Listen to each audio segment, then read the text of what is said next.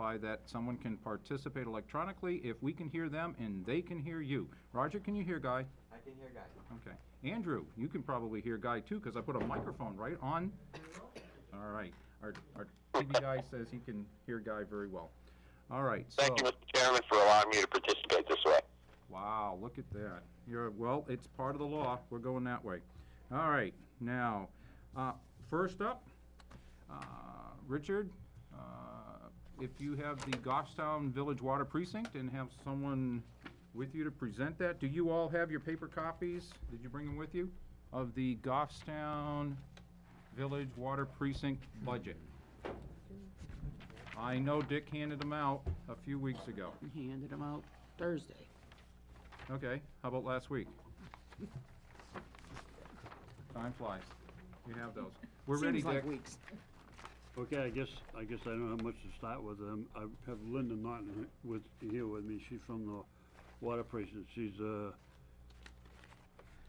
one who made up pretty much the budget by what we do from day to day on a daily basis and for the year.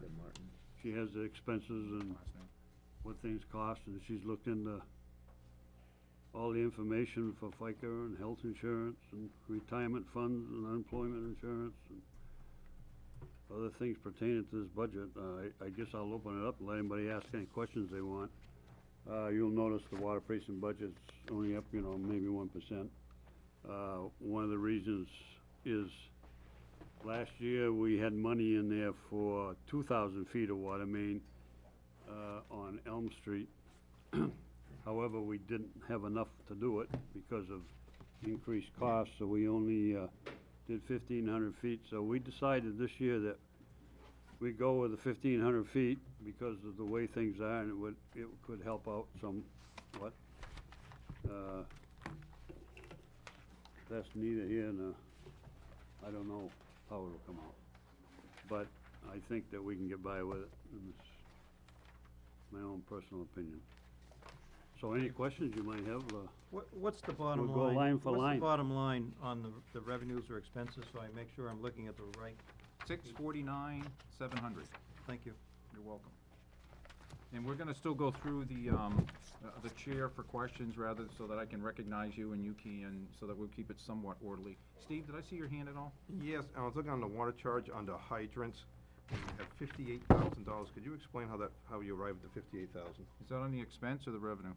That would be on the revenue.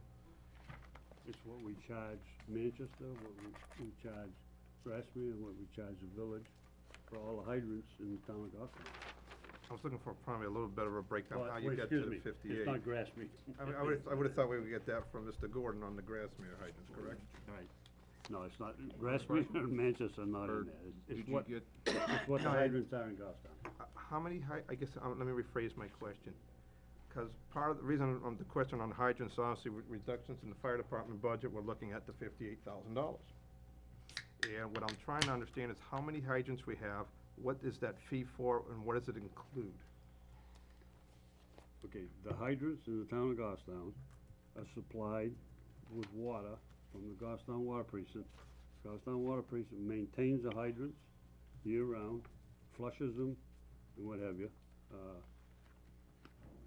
Prepares them for the winter and plows them out, shovels the snow out from around them. No, We have a flat rate per hydrant. What is it, $400-something? No, it's not for that. No. It's, I don't remember the exact amount, I'm thinking it's 375 or 300 a year per item. And that includes replacement when they need to be replaced as well. Okay. Some of them hydrants are in private developments, and they're billed to the developer, I believe. No, we don't bill it, but the development pays for them, like, overhead door, for instance. The town of Goffstown doesn't pay for that hydrants down there because it's, a private. No further Follow- question. follow? How many hydrants did you replace last year, and how many hydrants are you planning to replace this year? They are in there. hey Linda, can I ask you to come on up to the table, and Dick, if you wanna flop one of the microphones over there so that we can pick her up well? Thank you. What was your last name again, Linda? I forgot. Naughton. Naughton.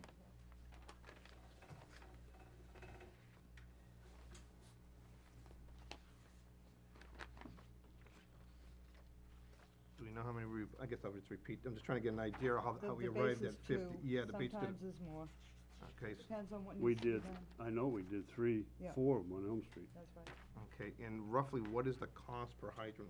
Is that something the water precinct does yeah, itself? And what is the charge per hydrant to replace one? about $2,500. $2,500, and you did 3 last year, and do you expect 3 this year, or is that is that like a normal number, an average number? There's 2 that get Well, it's a- replaced that are old, and then when we go through and we're doing the project, like when we're replacing main, 1,500 feet of main, there's another 2 or 3 that get replaced as we go along, because when we're putting in new main, we put in new hydrants as well. So as far as next year goes, it'll depend on how far we get down Elm Street again. So, A lot of the old hydrants are just, they just have 2.5-inch outlets on them. We've been putting steamers in, which has 2.5s and a big steamer, 4-inch steamer for trucks to hook up to where the big sections. You'll still see some of the old ones in town, but as, one of the other things, we replace them, but insurance companies pay it when the cars run into them and other things happen like that. We replace the hydrant, so when you say, how many do we replace? Well. oh no, I mean, how many are coming out of this line? And obviously, I realize Well, they that. all come out of that No, line. I realize if- Eventually, we get we get reimbursed. reimbursed by Which, insurance. how many do you do that do not become reimbursed? It varies. Well, the 2, at least the 2, 2. and then if it gets, if it's a hit and run, we have to replace it. All right, I so- know one on a corner of And that Mountain does Road happen. and Merrill Road that got damaged that we never reflected because nobody knows how it happened. Sometimes they get hit by snowplows. Yep. So they have to be fixed as well. Okay, just to catch up on our membership, everyone who is slated to be here is now here. I have Roxanne Hunt and Doreen Olson who have been excused. John, you had a question. You asked that for me, Oh, what did I ask? this lady's last name, Oh, okay, 'cause I didn't get that. not. Thank you. Further questions of the Goffstown Water Village Precinct? Goffstown Village Water Precinct. That's revenue. David? No, I'm thinking out loud, sorry. Okay, you want a second?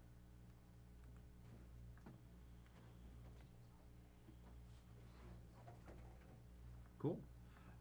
Okay, then, basically, this kinda turns into the same thing that, we still need to discuss this supposedly. We haven't done this in the past number of years, but it's the same way. This budget comes through because Village District is part of the Budget Committee. We have a budget, we go through, we have a public hearing, we adopt it, and we send it to the governing, to their deliberative sessions, which would be Dix and them. So, do I have a motion to put forward a number to, public hearing? Roger, do I have a second? I'll second that. And that would be the 649,700. 649.7, yeah. Okay, so that would be Bill Hart. You guys need any more discussion on that? I'd like to make Steve? a motion to amend To amend what? the 649,700.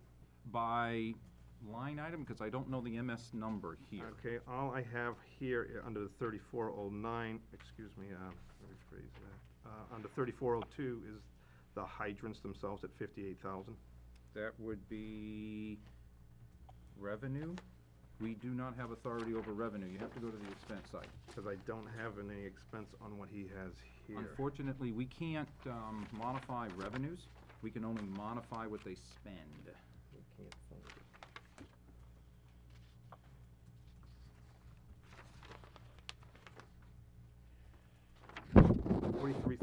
Under 4332, water services.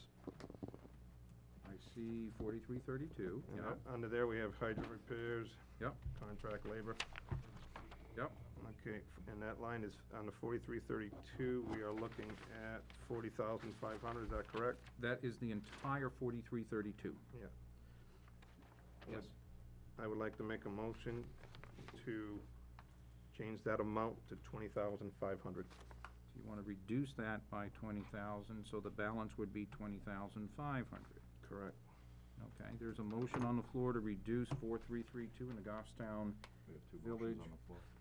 Well, it's an amendment to amend the bottom number from 649.7 to 629.7, effectively reducing, and I'm gonna do a procedural change as a point of order to myself, and I'm gonna suspend the previous motion because I never asked you guys if you wanted to make any amendments to it, which is the normal procedure, and I didn't do that. I just went directly to a bottom line, which happened. Now, if we want to talk about Robert's rules, then that motion came first. Do we amend the motion to the bottom line? I'm thinking out loud. I would think I can. You looking to speak? I'm looking to withdraw my second. Since we haven't begun to discuss it, I can do that, and I will do that. Do you want to withdraw your motion about the bottom line for the moment? For the moment, sure. Okay, and it will, then we can go back and we're only on a single motion. The motion is to reduce 4332 by $20,000. Do you have any of the specific lines you want to go? Because I believe the 4332 would probably be, I think it's the MS 37 that we have to report to the Department of Revenue. I'm pretty sure, but we'll check it out. I don't have a second yet. Do I have a second? Yes, second. Bill had his hand up, but Dave talked first, so I'm gonna give it to Dave. Steve, can you talk to your motion? Yes, and under, what we're looking at here essentially with the reductions we've had in the budget for the fire department, where the fire department pays for hydrant service, in fact, we pay out $163,000 for hydrants. And with that, when you look at the amount of hydrants that they say they replaced in the past, which was 3 at $7,500, that might be the same this year. We understand there's still maintenance, et cetera.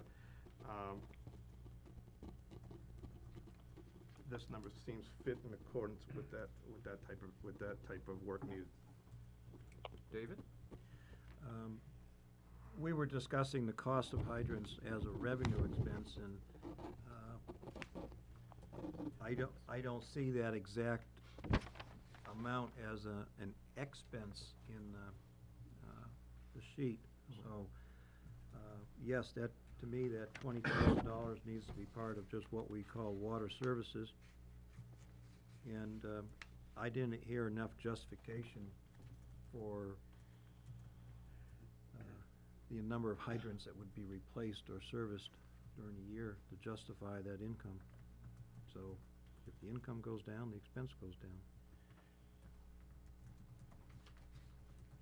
Okay. I might, Just as a, Dick, we're going on the motion, as a, as an analysis of a comment, there is no way that this, it doesn't follow that direction. The expense, the revenue doesn't go down because we have not yet received a change in the anticipated revenue for the village district. So the village district remains at 649.7.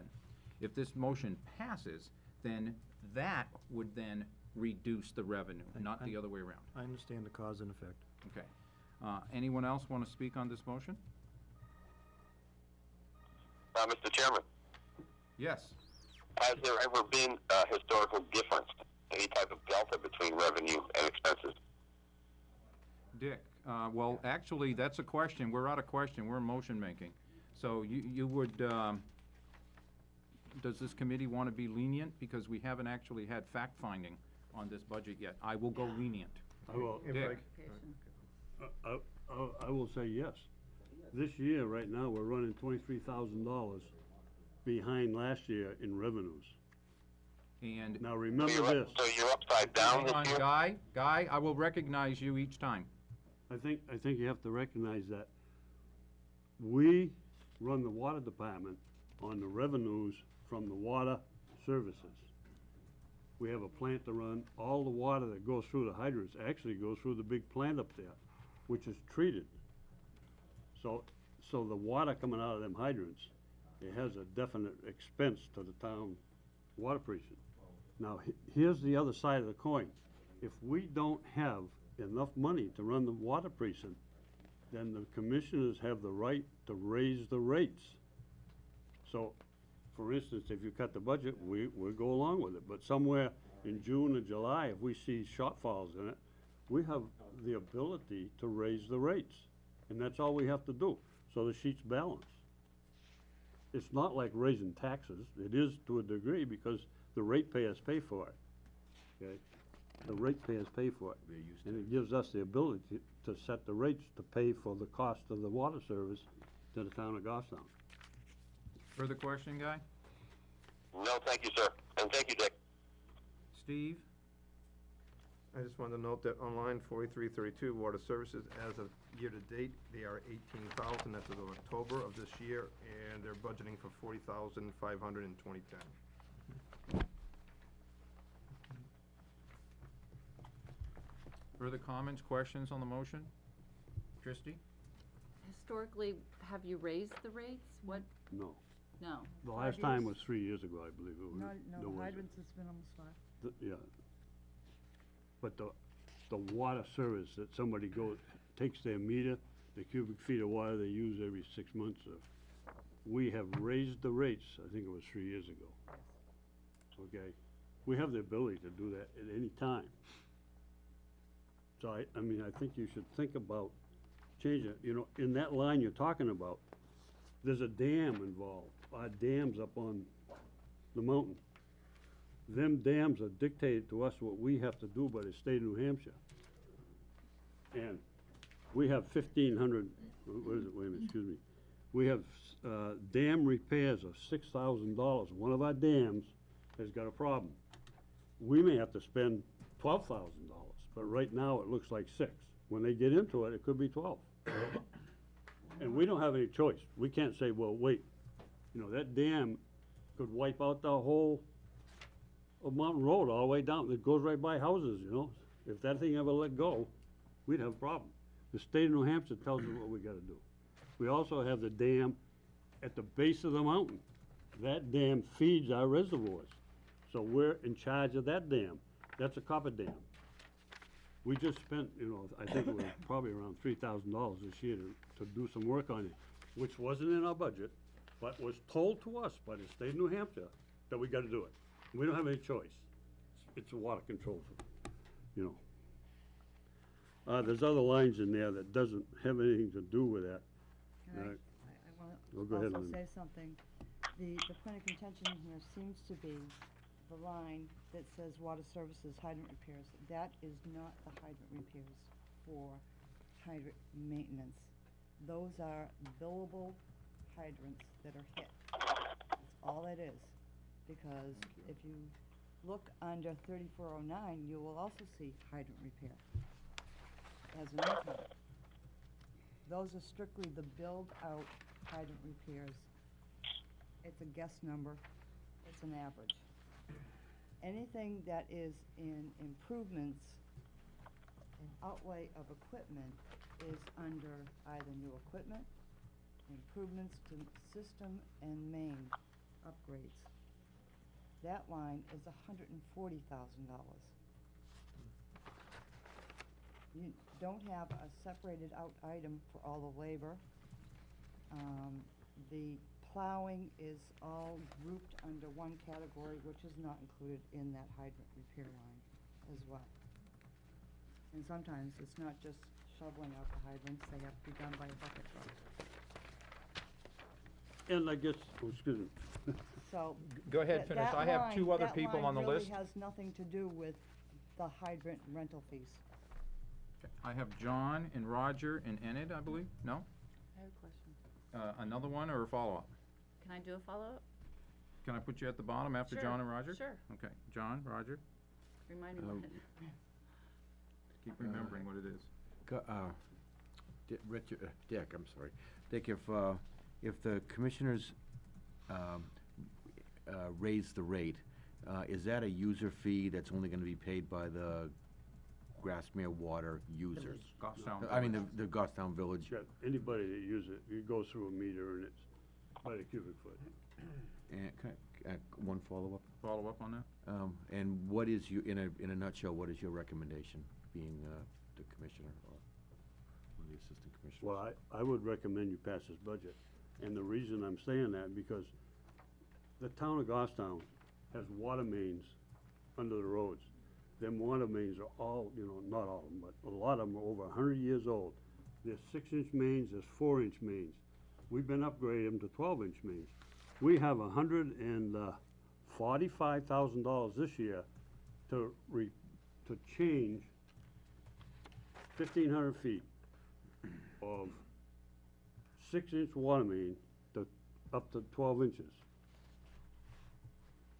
That's on Elm Street. The project goes all the way to your school. The school does not have the water supply needed for their sprinkler systems, and also at times when they're using a lot of water. We recognize that, they knew that when they built the school, and one of the things we've done is try to upgrade the water main. We've done it 2 years in a row, all the way from Maple Ave, all the way down now almost to Page Hill. We got 2 more years to finish it. We also got projects on Prospect Street out to the New Boston line. And we're trying to do that ahead of the road upgrading program and keep ahead of it so we don't have to dig up the new road later on. 5 years. Once we put the mains in the ground and a new road is built, really it's, you're not supposed to dig it up for 5 years. Well, I don't know what you do, so we've been replacing the main. We've replaced main on North Mass Street, we've replaced main on Mountain Road when they were upgrading the roads up there. So all I'm trying to say is that we can cut back on that and save $20,000 more. We don't have to raise the rates. There's many things we can do, but it all affects. And remember that the water service and the hydrants reduce your tax rate if you live within 500 feet of a hydrant. If you don't live within 500 feet of a hydrant, your tax rate don't go down. If you start degrading the water flows out of them because of growth and everything else, when they test a hydrant for insurance ratings, you could lose. You could pay it on your insurance rates. And I believe you wanted to say insurance rates, not tax rates. Yeah. Yeah. I've got a number of people on the list. Roger, I'll call your name as you go along. Yeah, I would like to see them get the full amount. And if we do anything here, it's supposed to help the taxpayer and the citizens of town. And if this quite possibly might raise their water prices, I think we would be defeating the purpose of helping people. So I'd like to see them get it, at least so people don't have to pay more. Christie? I was just curious when you said, like, when you dig out the hydrants, is it private contractors that you hire, or is it town workers? No, We it's don't use our, any town workers. it's our ours. employees. Okay. We have And then 2 full-time employees. As far as using a bucket truck or whatnot, yes, we do hire somebody else. It's a private contractor? Yes. Okay, that was my question. We have a truck with a plow. He can Regular plow plow. a lot of them hydrants. He can plow them. A lot of them, they gotta shovel them. And when it gets real heavy snow and they get piled up and gets ahead of them, they hire private contractors Okay. to help them, clean them out. But when you I- say hydrant I maintenance, was it just doesn't do saying any good to replace a I hydrant if understand. we have a lousy main. So they both have to be done, and it's all in conjunction with all of that. Thank Uh, you. Okay, I've got Bill Hart, Bill Gordon, and Steve. Bill Hart? Dick, are you saying that we've got a water main on Elm Street that's not adequate for the sprinkler system that we have at a school? I would say yes. Okay, and that was signed off on by But that's true in many inspectors here in places. town? Huh? And that was signed off by inspectors here in Oh, town? I don't know. That's true in many places. Remember, water service, when you go into a rural area and you have a single family like a ranch-type home, you need roughly 500 gallons a minute by ISO standards. If you have a Cape-type home, it probably boosted up to around 700. When you get into manufacturing places like Overhead Door and other places where there's buildings that use a lot more water and have sprinkler systems, if they had a fire, right, and the sprinklers were running, you're gonna be able to deliver the water to them systems, or they're ineffective. And one of the things in Goffstown, even though you're required to put in a sprinkler system, you know, have you got enough water to feed it? That's a big question. Now, some places, we've upgraded the mains in the village here, like this town hall, there's enough there to do it. Other places there isn't, but as you go along, it's gonna do it. And, you know, the code requires it, you know, and are you gonna make them change the water main and pay for it on Main Street? I don't think so, you know? It's a balancing act all the time. Thing is, you're gonna get water out of the sprinklers, you're gonna get water out of the hydrant, but what's gonna happen is nobody else around there's gonna have any water. I can remember It's not pumping. enough. I Enough can for that remember part. pumping one night when the Maple Ave Apartments fire back 25 years ago. And when we hooked onto the hydrants, there was no water on Elm Street whatsoever. It was completely gone. Would appreciate the pleasure. Bill Gordon, you have the next question.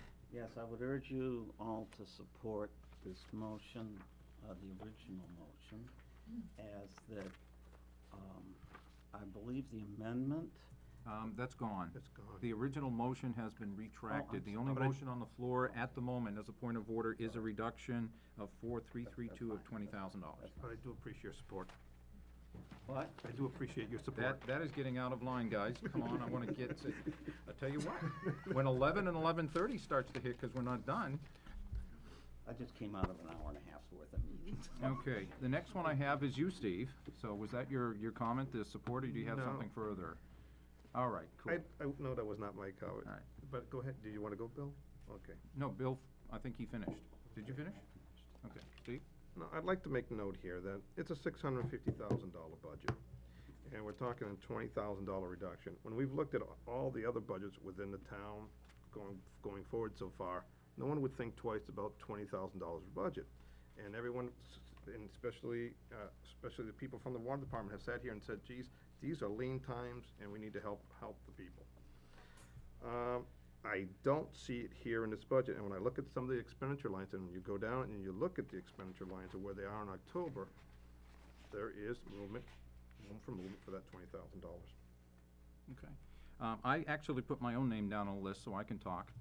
My inquiry, and perhaps a follow-up would be, if this committee were to reduce your appropriations by 20,000, would the commissioners likely reduce the current rate that you charge the water customers? I don't believe so. So it really, so the effect of this cut would not actually affect the taxpayers at all, likely, Well, through a reduction of rates charged. let's say next October, right? We're in the red because of who knows what. We could raise the rate. Did you raise your I was gonna say exactly the same thing. If you cut the amount of budget, we're going to have to have an offsetting revenue to take care of As, it. I need to, We don't. You're not that's changing not the the comment. volume. That's You're not the comment. changing the volume of water being Dan, used. The other I don't wanna- avenue that I Segued into it. mentioned, when I look at this budget, the first place, if you cut the rate and it's $20,000, so be it, if that's what you want. But don't forget that if I have to find $20,000, I can find it tomorrow and not lay another 500 feet of water main, or 400 feet of water main, or 200 feet of water main, whatever it's gonna take. Roger? I just look at this as the opposite of what we've been doing. If we reduce a line in the operating budgets of a department, we reduce it for the taxpayer. This is self-sufficient. The taxpayer pays the town taxes. This is self-sufficient, and the ratepayers are paying it. They're still taxpayers. Now, this is another thing that they're getting. I have a well, some people have this stuff. So, when we cut that, they will have to come up with the money somewhere. They can do it like department heads do it, cut. Sooner or later, either department heads have to go into your wallet, or these people have to go into other people's wallets. Doesn't matter which way you do it, they gotta go into wallets. If you take it away from them now, they haven't had an increase in 3 years. I think that's fantastic. Can we say that about taxes? No. 3 years, no rate increase. If they're gonna keep it up for another 3 years, leave the status quo. Yeah, Let me make my comment first. Unlike the town and the school budget where we affect a reduction, that reduction will ultimately hit the taxpayer, there's no choice. It will reduce taxes. If we have an increase, it will increase taxes. That is what's gonna happen. That's the reality of it. In the village precincts, reducing or increasing appropriations does nothing to, for lack of a better word, the tax rate or the methodology they use to raise the revenue, okay? What it does is it gives them the opportunity, the appropriation to do what they need to do to get what they need to get done. If for some reason, and don't forget, this is just the process. We're going through a process. The process goes to public hearing. The document that this body will affirm later on will then go to each of the water precincts, and the people, or the ratepayers, those in the village, will make their own decision what they wanna do. They can go up, they can go down. It'll work either way, similar, but they're the ones that's be paying for that. I've got Bill Gordon on my list. I would say that you really need to understand what the town is getting from both water precincts, or one of the water precincts or the other. We don't charge for the water that's used into the vacuum truck, I believe. We don't pay for that, do we? Keep talking, Bill. Bill? We don't pay, the town does not pay for that water, the water precinct does. And they back up, hitch their hose up, and fill their truck up. There's a lot of services that we provide, no charge to the town. And I believe that this motion is punitive for the wrong reason. Thank you. Dick? Did you know, I said one way to get the money is to look at a big line like the new water mains and take the 20,000 you need if that's what you shot. But there's other ways. I mean, you can cut labor, you can cut some of the lines out. You can tell the town, you can tell the state, well, I'm not gonna fix the dam this year, I don't have the money. Many things you can do. I don't know where it'll come out. That's neither here nor there. That's when it happens. Then you find out where it comes out. You know, prior to giving you this budget actually was $20,000 more. And it was voted by the commissioners to keep it at a level funding. So, or close to it. or $1,000 or whatever it is, it's About $5,000. Nine. It's 5,000. Five- It's $5,000. $5,000. I call a question. No, you can go on a list. Oh, okay. So, Thought we went through it. I'm not quite sure, I've never had this happen in the 20 years that I've been with the water precinct. This goes to a public hearing, but then it goes to our annual meeting. Yep. On our own warrant, With the with the amount recommended by the commissioners. No, by the budget committee. And No, if it doesn't, can also say that whether the budget committee recommended it or not, or what the recommendation of the budget committee. okay, now we are gonna have That's where I'm trying to get the question answered, because okay, I will review those statutes, and if I need to, I will probably work through Sue and talk to the town attorney, but similar from what my understanding is at the moment, is that the number, it's from the budget committee, is what's supposed to appear to go to the meeting, the annual meeting, at which time the deliberative body can make adjustments to it. That's my understanding, because otherwise than that, this committee would have absolutely no reason at all to even hear, recommend, or not recommend. Yeah. That's my understanding, but that's But it could still happen at the annual meeting. absolutely And it can only be 10%, I guess, of, greater than the recommendation from the budget committee, yes. which would, Which this is within that 10% amount, but that's not necessarily the way I would vote, but. I have Christie and Sue on the list. Christie, Call the question. is there a second? second. Second. I got Dick on the second. Those in favor of calling the question signify by raising your hand. What do you say, Guy? No. Okay. Those opposed, okay, Guy says no, so any others opposed? Abstained.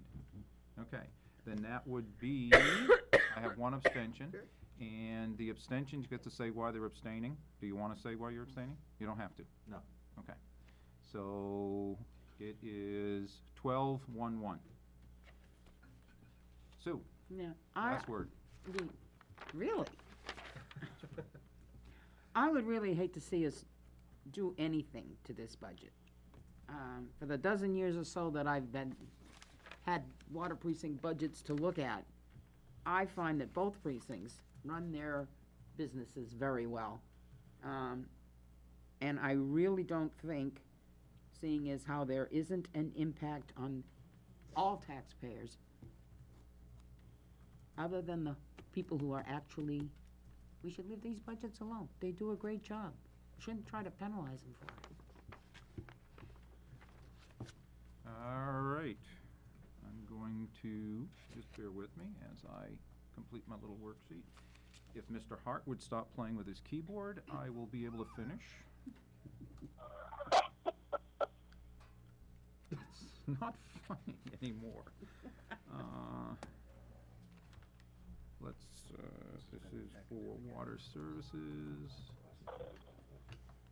40,500, BC wants, yeah, did you see where it moved there? Okay, dude, are you having fun? Okay, the longer you play, the longer we're gonna be here. Okay, But that's who I'm gonna make sure I keep doing it, so Yeah. you stay. Throw something at it. all right. That budget- No, that that's not work. Renee's, right. Knock 'em out. And who else is not here, Jolene? Okay, are you ready for the vote? The vote is whether, yeah, question two, is to reduce water services line in the Goffstown Village Water Precinct by $20,000. So it would go from 40,500 down to 20,500. Bless you. You all understand the question? Yes. Ready for the question? Those in favor of the reduction signify by raising your hand, please. Those opposed? No. Okay, that is 113. And I'm just, Steve was the only one, I believe, who voted yes. And just out of a comment while I do this, we spent all that time, and I refused to call the question as the chair, okay? Hint, hint. Further motions on the floor? Like to make a motion and we put forward your budget? Am I gonna have, and I am going to state that if we put forward a bottom line, it is not amendable, actually it is, dang. Anybody have any other motions they're gonna put before to change a line? Okay, then let's go to the bottom number. Roger says move to public hearing, Second. 649,700. Sue seconds it. Do we want to talk about it at all? No. Anybody need to make a comment on it? Then, we're ready for those to move 649,700 to public hearing, please signify by raising your hand or saying yes. Yes. Yes. Yes. Okay, opposed? That would be 13-1, in the exact opposite from what we did last time. I gotta put yes, yes, yes. Steve says no. Okay, we are there. We move 649.7 to public hearing. Let me hit the save key. Let us get down to the grass smear, and I do not have any handouts. Hopefully Bill does. You already gave them to us. I have to apologize, but the request for the printout came at 6:17 PM while I was sitting across the hall in a meeting that didn't break until 6:55. The electronic file got to the chair at what time? The electronic file got to the chair Or was sent at- to the chair at, Sent to the chair. and the chair received it at 6, about 3 minutes prior No, to requesting for paper. It was sent at 8:48 AM. I'm not And old enough to be retired yet. And if I had had the Yes. request. So in do a we have a timely paper manner. copy yet? No. Can we, You can print it out here, you know, we can. I don't have a printer to print out, and we this print is, it out. now, this is not, yeah, nobody has an electronic copy except you and I. And it's not something for, or unless it got sent elsewhere. It's hard to go to No, you public sent hearing. it out to everybody, didn't you? I don't Don't I believe I have what sent you it to sent? anybody. Did not, 'cause I was. Because I looked at it and I said, no, I'm not gonna burden everybody and set it out Okay, I'm sorry. 45 minutes before the meeting. Okay. This is one of the reasons why I was hoping to have something, and just for future reference, all the budgets come to us both electronically and on paper, and I think we have that with the town and with the school. Perhaps we will segue to something different, and or if we break at a particular point in time, is there a manner for which, Steve, you can, if you had a copy of it electronically, print it on a printer that's close by, and we can maybe make some copies so that we can discuss it before we leave tonight? We can do that, he can send it to me. I'd just like to make note of that process, that we will not have had it for, in like prior budgets, we always ask and request that, and I know that Mr. Gordon has said it sometimes regarding the town budget, saying we only had so much time with it, so I take it we're gonna have 30 seconds with this budget before we vote on it, is that what we're I talking would about? go maybe a couple, well, if we do the same as we did with the Goffstown, it'll take a little longer. I won't go through the same exercise, I think Okay. we won't have Well, to do then, that. I was just yeah, trying pretty to- much, but at understanding least where we'll money have goes. it so that we can go to public hearing.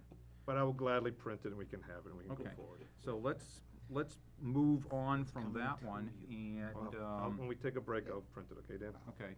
I'm just wondering what this is not the computer I use to do budget stuff at home, so I'm not quite sure what your email address is. But tell you what, at break, we'll deal with that, okay? The next thing I have on the list here is public comment. Is there anyone on the public that's here who would like to make a comment? Seeing none. Anything? Yeah, it's public comment. You can make a public comment on anything. It doesn't have to be on the agenda. I'd like to, my name is Evelyn Redmond. Can you hear her, Andrew? Okay. But I can barely hear her. Could you come up by the little microphone here? It's on the ceiling, or come right up to the table. It's up to you. Whatever you'd like to do. And My state name your is name. Evelyn Redmond. Thank you. I wanted to clarify a point of discussion earlier on the water precinct, village water precinct budget. We're talking about $58,000 worth of revenue that they will be taking in. It is $58,000 worth of expenses that the fire department pays out to the water precinct. So yes, it does affect your taxes, not just the people who have city water. So I wanted to make that clarification. Thank you. And, I can't help it but make a comment on the comment. It wouldn't be part of the village district that becomes effective. That becomes part of our discussion when we were discussing the fire department. Because it's the fire department's expense that creates the tax burden, okay? So if for some reason, and that was something, it's one of those things that the expense on the fire department for all the hydrants, for those of us in town that do not have the capacity to be plugged into a fire hydrant if our homes ever needed it, are still paying for that, okay? So it's a benefit to those who live near fire hydrants because the entire town with the tax rate is paying for that, not just those who would potentially receive benefits. Okay? Further public comment Yes. while we're still here? Yes, I'd like to expand on that. My name is Evelyn Redmond again. There was a comment made, I believe, that there is billing done for hydrants that are on private property, and that is no longer the case. The town has not billed for water precinct, village water precinct hydrants as long as I've worked for the town since 2001. We did at one time bill for Manchester Waterworks fire hydrants, but we since turned that back over to them and they bill directly. So the town does not bill for hydrants on private property. Further public comments? Anyone on the committee wanna make a public comment? So like, open season? Cool. Let's take up our minutes. You ready to take up the minutes? First one I'm going to do is well, actually, I'm not gonna do it in the order that they're necessarily, I'm gonna do it by date. The first one is October 29th.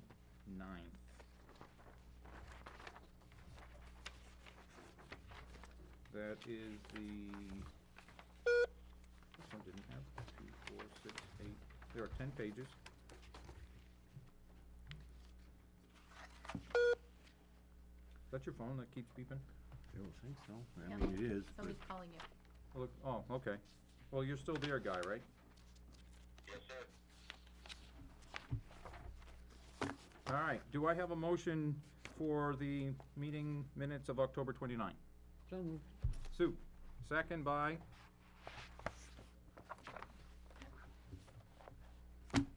Anybody gonna wave? Ivan? We are so much into a budget mode that we're not, It's gonna be worse next time. we have our minutes. Are you ready to vote on them, or you just don't have them and we have to push them to January? Oh, God. I haven't. Sue? Yeah, I just have a correction. Yep, whereabouts? First page, Yep. where it says in bold, review of town budget, Oh, that's right, and that's, school budget. and I did that on my other one. That's correct, that would be, somehow, I didn't get it on this copy. Nice, that would be accurate. Anyone else? Changes, I have another one on modifications? page 2. Okay. On the 20th. From the bottom, the line that says Dan Cloutier, Yep, the law says we, I think must is a word that needs to be in there. The law says we must do this, is your question. or does the law say, okay. They must be, okay, I'll go with that one. Excuse me, Dan, what date are you working on? October 29th. I'll go with that one. That's it for me. Any further? Anyone? Okay, seeing no further adjustments, all those in favor of the minutes as modified, please signify by raising your hand. Aye. Opposed? Abstain. There are 2 abstentions, that would be Dick and Bill Hart. Guy, how do you vote? I'm sorry, I voted in favor. Okay, that's 12-0-2. The next set of minutes I have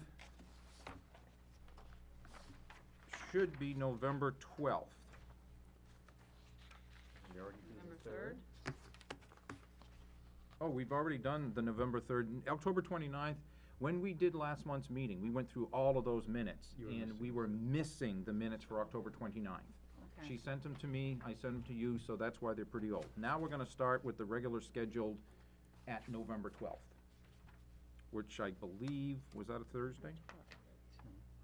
Okay. Yes. Okay. Do I have a motion? Sure. Sue, do I have a second to bring it at least forward to the table? All right, I'll David? second it. Oh, too late, didn't see your hand. David? David seconded that. Yes. Modifications? Changes? Looking kind, looking good. Those in favor of the minutes as presented signify by raising your hand. Opposed? Abstain. In favor. I missed on you, Dan, I'm sorry, you What- don't approve yet. Sorry. You're, okay. Sorry. It would be 13-0-1. Bill Hart abstains. The next one I have would then be our regularly scheduled meeting on the 17th. I'll move them as Sue? presented. Sue moves. Bill Gordon seconds.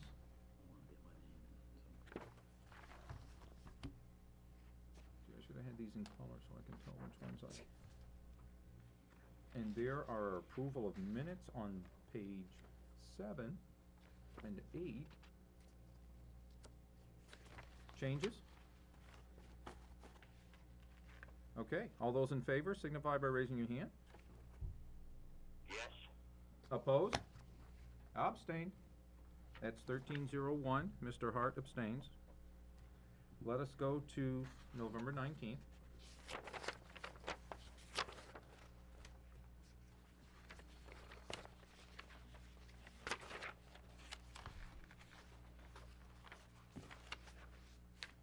You're excused, guys, so. Do I have someone to move these to the table? So moved. Sue, second? Second. I heard Christie. Changes?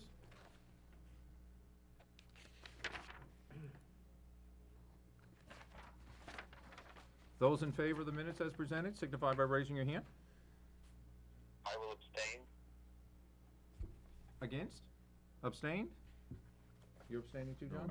You're, okay, oh, you can throw it there, I mean, if that's for me, it's not a big deal. So that would be 1202, we have 2 abstentions, Guy and Bill Hart.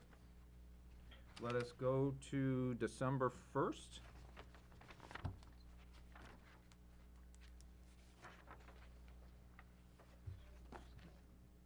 Now, do I have a motion to bring it to the floor?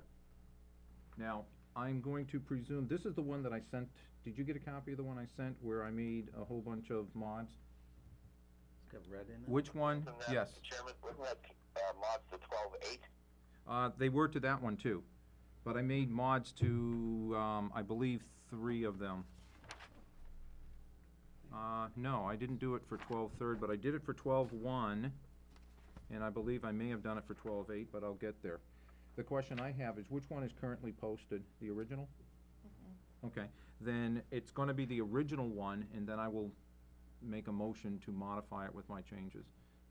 Can we bring the original minutes to the floor? By, I saw Roger, Christie seconds. I would like to replace those minutes, there are a bunch of changes that I made in red, and I think I sent it out to everyone, and you have those. Rather than me go through all of those changes, I'd like to just replace them with my modified version. Is that okay with the committee? Yep. You see it with red? Okay, so, I have a change too. any further revisions Yes, sir. besides those in red? David? Page 4, midway down, you see my name? Yes. First line, the very last 3 words, "this is proposed for." I'd like those words stricken, because I need to imply I spoke to the opposite situation. In the insert, the rate is based upon. The rate At is the based, rate, is based upon. so it'll now read, I would not support the motion because the 3 departments that the rate is based upon is 16% of the town's Thank you. da-da-da-da. Yes. Okay? Further changes? And I didn't particularly go through all of your other names and what you guys said, I really looked at mine. Okay, all those in favor of the modified red line version, signify by raising your hand. So, okay, I'll get to you. Those opposed? Those abstaining? I have 3, I got 3. 1103, the abstains are Guy and Kathy and Sue. That's December 1. Almost there. December 3rd.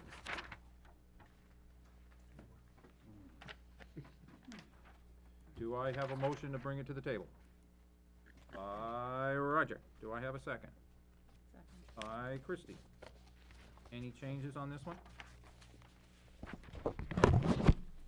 Guys good to go? Cool. Those in favor of the motions as, the minutes as presented, signify by raising your hand, please. Opposed? Abstained? Abstain. That's 2.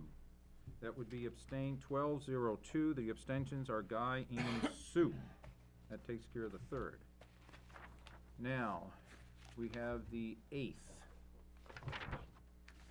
which was last week, Tuesday. Do I have a motion to bring it to the table?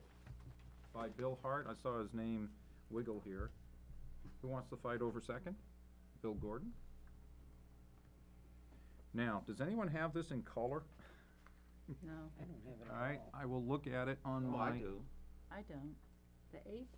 Yeah, go down the page, bottom of page 2. I will look Oh, at yes, it. I do, I'm sorry. Okay. I have color. I don't know which ones I had. I think John Burt Yeah. sent me an email and asked, or actually sent the town an email, and she forwarded it to me, saying that he wanted to make sure, and I do remember that John said he was not speaking as a member of the Solid Waste Commission, that he was on the Solid Waste Commission, so that's what the red mark says. It says John Burt, and the sentence I want to change to read as follows. John Burt, although on the Solid Waste Committee, is speaking as a Goffstown resident. And then he goes ahead and says what he says. And what's the next red one I have? Or maybe I should just go over here.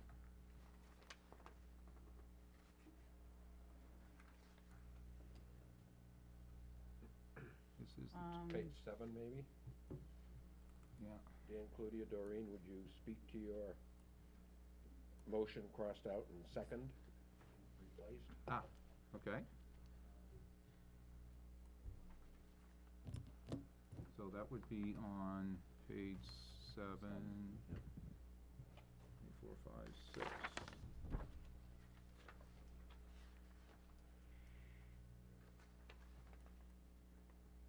Yes. Doreen, would you speak to your second rather than the word motion? That's the only thing that changed on that page. Page little. There it is. I don't see any other red. Right. There wasn't many. Does anybody else have any changes? And you know, you looked at what you guys read?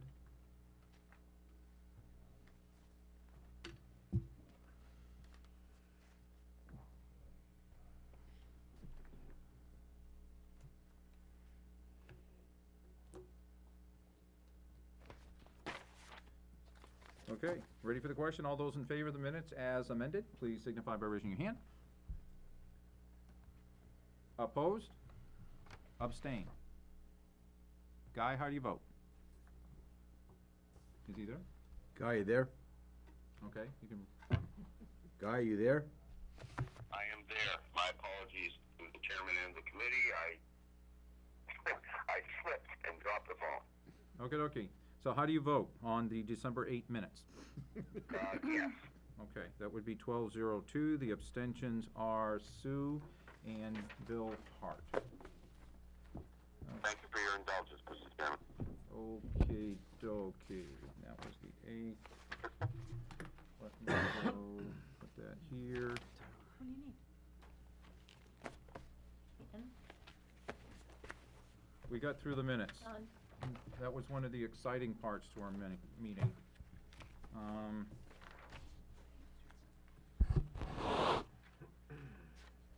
Answer my phone? Yes, it's Guy. Guy's on it.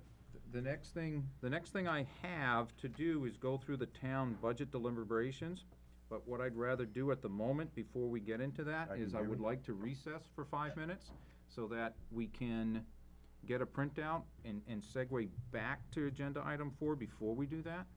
Y'all amenable to that? Mm-hmm. Cool. If we can, pause the cameras and the action, we'll be back in 5. All right, welcome back. We have before us the Grassmere Village Water Precinct budget. It appears that they are requesting funding of $153,843.73. And I'm presuming there's the associated revenue that goes with this that will balance to that same dollar amount. To the dime, to the Okay. penny. So what I would like to get is a motion to, well, no, let's just do this. Why don't you present your budget I will and we present- ask Wait, all, Question first. point of order, Sue. Yeah, I am very confused by this. Why is this 2090 budget? Yeah, 2010, I year-to-date think that's, Typo? 2010? I think that's a typo. Is your, There's a couple of okay, so things- your budget goes from left to right, not right to left. So the 2010 budget is 160,728.08. Well, let me figure 2090 which one's budget which. Yeah, the 2090 budget is 153,843.73. That's a good deal. That's a good deal. That was yeah. kind We of lock that in? futuristic. Yeah. I know who he is. Do you have a question yet, or? Well, that's what, Really? I'm I'm looking looking at the at, presentation first. yeah, okay, I was gonna say, am I reading this backwards, or? Yeah, this one, It was a the good budget, year. It was a good year. the budget before us appears to be presented to us differently than we've gotten the other budgets, in that the old was to the left, the new was to the right. This appears to be the newer, in the third column from the right. That's what the request is for. Yes, it's the bold And column. then it's year-to-date, and then the current year for which they are working. So, Bill, before we even have any motions or anything, would you just go ahead and present your budget, and then we can ask you all kinds of questions on the budget, and then we'll go through the motion making. Okay, for our superintendent, who is a part-time employee, for our clerk, who is also part-time, we do all our own billing, and our treasurer, we gave them all raises, in the I don't know exactly what percent it was. Those people are terribly underpaid. I mean, terribly underpaid. $22,000 a year, and Keith is on the clock about 168 hours a week. He is a tremendous employee. The commissioners took no increase at all. We're taking, our big hit is that our auditors had us move everybody over under a W-2. So we will be getting nicked on Social Security and Medicare. I think we need to check that Social Security thing. Somehow I don't think we have to pay that one, but we've got to get some answers on that. But right now it's in the budget. How many months have they had to prepare this? Well, we're bringing in a new auditor this year, and we're going through a much more extensive audit than we've had in previous years. And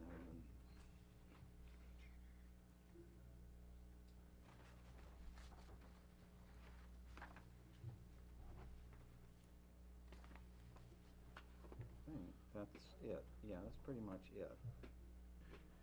Questions We for, run a very, very tight ship. go ahead, Steve. I have some questions, Bill. Regarding the salary, you said you don't know the percent of the increase? Could you Off the give, top of my head, I don't. could you give us that number, please? I can calculate it for you. Thank you. Sure. And on the, and while you're doing that, can I follow up with a second question, Dan, or should we wait for the first answer? Maybe you can, Are you looking it up right now, Bill? I've got to calculate it. Well, I'm presuming, yeah, we'll have to wait, because the Okay. second question will be to the same person. yes, but I didn't know if it was something he would. Well, let me try it, shoot it. Okay, regarding the audit, there was an increase from, if I'm reading this correctly, and it's kinda, I'm not used to this format, but we're going from 1,200 to 4,500. What was the reason for that increase? Cause that's, and then what, I would really have to get back to you on that one. I can't, off the top of my head, remember why that went up. so we're going from 1,200 to 4,500, and that you don't have, we don't know. I honestly cannot tell you that answer. I don't know it. I could make a telephone call and find it out. Okay, the other question I have also with regarding postage, You had budgeted in 2009 for 800, your year-to-date is 400. Do you still think you'll need 800 in 2010? We haven't sent out our last bills, and I don't believe on the budget, I should. We send out bills quarterly. I'll just wait till he gets there, we'll go down Okay. by line.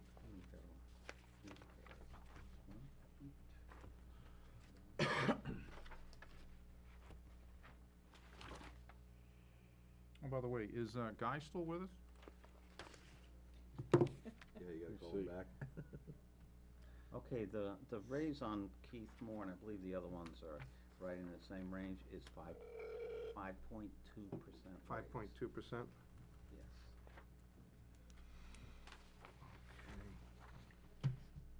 On the 5.2%, and I know there was a lot of. Guy. Are we, oops, sorry. Guy. Oh, I'm just, okay, he's talking. On the 5.2%, I know there's been a lot of questions regarding the economic times and the difficulties. And I know there was a lot of contention within other salaries along the way as we got to here. Do you think that is warranted regarding other conversations we've had prior to this regarding salaries? Purely in the way you put that Oh, you got that. question, I would have to completely and 110% agree with you. But in my presentation, I said those people were greatly underpaid, which is not the way. I won't go further. Okay. They're greatly underpaid with the raise. Further questions? Go ahead. That's what I meant, follow-up. Okay, on the postage, we Right, talked here about again. the 400 to the Oh, 800. now I can hear you. I Okay. do not have actuals as a spent, so I don't know if you spent 800 in prior years, so is that a number that you normally hit? Cause I know, like, say, year-to-date, you're at 400, and you're requesting 8. I'll tell you, there's no fudge in this budget. No need to. I'm not questioning if there is any, but all I'm saying, regarding looking at a budget, if someone says, hey, well, I'm going, and part of that process we've sat through where we've looked at, actual expenditures in comparison to what the amount that was being requested in the budget, you can understand where anyone else would look at this and say, well, what, are those monies needed for those amounts? We can also speak towards mileage at year-to-date. If we're talking November at 570, you're budgeting for 1,000.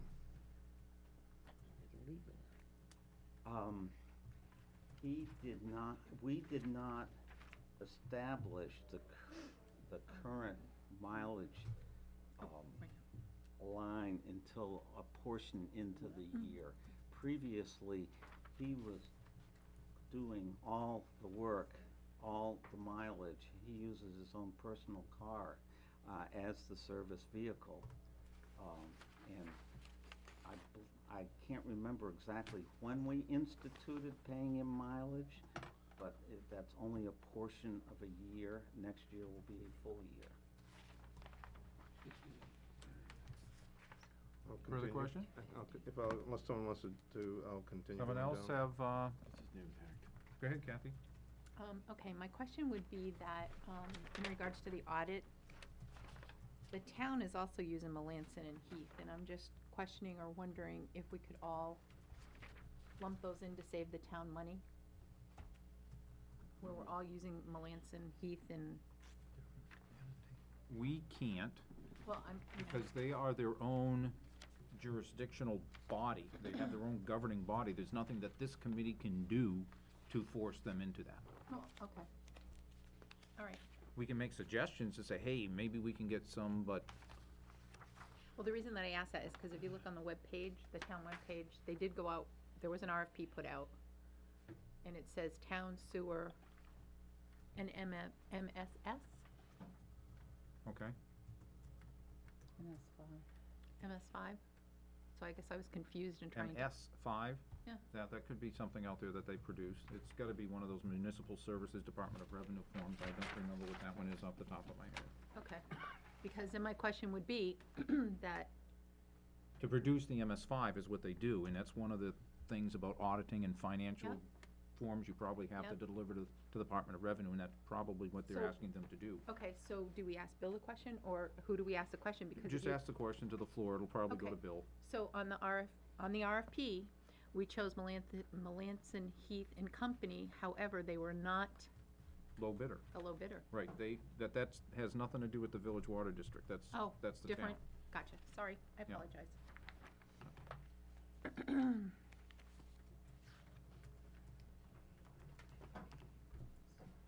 Further questions for Bill? Meters, Steve. new service and repairs. Yeah. In 2009, you budgeted 1,000, year-to-date is 0, and now in 2010, you're budgeting for 1,540.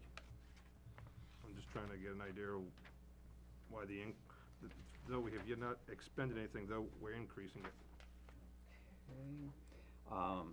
The answer to that is buy 6 3/4 inch meters for $1,000. Is that this? Yeah, okay. 6 meters runs $1,000, and in addition, 2 1-inch meters for the Langley project at $270 apiece. The standard household meter is a 3/4 inch line running into the house requiring that size meter. It's a rather expensive unit because it has both an indoor and an outdoor reader on it, so that the meter reader, who also happens to be Keith Moore, the superintendent, he will not have to come into the house to read the meter. The 1-inch meters are quite expensive, and those actually will have an offsetting revenue because the contractor, Langley, will be paying for them. Is that what that column is? Is that what the question is? Last question regarding legal, you have $1,000, year-to-date is $80. Do you foresee any legal matters that you have to? That's about the same way you budget in town. You just have $1,000 or $10,000 or $5,000 out there just in case. And we have legal liability, that, just like you folks do. On the form you gave out, Bill, there are really 4 columns with numbers in it. I see Oh, I see. what it appears like the 2009 salary is way to the, well, it could be 5 columns, way to the left, and is introduced right to the left of the 2010 budget column. That's their current salary? Exactly, that's what was, Then in the 2009 budget, it's off by relatively like $60 or something like that, $50. Between the total number on the 2009, way in the right-hand column versus Yeah. that column. Has that been found, or is it just an anomaly of the differences someplace? I can't answer to that question. Okay, I'd have to forward that question to Bruce Rand, the treasurer. okay. Bill Gorhart, you have a question? The superintendent, clerk, and treasurer, Bill, are these people under contract, or are they just straight employees? They're not union, They're not union, okay. they're not, Bruce and Diane Rand, live on the corner of Juniper Ridge, that Yep. large white Yep. house. They operate, out of no expense to the district, they operate the office out of their house. We do have a telephone line into there, and they're basically running a 168-hour-a-week operation out of that house. Keith Moore lives actually over, he gets Goffstown water, is that nice little house that was rebuilt down here on Elm Street. And he operates at, he gets, I believe it's the standard mileage rate for using his own vehicle as a service vehicle. and so we have no vehicle. Our only building is a little tiny, probably 12 by 12 cinder block building, a few hundred feet up on Juniper Ridge. And we get all our water from Manchester. Follow up. Go ahead. Do we pay any insurances, anything like that? Any extras on these people? No, none of them get benefits, they're all part-timers.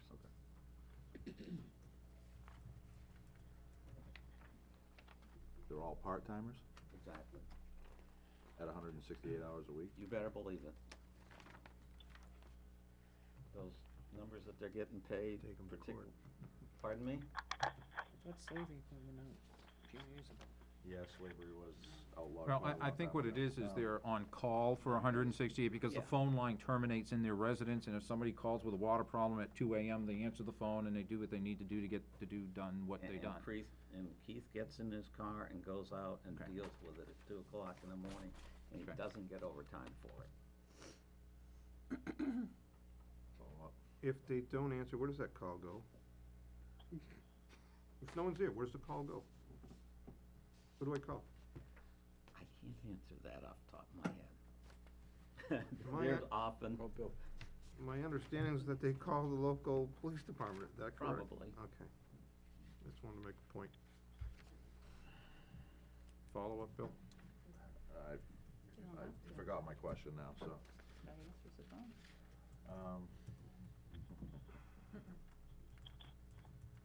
Further inquiry, we're in the inquiry mode. Have questions?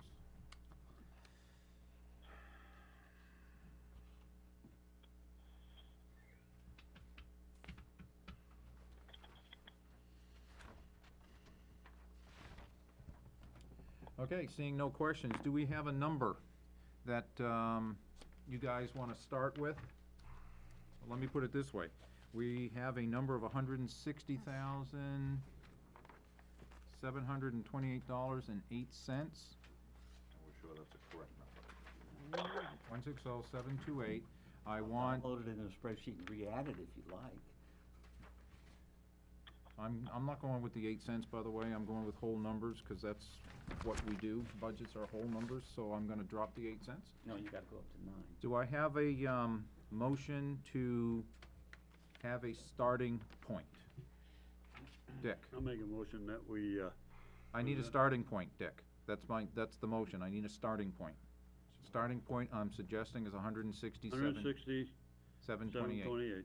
Do I have a second? I see Christie. I want to vote, do you guys need to discuss our starting point? Excuse me, Mr. Chairman, Yeah, you broke up briefly on that last statement. we're gonna have a starting point. The starting point is $160,728. Point of order, Bill? I do have a question. Generally, when the town does their budgeting, they round up from .01 upwards. They round up. Okay. Your point? That it was, What's the extra buck in there? yeah. I'm starting with 167.28, that's what's on the floor. If we wanna bring it up a buck, I'll entertain a I'm motion just after we making have a a point. starting You point. can have it the way you want it. All right. I'll pay the buck. Those in favor of the $160,728, please signify your raising your hand. We're just a starting point so we can discuss it. Oh, okay. That's all we're doing. We're Gonna just a say. starting point so we can discuss. What, that's unanimous unless Guy says something different? Guy? I'll vote yes. Okay, that's everybody. Dick, did you have a motion? Other than a starting point? No. Are there any motions to modify? Lacking motions to modify. Do I have a motion to move $160,728 to public hearing? So move. By Dick. Second. You want the second, Steve? Yes, I do. All right. We're gonna move 160,728 to a vote. Anybody want to discuss that motion? Steve? Steve seconded it. Dick, did you want to speak to moving the number to public session? No, not really. I Steve, looked then at go what's for been it. presented here and listened to what's been said so far, and I think it's a reasonable budget. Okay, I'd like to speak to the motion in regards that I do support it, and I do understand when there's a percentage of increase in salaries, people are worth their efforts. I also wanna look at the part where there have been increases in several lines in anticipation that there might be illegal events that come forward and associated fees that go with that. I also wanna make note that when a budget is prepared by those people who are close to the business at hand, there's a certain, though the numbers might not appear consistent with what is needed, that those people usually have a good understanding, and I appreciate the effort that you did in producing this budget for us, Bill. Bill Hart? I'm gonna say that I support this motion.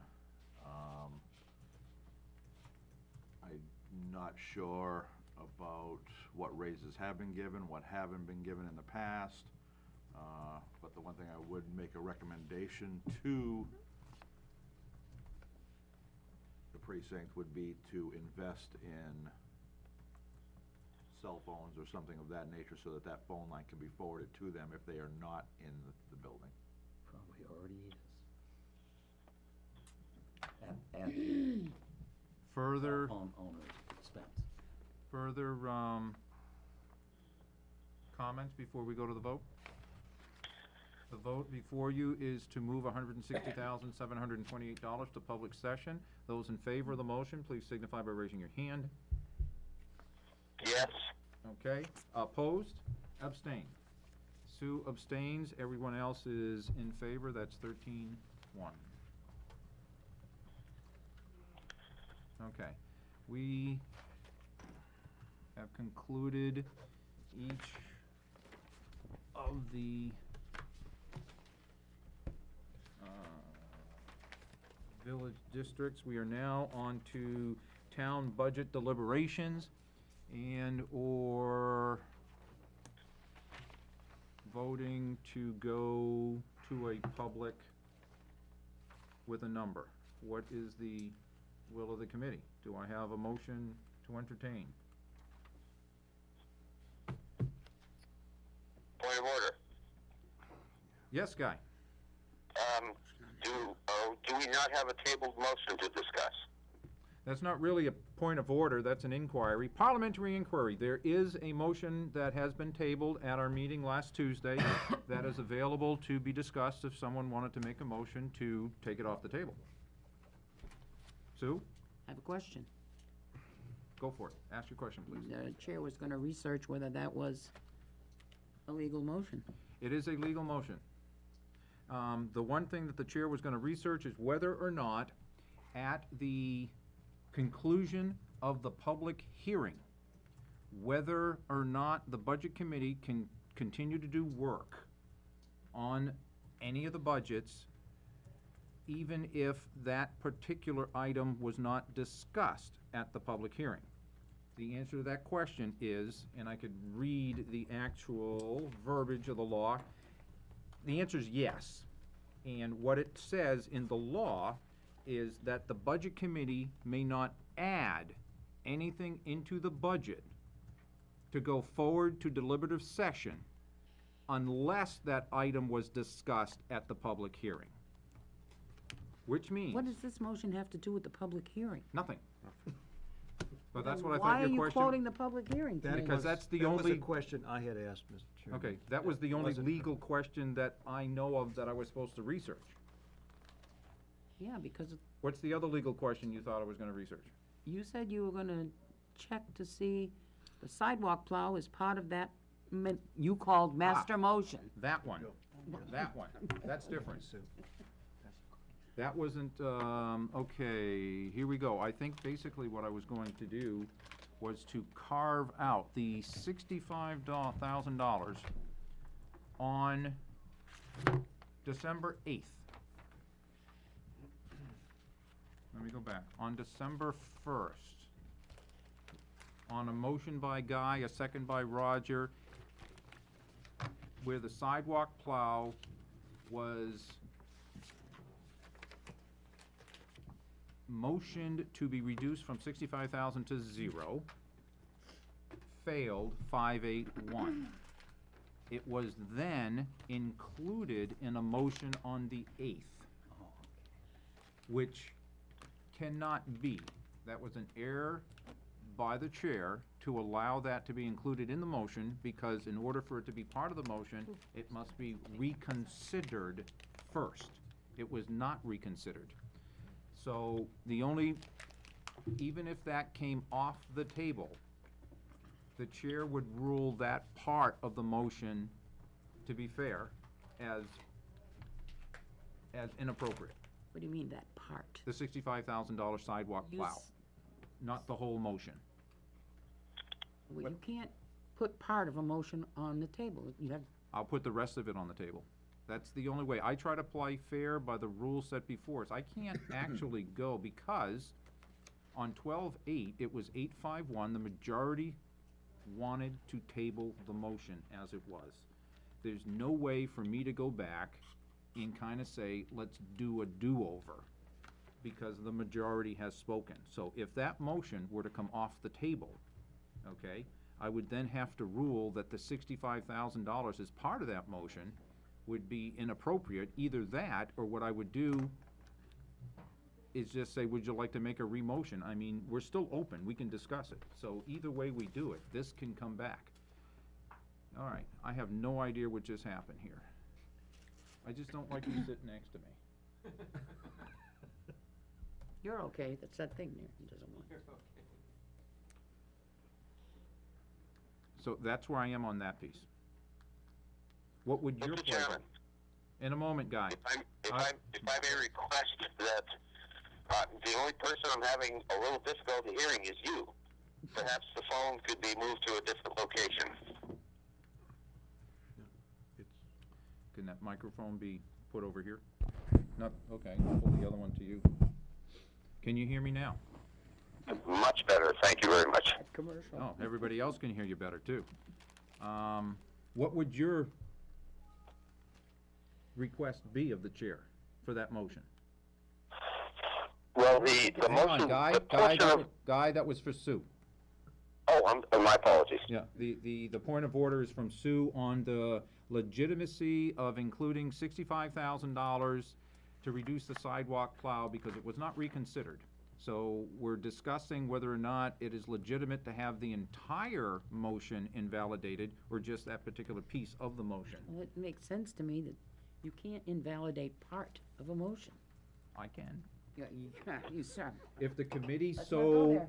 so I would prefer. suggest, You would prefer. I would It's prefer, suggest, either way. get rid of that motion, make another one. Okay, David? What is left in this motion that you have partially disallowed? A reduction of reclamation of $485,000. The question is, what would be remaining with $485,857 reduction to the reclamation line, and $67,000 reduction to the sidewalk repairs. That's what would be left of the motion, if the motion would ever come back to the floor. If the motion would either be, and what I'll do is I'll ask the committee, if the committee so wishes and desires, they don't have to remove this from the table, and they can just make another motion with those two lines or anything else. Because the motion's like not doing it. As soon as we go to public session, then the motion kind of dies anyway. So that would be your pleasure, Sue. I have a question. Yes, ma'am. Somebody makes a motion, is there gonna be discussion of the motions? There will be debate on the motion. And you guys, depends on how much loose we want to be in our debating. I would prefer we debate, which means there's not going to be a lot of inquiries about why'd you do this or why'd you do that. It's going to be your feelings on the motion, let's go ahead and vote. I mean, we should have our feelings known by now, whether or not we want to make adjustments to numbers. That's my feeling. Guy, do you have a continued point of order, or are you all set? Can the motion be amended by the motionee? There is no motion on the table at the moment. There's no motion on the floor. So a new motion could be made? You're right, no, Sue has a point of order. There is no motion on the floor. There's a motion on the table. And so there's no motion before the committee for action at this time.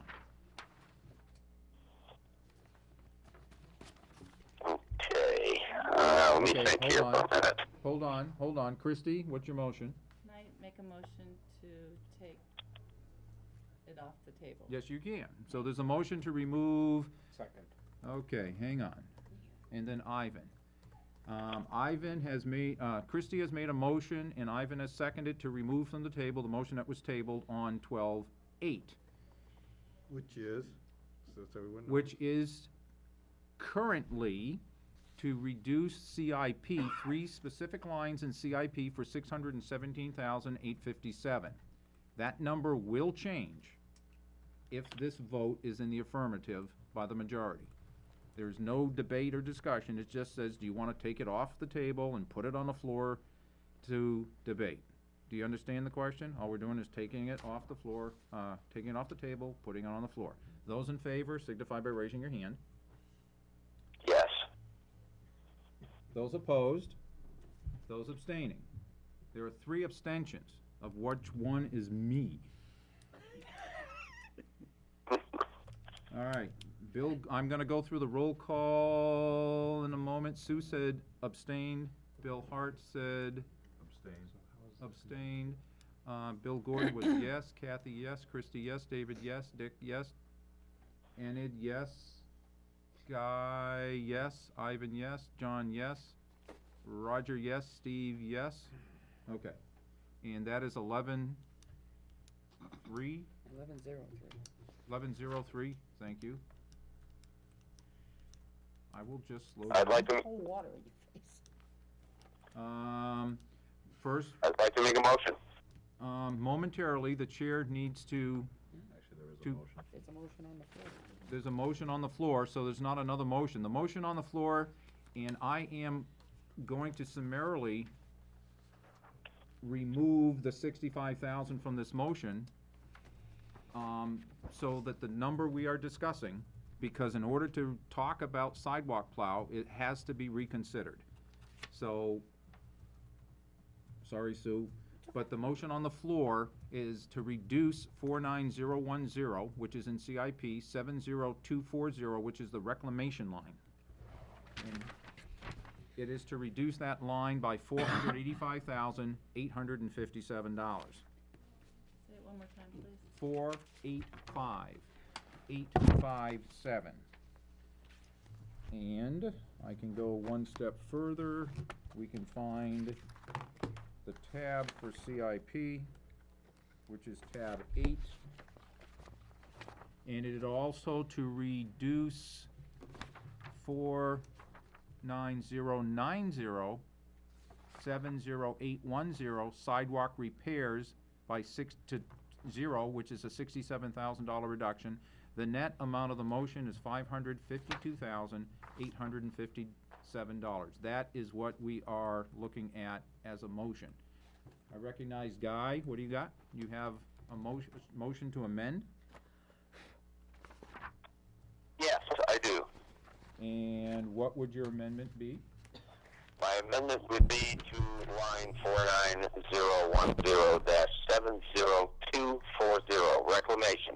Yeah. Would you like the net amount or the amount of the reduction? Well, it can go either way, but don't forget, if you're going to amend, then you're gonna amend the entire motion, so, but I understand where you're coming from, and I will go ahead and restate it when you're done. Give me any Okay. amount you want, and I will do the calculation. All right. The 70240 reclamation line, I would like to change the amount of the reduction from 485,857 to 761,627, bringing that line to an even $1.5 million. For a total reduction between the two, being reclamation and sidewalk repairs, of 828,626. Okay, give me one moment.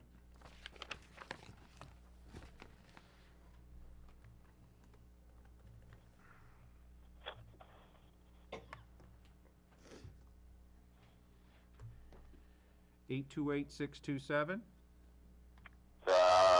I've got 828,626. Oh, Oh, yes, I'm sorry, 67, yes. Okay. Okay, so the motion before you is Guy has made a motion to amend reclamation by $761,627 downward, and sidewalk repairs, $67,000 downward, for a total reduction of $828,627. Is there a second to that motion? That is Ivan. At this point, we are in debate mode, and I would appreciate, Guy, if you would speak to your motion. Thank you, Mr. Chairman. I just took a stab here, considering the fact that all of us on this committee are unpaid elected volunteers. Our charge here is to take the position of the taxpayers. You know, the taxpayers are going to make the ultimate decision at deliberative no matter what we do here. But I think it's our responsibility to give them a choice between what's being requested and what we might recommend, in our opinions, would be in their best interests. Now, last year, we spent roughly $1.5 million on road reclamation. This coming year, a lot of roads in Goffstown are going to realize drastic improvements just through the error projects that are being done. You don't do sewer and drainage projects without improving the roads when the project is complete.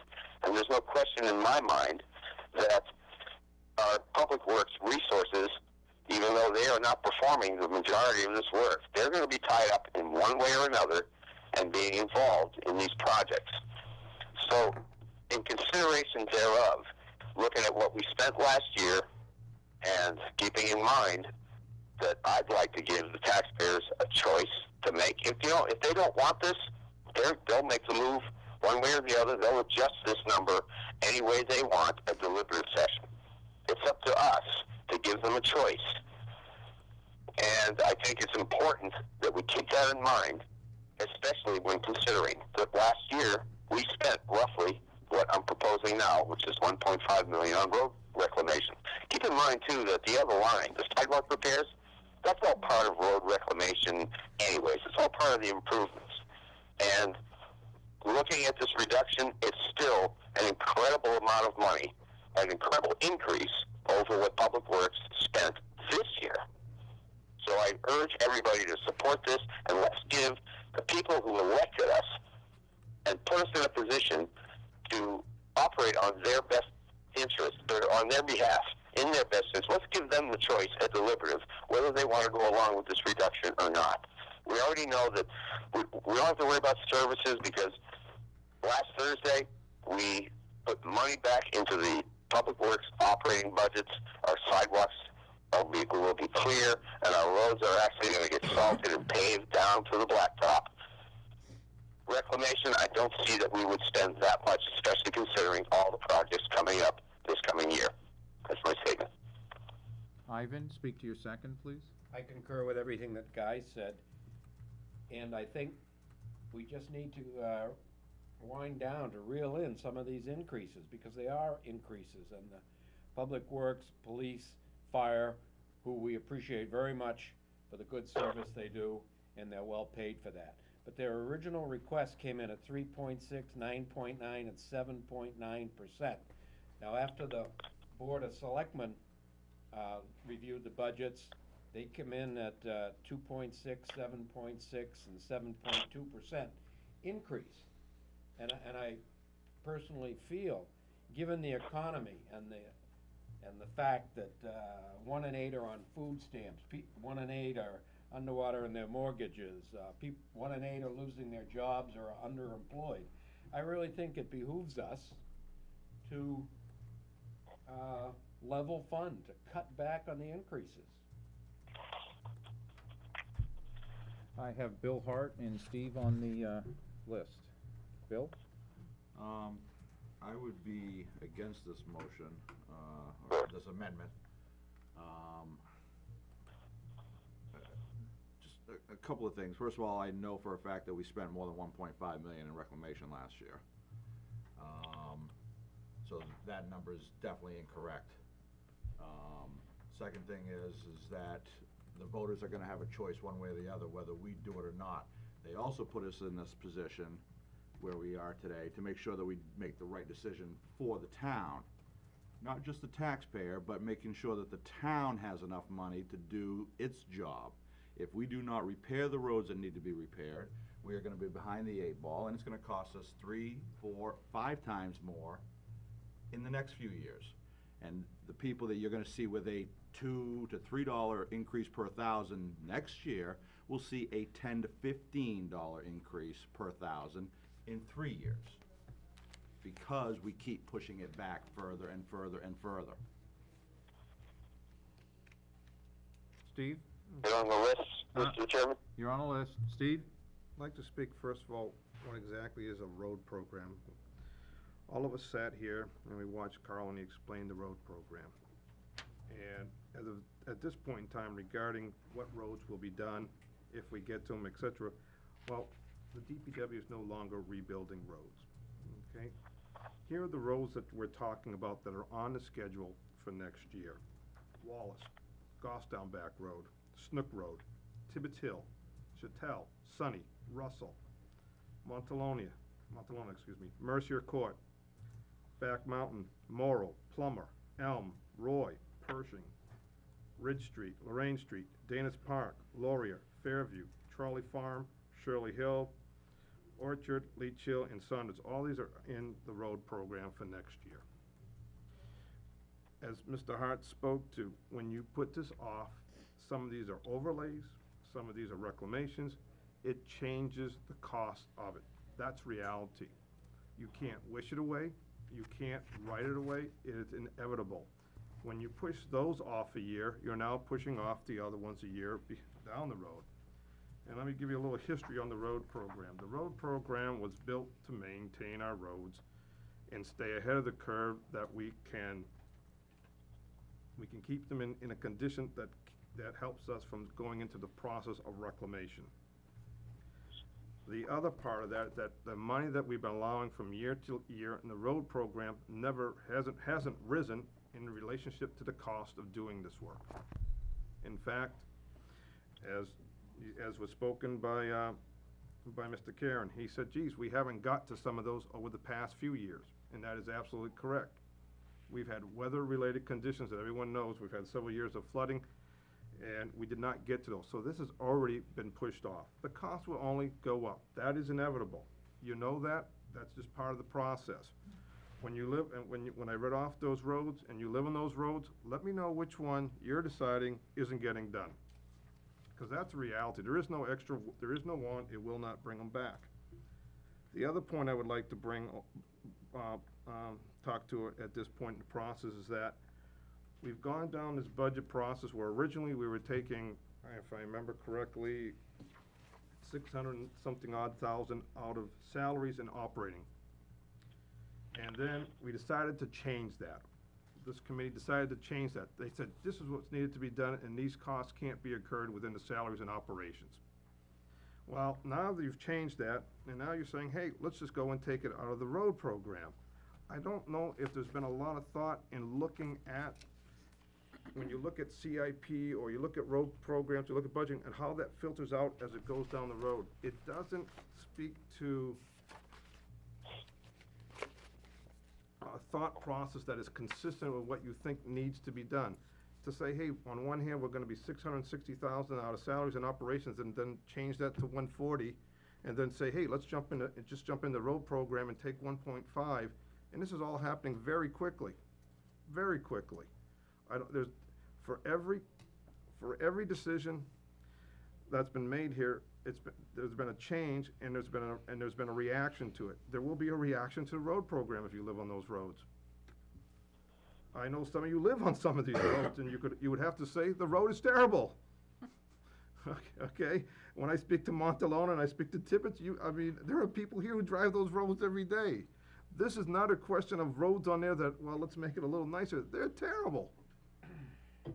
And the price will only go up, and it will continue to go up. And I think we've just been jumping around this budget, trying to make a percentage number work.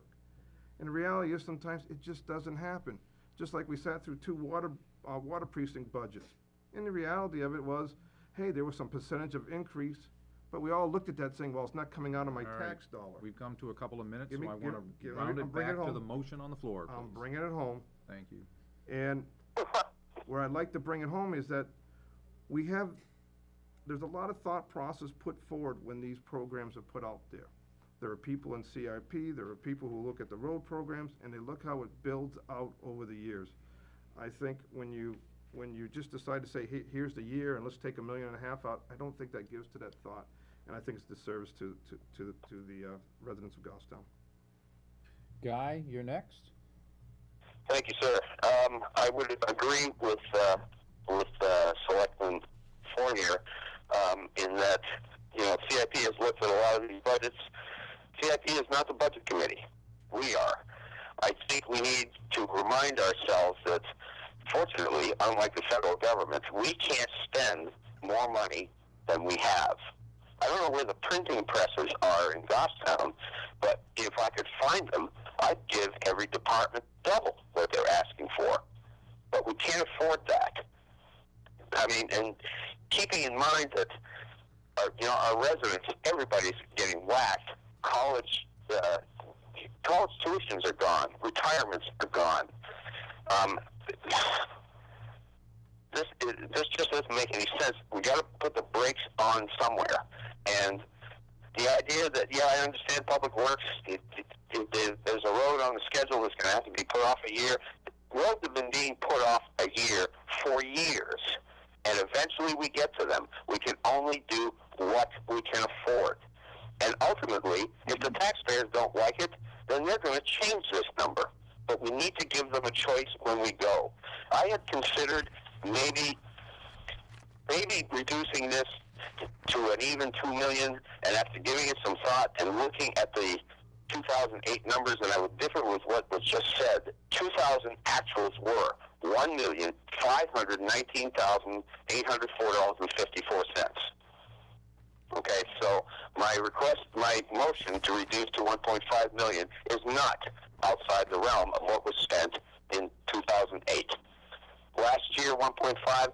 This coming year, 1.5 with everything else is being done with ARA, I think is very reasonable, and I would urge everybody to support it. Christie, and then I have Ivan. Christie? I'm curious to know how much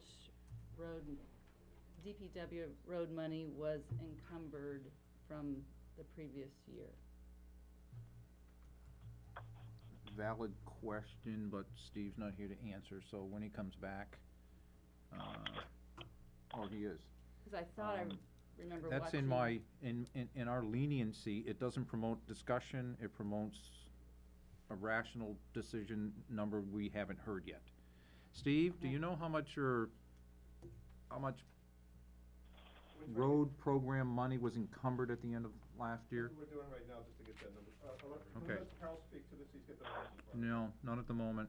I mean, we're in debate mode, I can go lenient, but that's gonna go off the board. 114,000.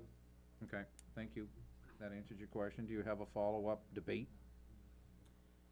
No, I Okay. just remember there was money that they did not get to that money. And I would be curious how much road money was encumbered 2 years ago. Historically, the last 3 years. It's gonna be gone. Encumbrances are only good, I 1 believe, year, for 2 years. right. 1 year past the year of encumbrance. Ivan? I just think we find ourselves backed into this corner, with no really good decision. I mean, when you take 80–90% of the budget off the table because they're binding and contractual, and the public has heard a couple different times that if these arrangements, contractual arrangements aren't met, that the plows are gonna be raised, or the police are gonna be withdrawn from the sidewalks, from the crossings and so forth. I mean, when you're taking all that money off, I think we need to address that. One of the department's personnel lines is 11.9%. I mean, I think that's an incredible increase to be asking for in this climate. And I don't think we have great options. And this is probably the last chance and the best decision, given a bunch of great decisions. I've got Sue, Steve, and David on the list. Sue? Yeah, I just think I understand the current situation. I think everybody does. And I think there's something that needs to be said. Yes, the situation now is not what we would want it to be. But that is not a reason for us being terribly short-sighted. CIP is not the budget committee, but CIP is the only group that actually sits down and plans for the next 6 years. And as I said before, I honestly can't remember any items in CIP that start in 1990 and get done in 1996. They always, all of them, vehicles, the only thing that we've been smart enough to do is to keep our police fleet up to date. I've served on CIP 3 times, and that's one thing that we have consistently done. And those vehicles have not what I would call excessively high mileage on them, but it's very hard miles. To keep that into our thinking when we approve those things. The road plan, God love it, ever since we took it out of the special article realm, it's been picked at every single year. It's never gotten done what it was supposed to get done that year. Sometimes because of weather. Last couple of years, I can easily see how weather could have held up road construction.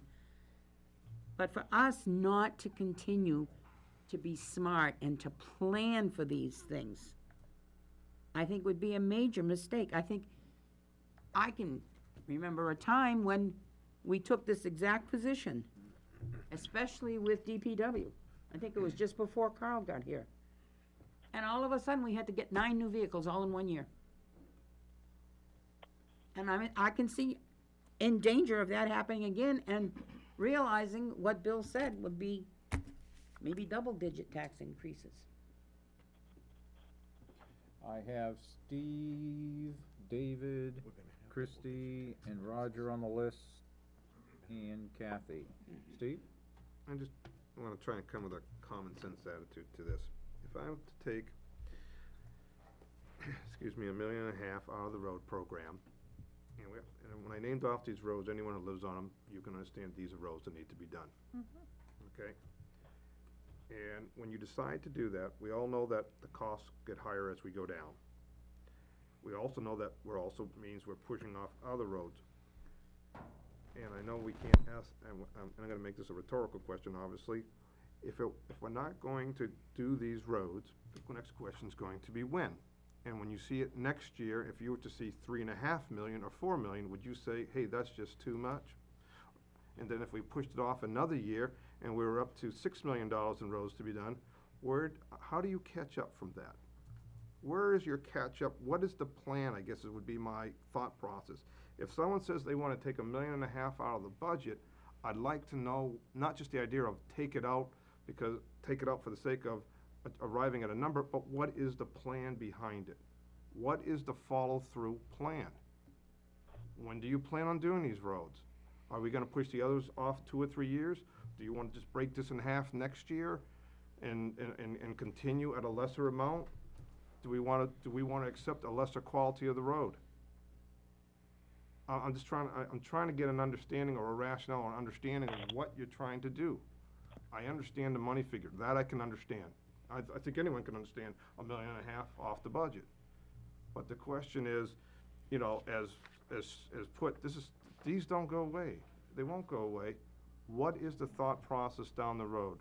Is next year going to be the same amount? Is it half the amount? And I'll put that out there. What is the process? What's the plan? Okay, chairman's prerogative to comment in between. Similar to, and this is as chairman, similar to the budget being somewhat bottom line, the roads that selectmen would decide to repair are also bottom line. I know you read us a list, but that doesn't mean that's the list of roads. So I would, encourage the selectmen to refrain from, I was not meaning those exact roads, I'm just talking in regards to dollar okay, figures. yes, then it would be dollar figures, because we cannot bind a future necessarily without And that was contractual not the intention, the obligations. intention was that if you Okay. take $1.5 million of roads, you know, when do you catch up, how do you do this? Agreed, that is viable. And so I would like to ask those of the committee who are voting in favor of this to at least bring me somewhere so I have an understanding of how it's going to work. I've got David, Christie, Roger, Kathy, David, you're up, and Bill Gordon. And Ivan, would you hand up? I'm not in favor of the motion. It goes against the heart of what the CIP is attempting to do.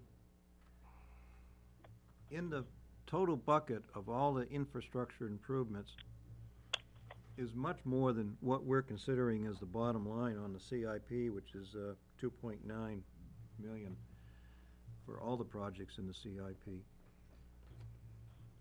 Many more projects are in that bucket to do.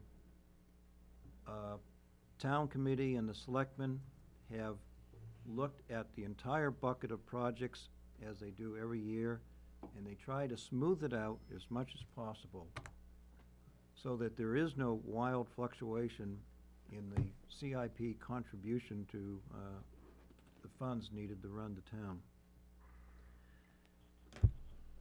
The motion was based on the fact that $1.5 million was spent in road plan. That wasn't this year, '09, that was last year in '08. This year, year-to-date, we're spending 2.1 million. That was year-to-date when this printout was distributed in September. So I suspect that the budgeted amount for a road plan is going to be quite close to being spent, 2.2 million. In conclusion, I'll pick up on the same theme, that the CIP is to smooth out expenses over the years.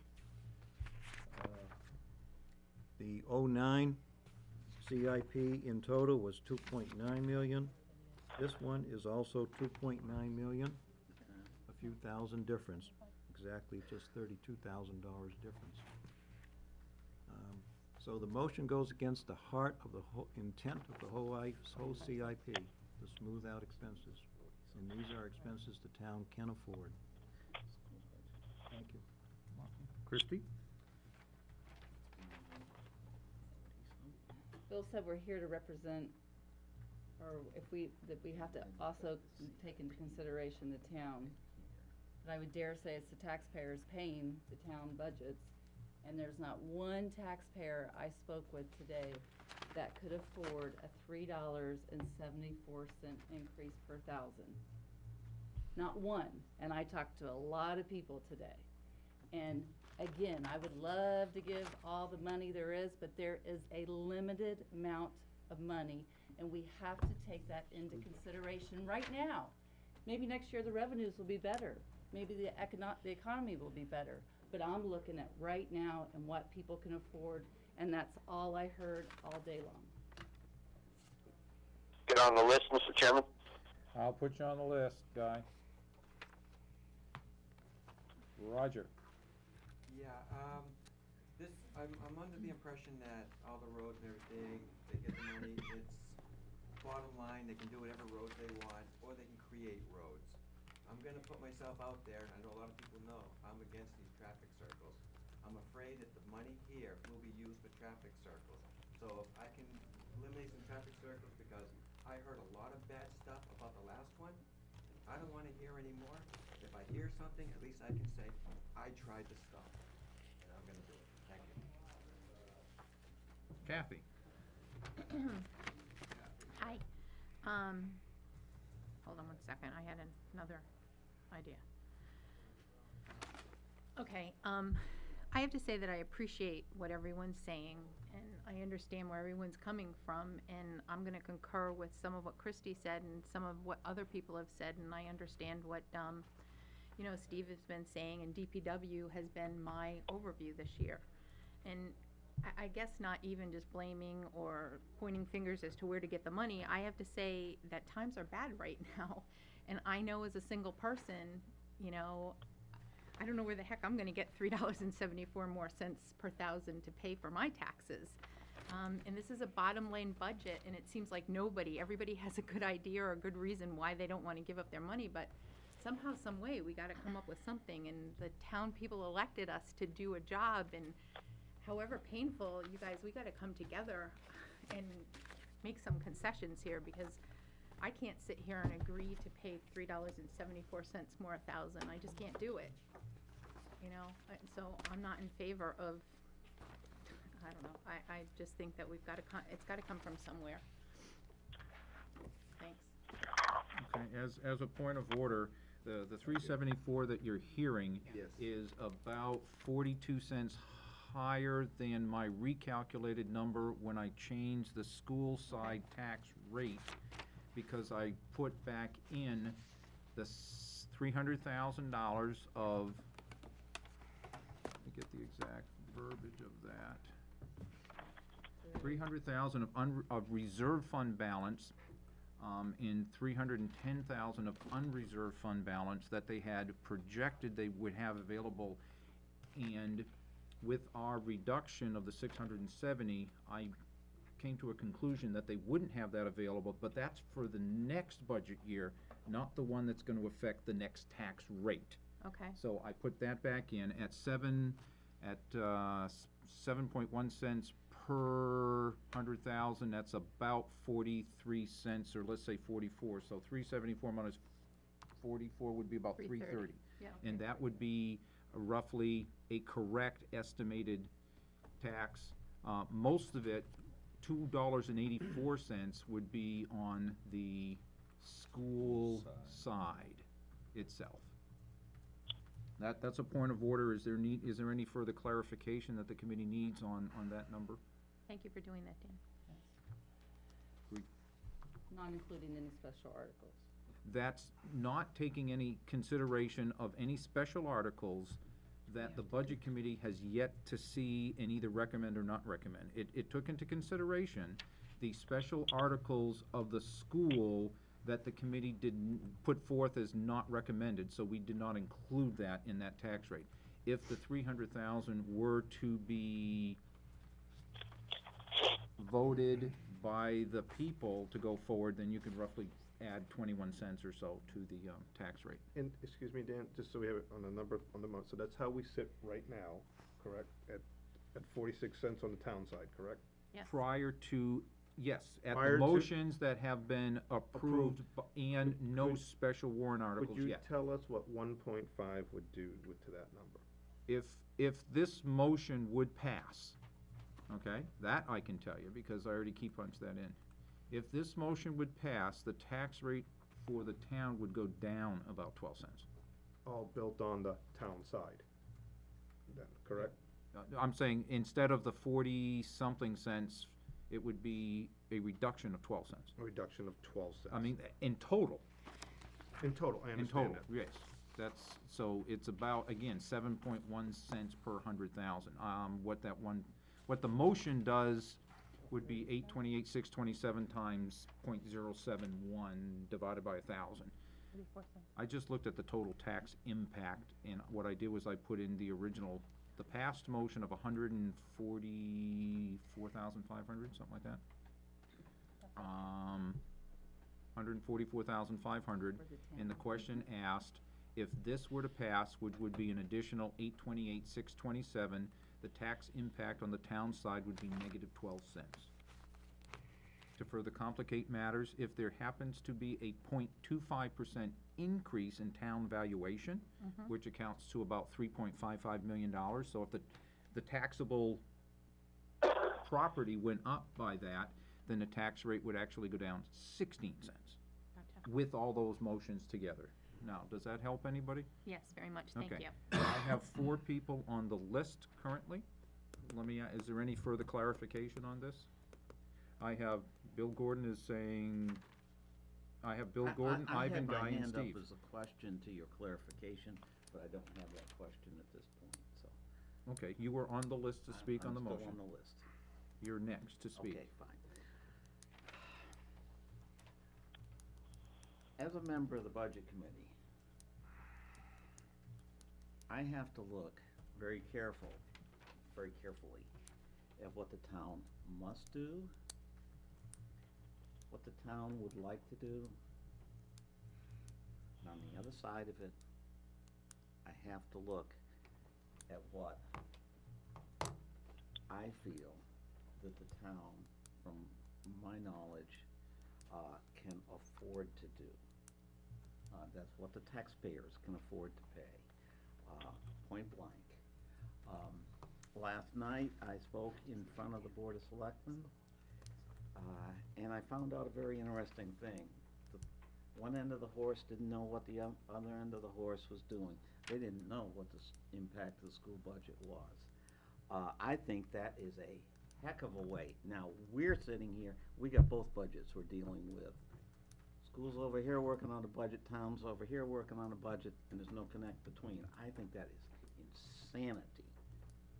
So, that being said, I am going to support this motion to give the taxpayers some degree of relief. They have the final say. What we come out of here tonight with really doesn't matter a whole lot. Thank you. In the manner of reading law, there is nothing that I've read that commands the selectmen to get together with the school board to iron those things out. And So that's insane. it could be, but my suggestion would be to talk to your state legislators to attempt to get the state law changed on the process. Right now, it's the budget committee's duty to do what we're doing to put those numbers together and put forth that public. Is that a point of order, or you wanna be on a list? List. Okay. I have Ivan, Guy, Steve, Bill, H, and David. So Ivan, you're up. I just wanted to add a little bit that, I mean, we find ourselves in a situation where 80–90% of the budget is binding and contractual. And I think to answer the question in the future, and I do agree, the roads really need to be done. And yeah, I live on one of those roads, and I think they need to be done. But I think the money needs to come from the personnel line. And these contracts that were negotiated years ago, I think due diligence needs to be performed on them coming up. And the answer to the question, you know, where is the money coming from? It's got to come out of the personnel side. There can't be those kind of increases, inflationary kind of increases, when in fact we're in a deflationary environment. So I would hope the Board of Selectmen and whoever gets involved with these contractual arrangements, that some rigorous due diligence be performed, and of course the town gets to approve these contractual arrangements also. And I think that is where the relief is gonna come from in the future. Guy, you're up. Thank you, Mr. Chairman. I appreciate the spirited debate going on tonight. Thank you to everybody. You know, Chairman Cloutier brought up a good point that above and beyond the budget we're talking about right now, the taxpayers are also going to be faced with additional expenditures should one or more of the special articles pass.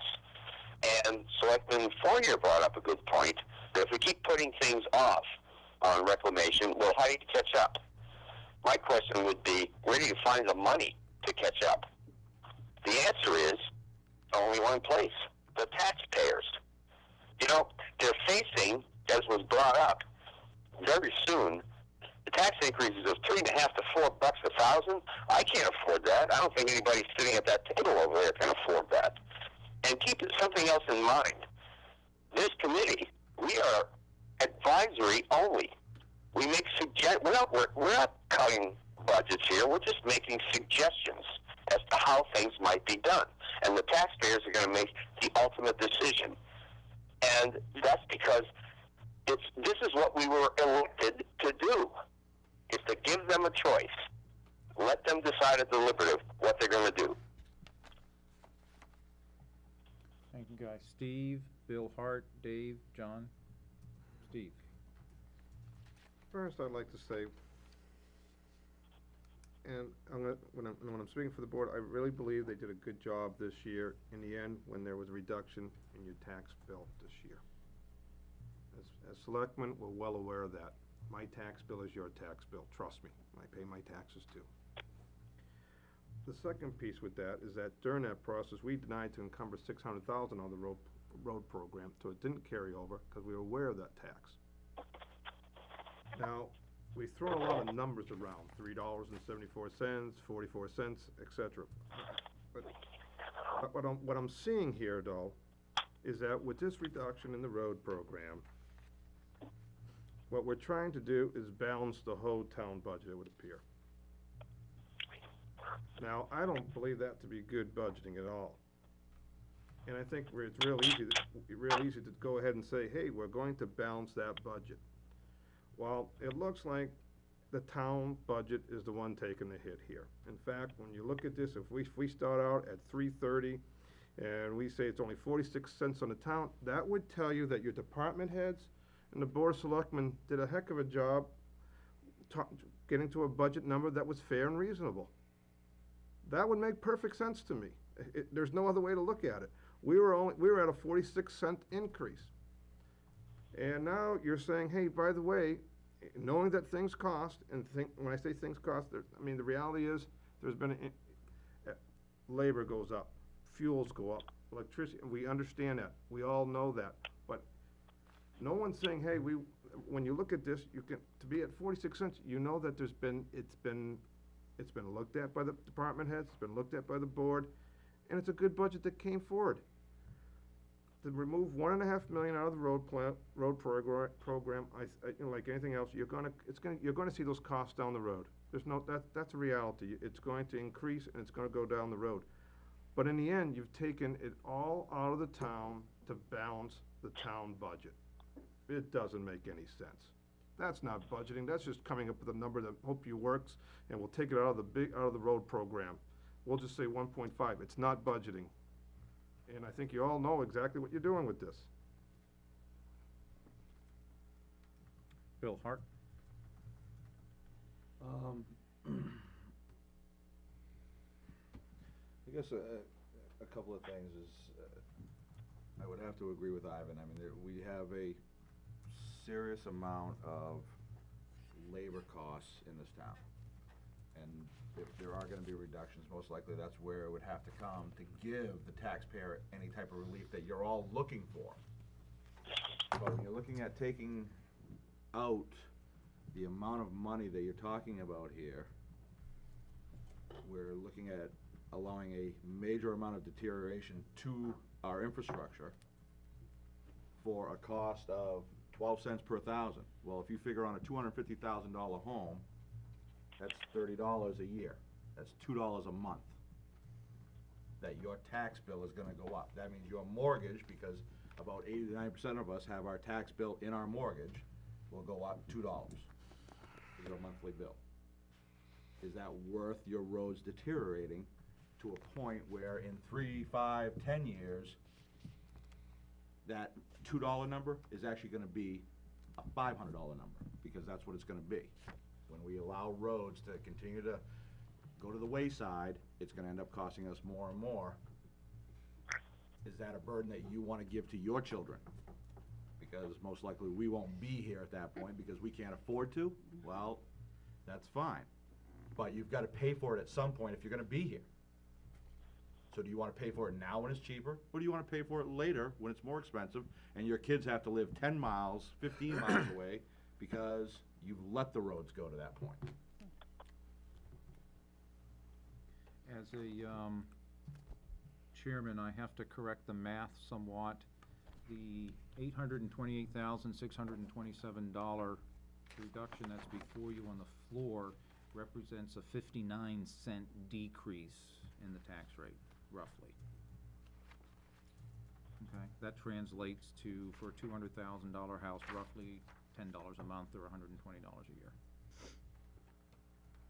I have David and John on the list. David?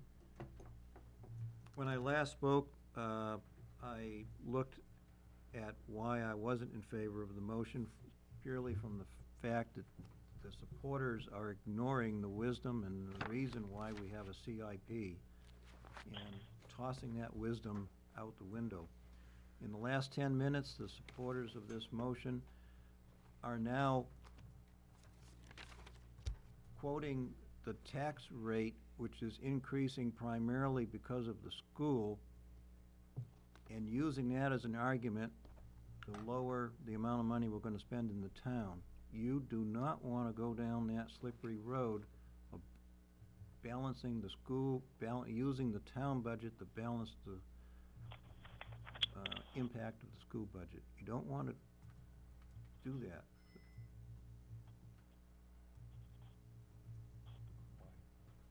Thank you. You're welcome. John, you're next. Thank you, Mr. Chairman. We certainly have a difficult time here, and this is one that I haven't seen in the 5 or 6 years that I've been sitting on this committee. 5 years, I believe.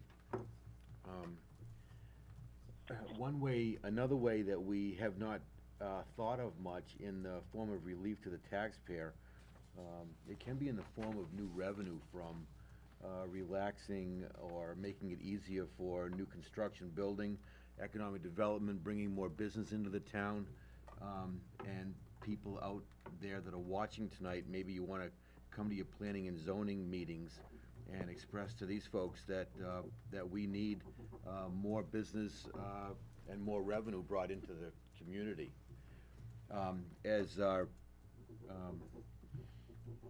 neighboring mayor said this morning, that the taxes that are being paid and the increases that we're going through is certainly excessive, if not bordering on obscene. And anybody that thinks that close to, upwards of almost $4 per thousand is okay. And I appreciate, Kathy, when you said that you kind of understand where everybody's coming from. I honestly don't. I can't understand how about 25% of this board thinks that that almost a $4 per thousand increase in their property taxes is okay, whether it's coming from the school or the town. We are in a time where we need to make some tough decisions, and we need the voters out there this time to support. Either they're going to be paying more taxes, or they're going to have to be, or they're going to feel the relief. But we need these people to come out for themselves. I am in support of this motion, and I understand it's difficult what the outcome may be for the town, but at this time, I think a tough decision needs to be made, and we need to know why we ran for a public office position, and that sometimes is to make a very difficult decision that may not be of a favored decision, but it is certainly in the best interest of the taxpayers for relief at this time in our history. Maybe things will be better in the future. Thank you. Okay. As chair, though, I don't remember hearing 25% of the board being in favor of an almost $4 tax reduction. That's just, I want to make sure that's Not reduction. that's there. I'm sorry, increase. You Did I didn't- say, if I said You increase? didn't say said it- reduction. he said It's not reduction. even, it's not $4. The number, again, the number on the floor is $3.30 at the moment, given estimated revenues we've received from the town and the school, which is a moving target. What doesn't include there is the current environment that we saw actually a reduction of $1 plus. Okay, so if you want to think about it, we're talking about a $2 and something increase from the previous year, which I don't remember the last time I ever saw a decrease.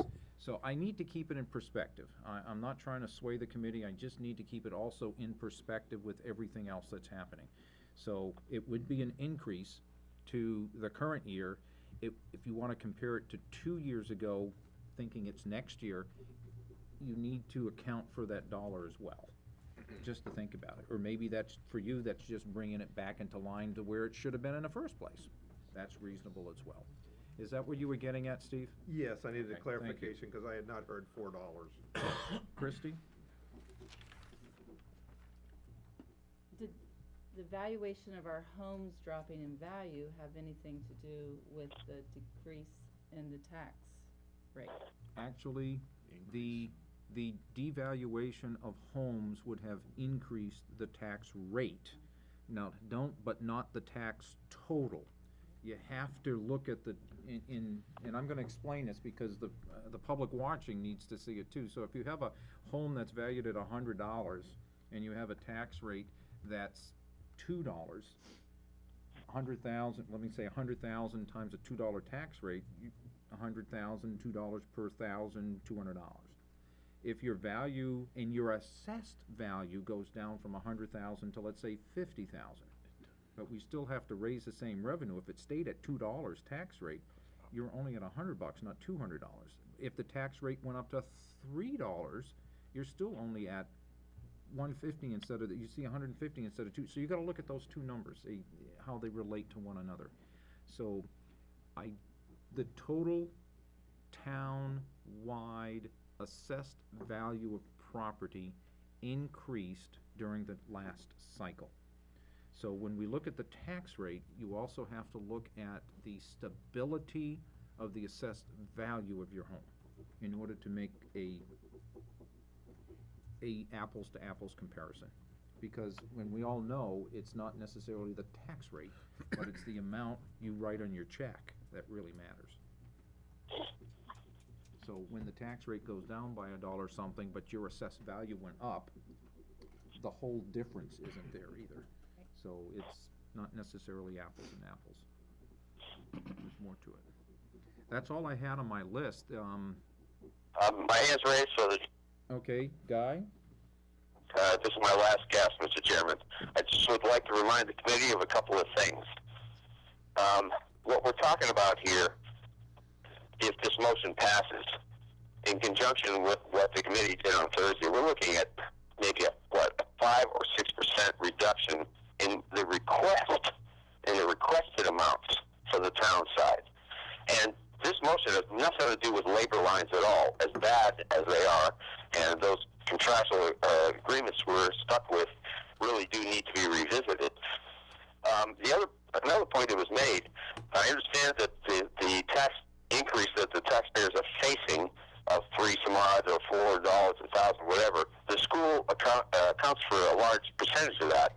But that doesn't negate our responsibilities when we're working on the town side. And, you know, selectmen look at this budget, they make their adjustments. If those adjustments were etched in stone, then there's no need for a budget committee. But this is what the process is. We thereafter look at all of this stuff. And remember that whatever we decide is non-binding. We are advisory. We are making suggestions and recommendations, and nothing more. And lastly, I would say that spending $1.5 million last year on reclamation and spending $1.5 million next year, I don't think that's a wild fluctuation at all, considering the condition of the economy and the struggles that the taxpayers are going through right now. End of statement. Okay, Steve? Okay. First, I just want to reference a couple times, speak to that town employee's been referenced a couple times tonight. They do a good job. They earn their money, and I think sometimes when you talk about dollars and personnel, the way we've been doing here, they're not a commodity that's bought or sold. When people talk about service in our town, be it the fire department, the police department, DPW, they do a good job. I don't think people complain a lot about, I shouldn't say complain, I've never heard complaints regarding the police department or the fire department or the DPW regarding does the job get done overall and does it get done well. So first I'd like to just make sure that we give them the credit that's due them. Second piece, the way this was done, it wasn't good budgeting. You've heard that a number of times from me. It was just trying to derive at a number. But when it's all said and done, and this is the number that we push forward, if this is the number we push forward, it's a mess. You're leaving people with a mess. And I did put that question out there, how do you see the future being planned out? And I didn't hear one reply come back on that one. And not one reply. In other words, when this goes back, we're gonna have to look at how we're gonna handle these roads. how we're going to handle some of the problems that we're gonna have within the fire department, DPW, and the police department. These are not easy times for anyone, but to balance to balance the town taxes on the town side, when they came to you with a 46-cent increase, it doesn't make any sense. And I still haven't heard anyone say anything more than, hey, we just like the number low. And that's all I'd like to leave it with, thank you. Further debate? Well, Any? we just don't live in an ideal world, you know, most of us, you know, never see our wish list come true, and in our own personal lives, we're putting things off. You know, people are putting a new roof on their house, you know, much needed windows, let alone, you know, food on the table, and, you know, it's not getting a few roads fixed, you know, I can live with that. There are people hurting in town. I think putting food on the table is before, it comes before a perfect road. And I travel on Wallace and Shirley Hill Road every day, and I don't see a problem with them. Further debate before we go to the vote? Seeing no hands. Oh, we're on TV. Darn. Bill. Gordon. I would like to close in saying that if all you've heard, that all we want is a low number, you haven't been listening. Thank you.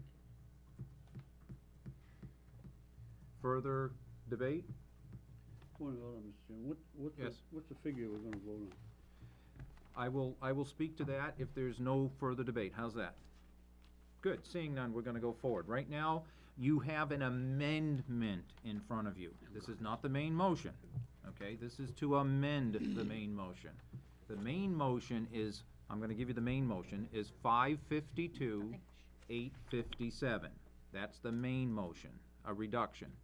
The amendment is to increase that reduction to a total reduction of $828,627. Do we all have that? Please repeat again, one more time. 828,627. That's the amendment. The main motion is 552, 857. The amendment is 828,627. And there was a breakdown to that? Yes. The breakdown is reclamation is reduced by 761,627. Sidewalk repairs reduced by 67,000. That's the amended motion. Further clarification needs of the committee. Yes. What is the total that this will come off from now? What was, you know, it's the bottom line of the budget, and then we're gonna reduce it by 8 something. It's CIP. Yeah. CIP would be reduced by 828,627. But what would that do to the bottom line of the budget? Okay, that one would add that to the 144.5 that we've already done, and that would be a total reduction of 973,127 for a BC recommended budget of 19,208,477. And that plays against the selectmen's request of 20,181,604. That plays against the currently calculated default budget of $20,069. That would be 20,000,069. All the numbers out there for you? Further clarification before we take the vote? Seeing none, those in favor of amending the motion by to 828,627 reduction, please signify by raising your hand. 1, 2, 3, 4, 5, 6, 7, 8. Those opposed? 1, 2, 3, 4, 5. Abstained? How did you guys vote? Were you part of the 8? Sorry. Roll call. Bill Gordon? Yes. Bill Hart? No. Kathy?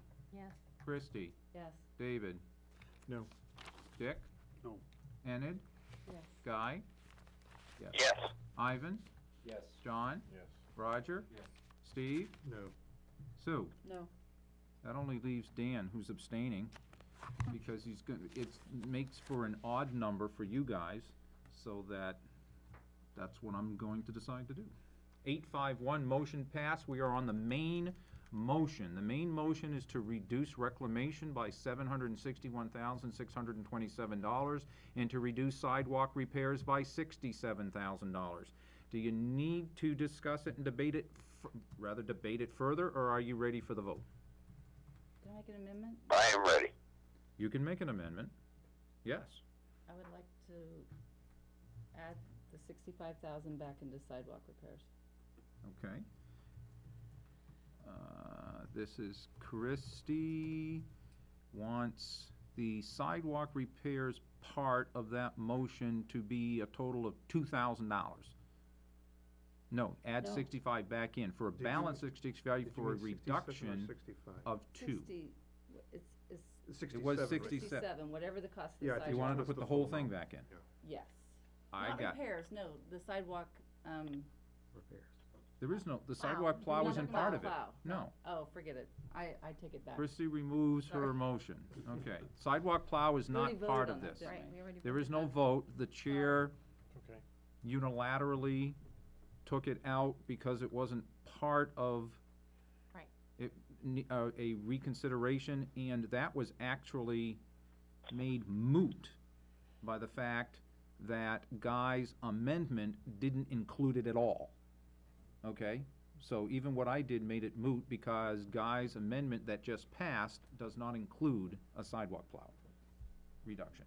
It Okay. only includes reclamation Okay. of $761,627 and sidewalk repairs, $67,000 for a total reduction of $828,627. Further debate? Seeing none real quick, are you ready for the vote? Those in favor of reducing what I just said, please signify by raising your hand. Yes. Okay, this, Wait, what you just said? point of order, let me rephrase the whole thing so you're not confused. Good luck. We voted on an amendment to the main motion. The main motion is now the same as the amendment. We now have to vote on the main motion as amended. We are voting to reduce reclamation from 2261627 to an even $1.5 million, representing $761,627 reduction. Also, to reduce sidewalk repairs from 67,000 to 0, representing a $67,000 reduction. A total reduction in CIP of $828,627.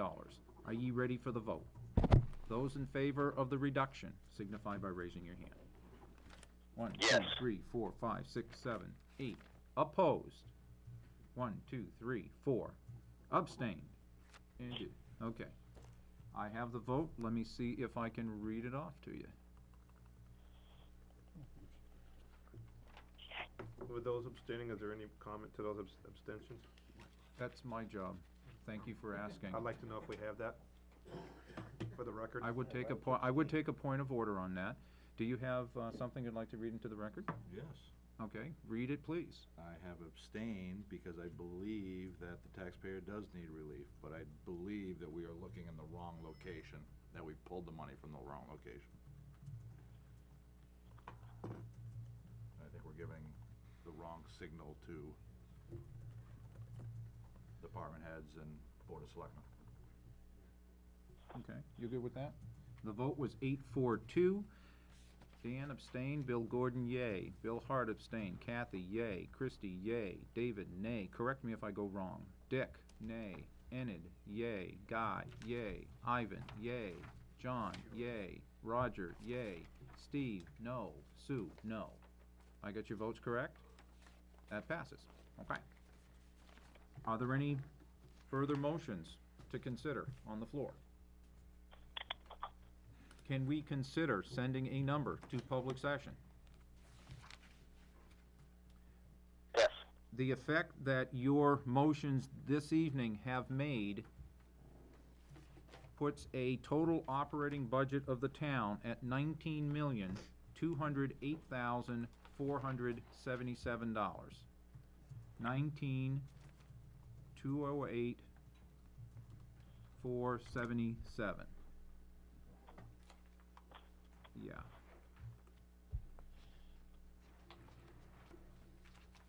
You all have that number? Mhm. 19,208,477. Do I have a motion? Is that you, Bill? So moved. Bill? Second. Okay. Bill Gordon and Guy. Do you have, do you wanna speak to your motion, Bill, or do we just wanna vote it in, or what? I would say that, I would agree with people that say, that this number had a rather convoluted, process to get through, but I believe it is right in my mind that we bring a number forward that stirs the voter to come out and speak his piece. Thank you.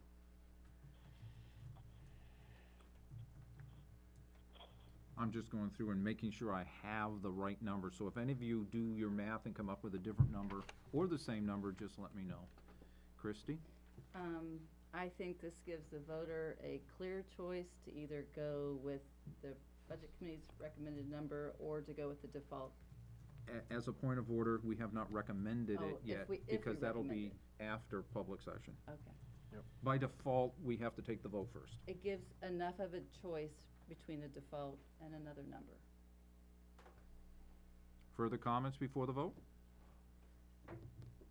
Enid? What was, I don't have the figures in front of me, what was this past year's 2009 town budget, so I can compare it with. The 2009 town budget was 21,862,358, and that number may be a bit high, because I believe the ERA funds are included in there. Was that a raised hand or just a slick down? Yes. All right. So that number may include ERA funds. That's the actual budget? The way you ask the question makes me think that there is a non-actual budget, so it's not the expense that's year-to-date, it's, I don't know, I do not have the numbers in front of me that the voters approved at the March session in 2009, because I believe the number in front of me includes the town meeting we had in the summer to accept the ERA funds. So that 21,862,358 may be greater than, I can't answer the question, I'm sorry. The default budget is $20,069,000. So that's where I'm thinking it's probably closer to that number. Because the default budget is by default a number that is the same budget as the previous year with contractual increases. And so when I look at a $21.8 million budget in 2009, but a default budget of 20 million, it makes me think the ERA funds are in there. Is that ARA? ARRA, American Recovery and Reinvestment Act. There you go. So, do we want to hold, Sue, before? Nope. Okay. Are you ready for the vote? The vote is to actually bring to public session, which, if we vote in a majority, actually is our recommendation, because doesn't make sense to vote to public session and not recommend it. So, those in favor of 19,208,477, raise your hand, please. 1, 2, 3, 4, 5, 6, 7, 8, 9. Opposed? 1, 2, 3. 25%, Dan. Bill Gordon? Yes. Bill Hart? No. Kathy? Yes. Christie? Yes. David? No. That was, no, right? That's the 25% I couldn't understand, Yes. So, to clarify that. how many were in the positive, please? let me take the vote, please, and then I will entertain your question. Dick was yes? Annie? Yes. Guy? Yes. Ivan? Yes. John? Yes. Roger? Yes. Steve? No. Sue, is not in the room to take the vote. 9-3-1. Just if you can instruct Mr. Heiko that 3 of 9 is not 25%. 3 Then of again, 12, State Representative Heiko, you probably already know that, I'm sure. And who 3 of abstained? 12 is. But there were, We're but not there were gonna- 9. 12 is I get to do this, and I'm gonna do it with this part. Selectmen voting. Woohoo! All right, Who abstained? I did, Just having my- as I indicated earlier. I'm just gonna let the vote go. I'm gonna act as chairman. At this point, does Selectman Fournier have special articles That we for do. us to look at with appropriations so that we can either recommend or not recommend? Those we have, sir. Does anyone like to have another 5-minute break? Yes, please. No. Okay, I tell you what, I could use a 5-minute break. If you would give us a 5-minute break and put us on hold, we'll come back in a couple of seconds. Thank you. Have before us They're small. is the John's gonna send down Draft. his other bucket. Does everyone have them? We passed them around. What we have from you, Steve, is our draft warrant articles for the town side. There are a number of articles, many of them with appropriations.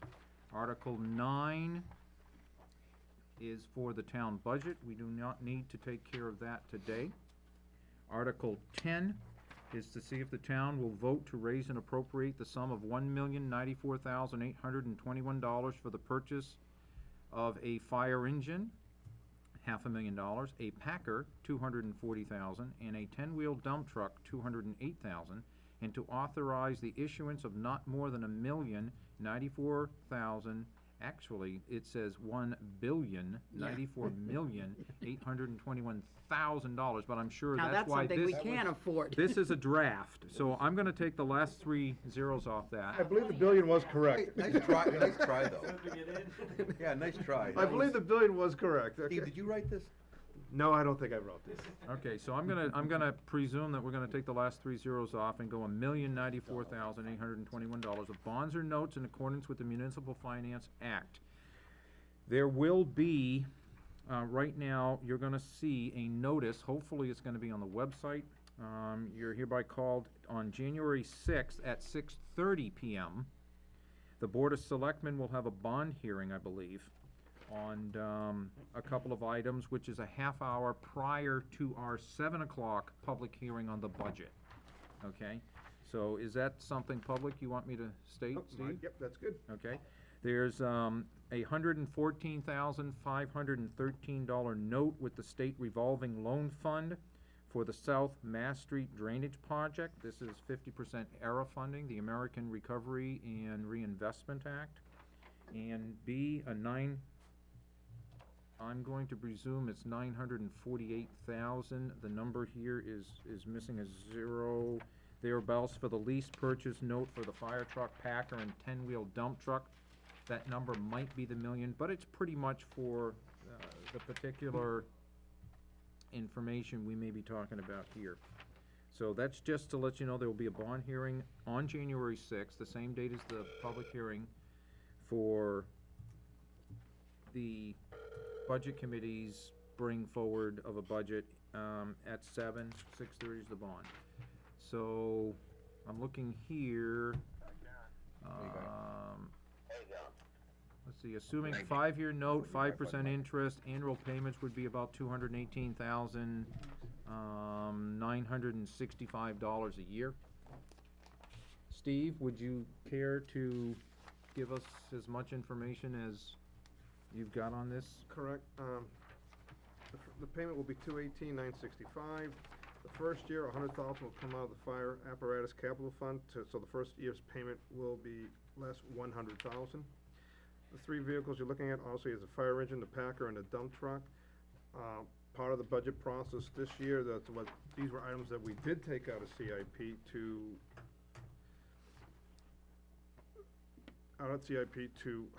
and stretch over 5 years and to help lower the cost of the overall budget. The Board of Selectmen recommended this, 5-0 to go forward. Questions for Steve, and this is more relaxed than motion making. Bill?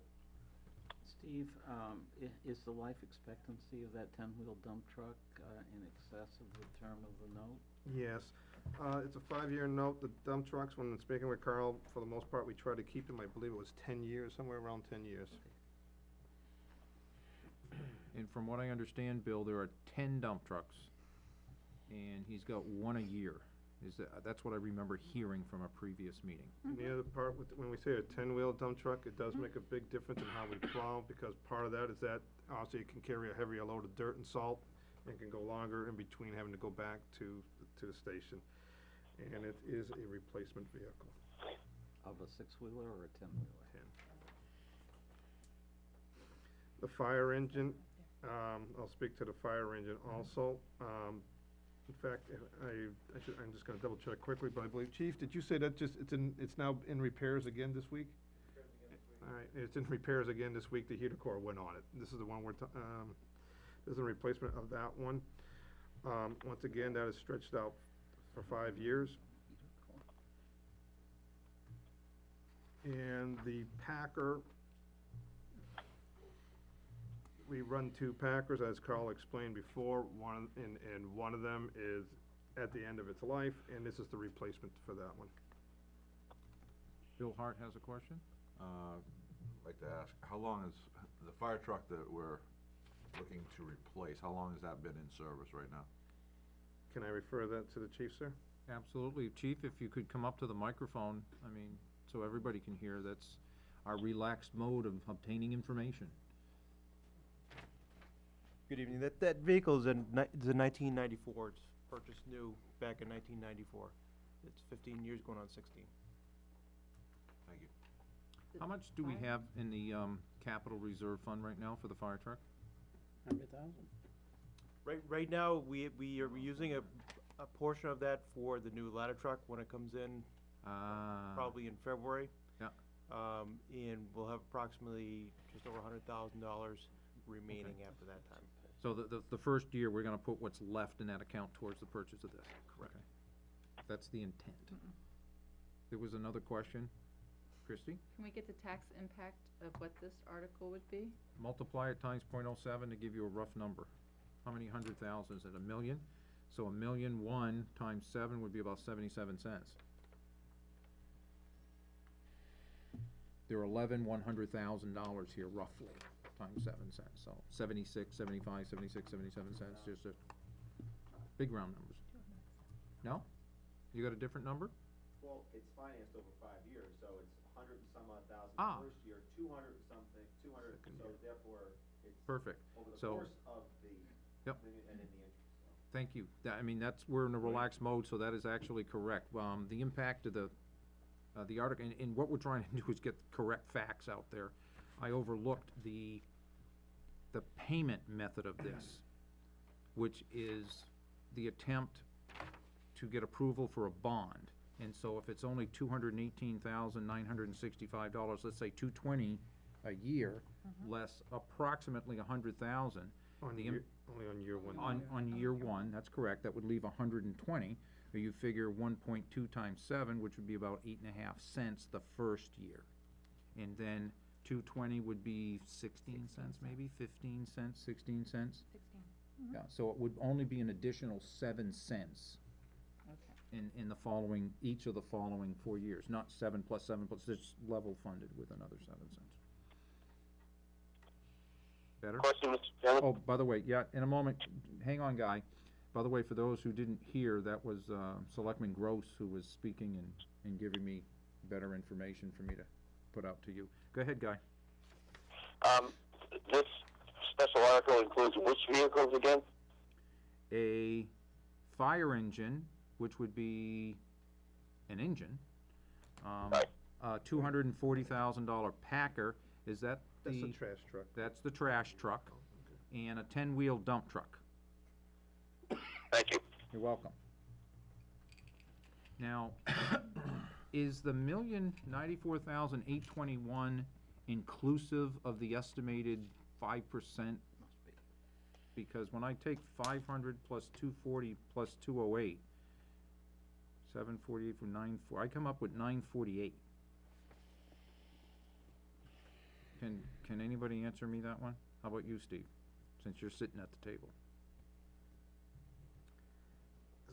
I apologize, Sue told me, and I wanna lean towards yes, but I don't have 100%, I would have to get back to the board on that. In brackets, it says, assuming a 5-year note at 5% interest, the annual payment would be about yada, yada, yada. But it doesn't tell me why they don't correlate for capital. Yes, Chief? Real quick, I did believe, I was talking to Sue Druso earlier, and I believe they're figuring in the estimated cost for the bond issuance and bond counsel. So that's probably. Of the total cost there. Okay, that would make sense. And if that were the case, 5, 6, 7, 8, 9, 948, that's 150,000. So that's a little high. It's gotta increase. I wonder if it's something about gross appropriation including interest. Estimated interest over 5 years. That's the only thing that I can come up with.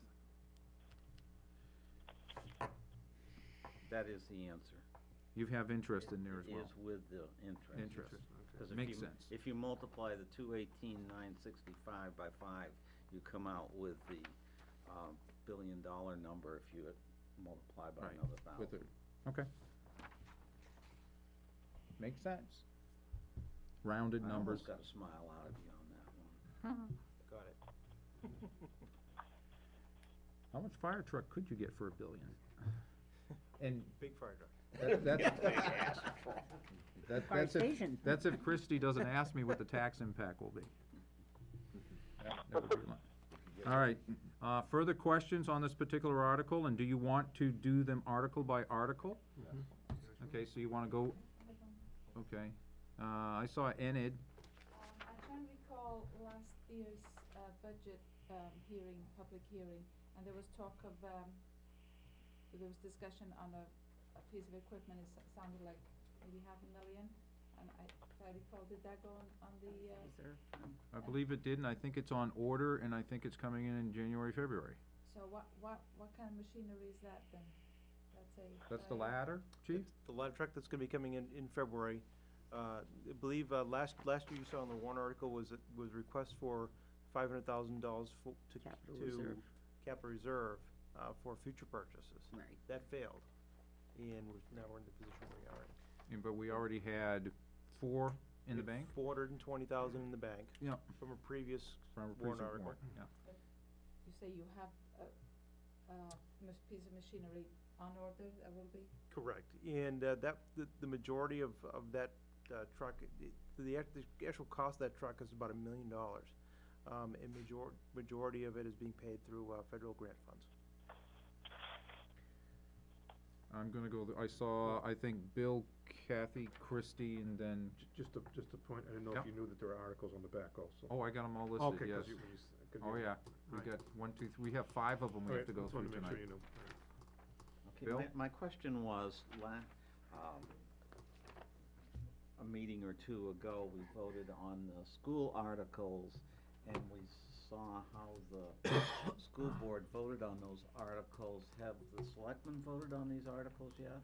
Yes, And they voted to recommend all of them, I assume? yes, Okay. This one you said earlier was 5-0, right? correct. Okay. Were any of them other than 5-0? Well, we can take them one at a time, too, so I'm not gonna. We'll take them one at a time. Kathy? In regards to, the fire engine, I just have a question going forward. In order for me to make my decision, I wanna know if we're gonna be caught up and we're gonna be okay with fire engines, or if we're gonna have to buy another one next year, and next year, and next year, and next year. The only future purchase, we have the one plan for 2010, and then the following year, we plan on replacing 2 vehicles with 1. And then after that, we don't have any anticipated vehicle replacements for engine or ladder for at least another 8 years, 7 or 8 years. And going forward next year, the two vehicles are what? Trucks, cars, engines? It'll be an engine and a tanker, so we're gonna combine the two and we call it a pumper tanker. Was that this 500,000? No, this is just for an engine, this is just for an engine. And what exactly, I'm gonna be stupid for a second, as I'm sure other people don't know your lingo, what the heck is an engine? I know what a ladder truck is, Yeah. but what's the duty of an engine? An engine is our primary attack vehicle if we call to a fire or for a rescue. It has all the equipment and hand tools that we need for our typical fire attack. It also holds enough hose so we can supply the fire, and it carries water. So a typical engine could have 1,000 gallons of water, 1,000 feet of large diameter hose, and enough hose line to get into a house to put out a fire. Okay, thank you very much. And so a pumper engine is, or Like a pumper tanker I pumper described tanker. would be just a larger vehicle, it holds just more water. So right now we have an engine and a tanker that would be replaced. We combine the two, so it just holds more water, and it's just one vehicle to maintain versus two. And you said an engine has about 1,000 gallons? About 1,000 gallons, so a pumper tanker would hold approximately 2,000, 2,500 gallons of water. So 1,000 gallon lasts about 3 minutes? Necessarily, right.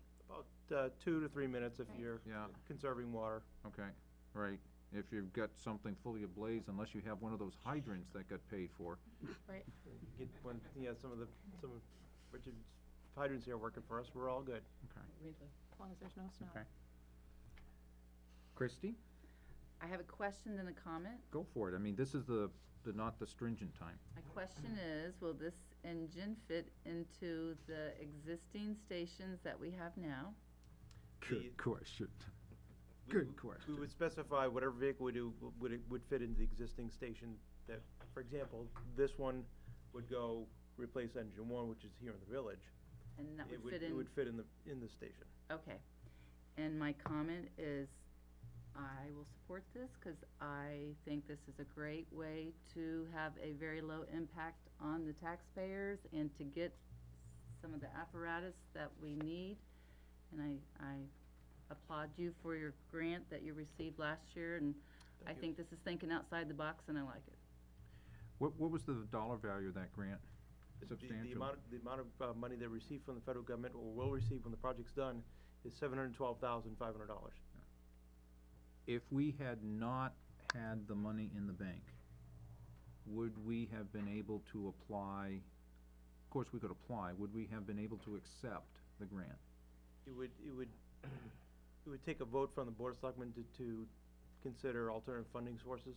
Okay. And if that failed, we'd have to turn away the grant. Okay. Your hand wasn't up, was it? No. 'Cause I was going, I think the next one I saw was you, Steve, who had their hand up originally. Nope. We're good. Further questions on Article 10? I have a two-part question, Mr. Chairman. Oh, I'm sorry, it was Guy's hand. I thought it was John, sorry. Go ahead, Guy. Very quickly, yes or no answer, I suppose. The fire engine portion of this article, is this to replace an existing functional piece of equipment? Yes. And that's the one we just indicated was back in the shop at the moment. Yes. At the moment, yes. Okay. So that's to replace that, and the same question would go with the other two pieces. Are we replacing a functional 10-wheeler and a currently functional packer? Correct. Yes. Thank you. And Bill? Gordon? Does the fire truck that's being replaced go away? It would go away. The third one falls. The fire truck would go away. What about the Drops off the 10-wheeler would probably go away, right?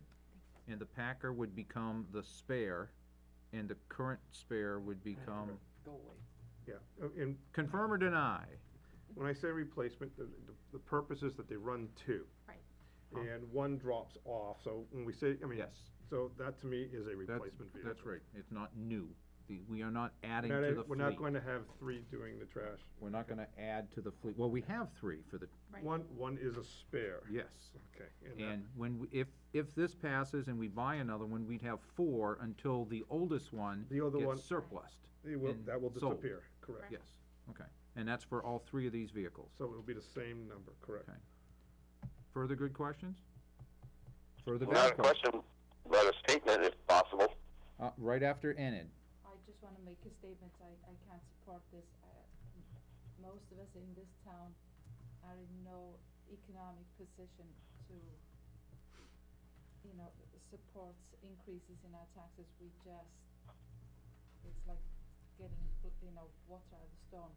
There's no more out there, and as much as I'd like to,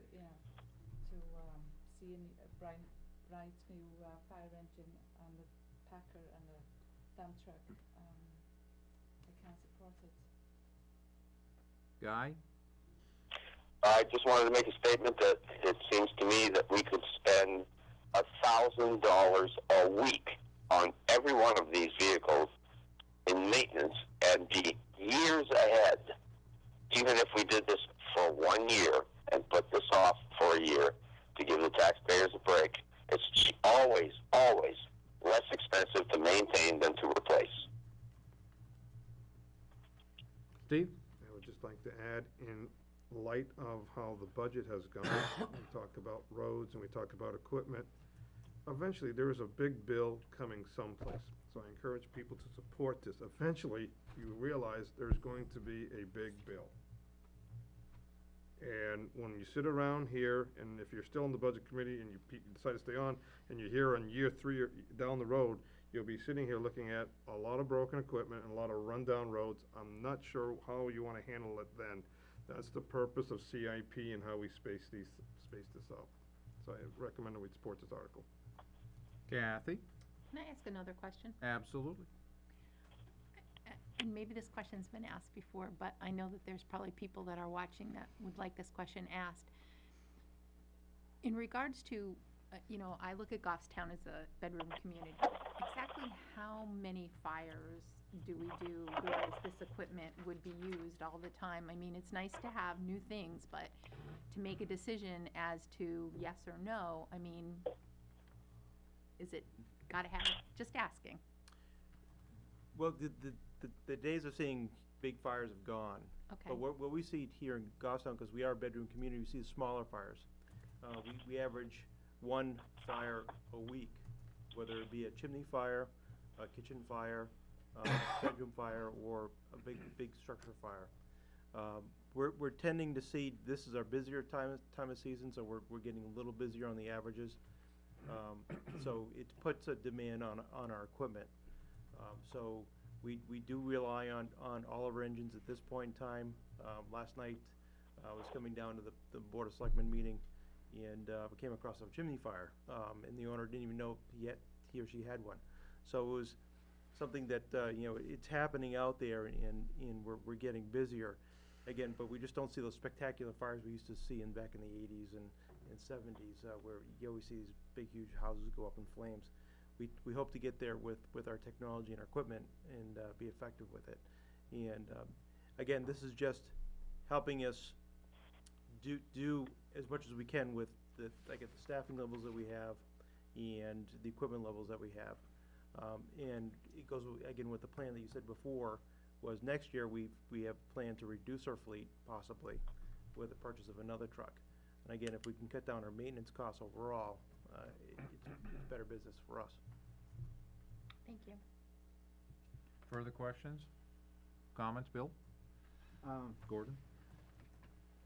This really doesn't go for making this decision, but could you answer quickly why the fires aren't like they were 20 years ago, 25 years ago? I think that there's a couple of factors. You have notification systems that are better. People have alarms, smoke detectors, and they're notified of a problem sooner. But now we're finding that with the latest construction methods, it's starting to work against us. For example, you have laminated construction products now that are cheaper to build new houses with, but when they catch fire, they burn a lot quicker. So we're starting to see catastrophic failures when we do have fires of floors and ceilings. And so we're seeing different fires now. We're only seeing fire behavior change a little bit since the 80s and 90s. So we're trying to adjust the way we practice and we approach fires now, with more manpower and with the right equipment. It's a combination of both that gauges our success. Enid? When you order a truck, like the ladder truck, whatever that's on order now, does that necessitate a trip or two to the manufacturing plants by you, to see the construction going? It typically does. For example, when you buy $1 million vehicle, you want to make sure it's done right. And it's something that you can't buy at a certain box store or a car dealership. So it's very technical. It's a custom piece of equipment. I'm glad you brought that up because just to give you a scope of, we have aging fleet, and on average it could take up to 6 months to a year to build a truck. So even if it's approved through the process, it could take up to a year between you go out to bid and you award a successful vendor, and then you tell them to go ahead and build the truck. It could take a year to get that replaced. So even if we get funding, say, tonight, it would possibly take up to a year to even get a new truck in here. So, I look at that as a time frame. So we're still having issues with the aging fleet now, just gonna be even compounded worse if it's postponed or even pushed off at all. John? Chief, has there ever been any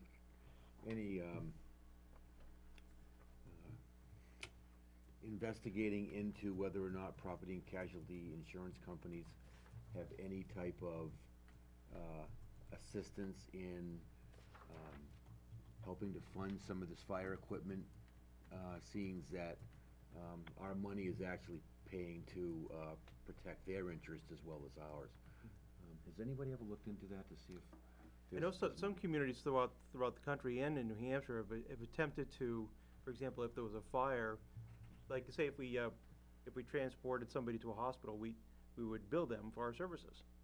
The same concept was extended further and said, if you had a fire, could we bill you for our services to put that fire out? And it has become with extreme resistance from the insurance companies, because it's how do you measure our efforts to put out a fire, whether it's in prevention or if it's in actual firefighting. So it was always very difficult to get that done, and I think it would be difficult to get it done here too. Going back to the Enid? trips, how many trips have you made to see the, Oh, I'm sorry. the truck being built? We made one trip out to meet with the engineers. In this particular case, we're talking about the ladder truck, to meet with the engineers to make sure that what we're paying for is what we get. And then we'll take another trip out as it's coming off the production floor to make sure we are getting what we paid for. Again, it's $1 million vehicle. We want to make sure we get what we specified. So we won't even let it come off the factory floor until we give them the thumbs up. That's in Wisconsin. In Wisconsin, in January. We is Beautiful. Lucky you. And we is just you, or? It'll be The pronoun we, so I'm just wondering who's we? It'll be another representative from my department. Because what we do is we actually go out there and we'll test the fire pump that's on it and test the ladder on it to make sure that everything's functional in that truck before it leaves that factory.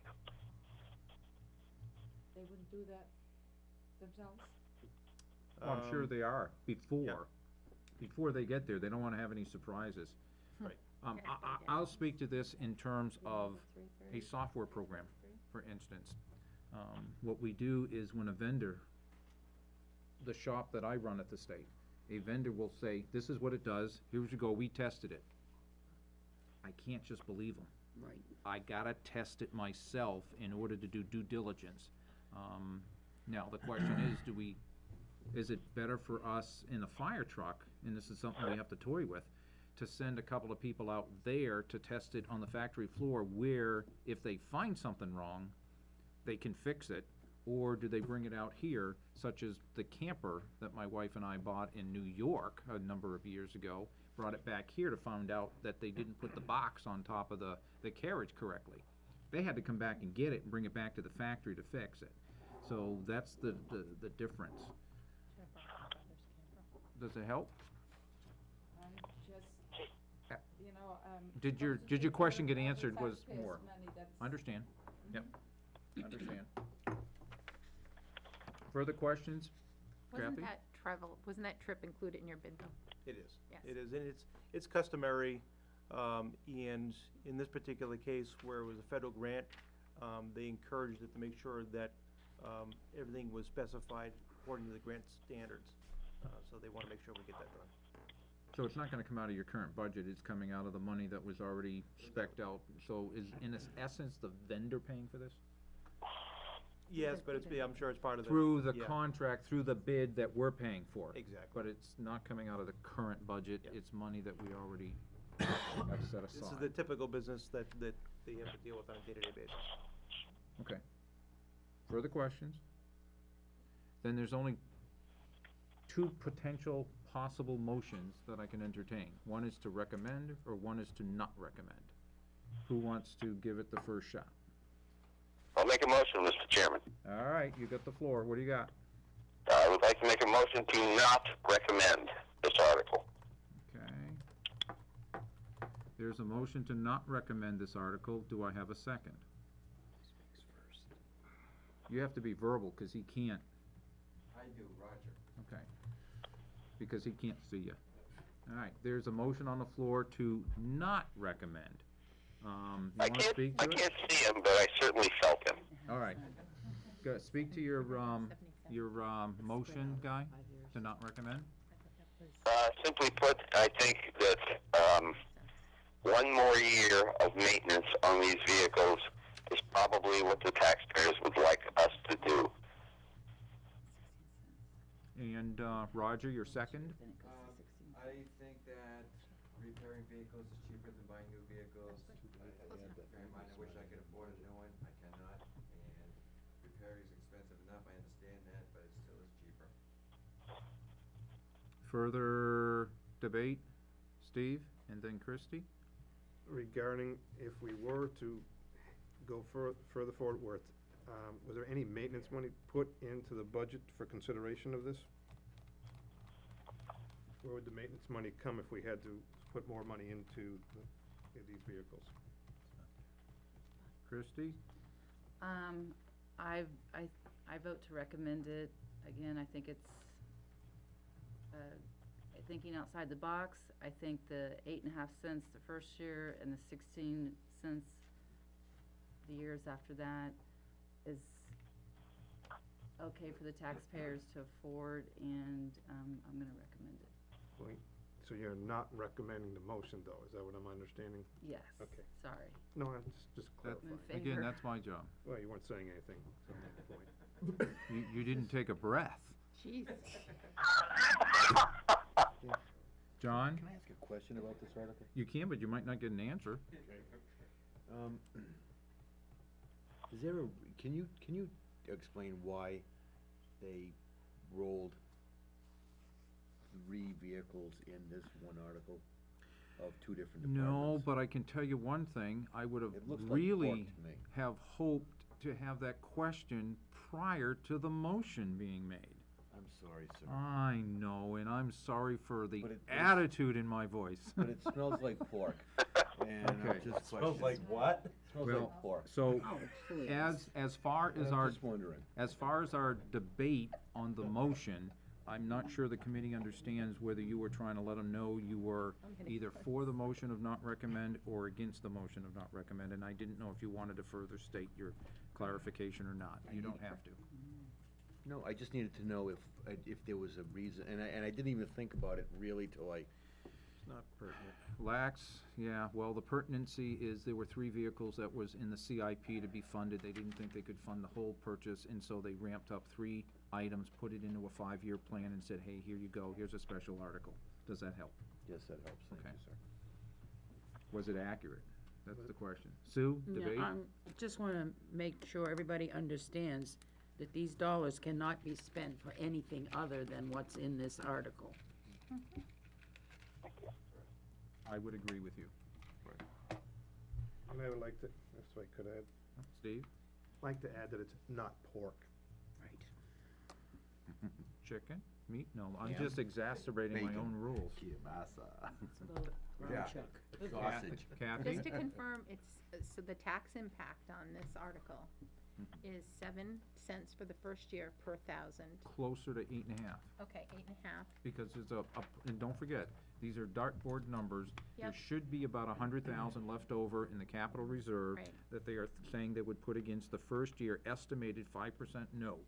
Okay, so then 8.5% for the first, or 8.5 cents for the first year, tax impact. Approximately, yeah. And approximately 16 cents per thousand on the 4 years following. Right. Okay, I just wanted to confirm that I had the right information. Not Thank an you. additional 16 cents, but just 16 cents. Correct, thank you very much. Further debate on, is that a handbill? Yes. Gordon, please. I feel that I cannot recommend this article because I feel it should have been 3 articles so that the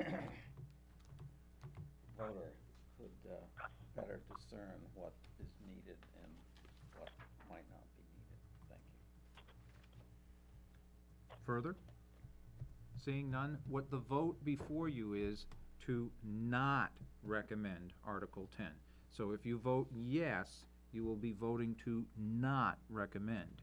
If you want to recommend, then you vote no. Do we understand? Who would like to vote to not recommend this article? Please raise your hand. Hand raised. 1, 2, 3, 4, 5. Who would vote, who would oppose the not recommend? Raise your hand. 1, 2, 3, okay, 1, 2, 3, 4, 5, 6, 7, 8, that's 9. 9 and 5 is 14, that's all of us. I'm just gonna do a roll call, okay? Dan, no. Bill Gordon. Yes. Bill Hart. No. Kathy. No. Christie. No. David. No. Dick. No. Enid. Yes. Guy. Yes. Ivan. Yes.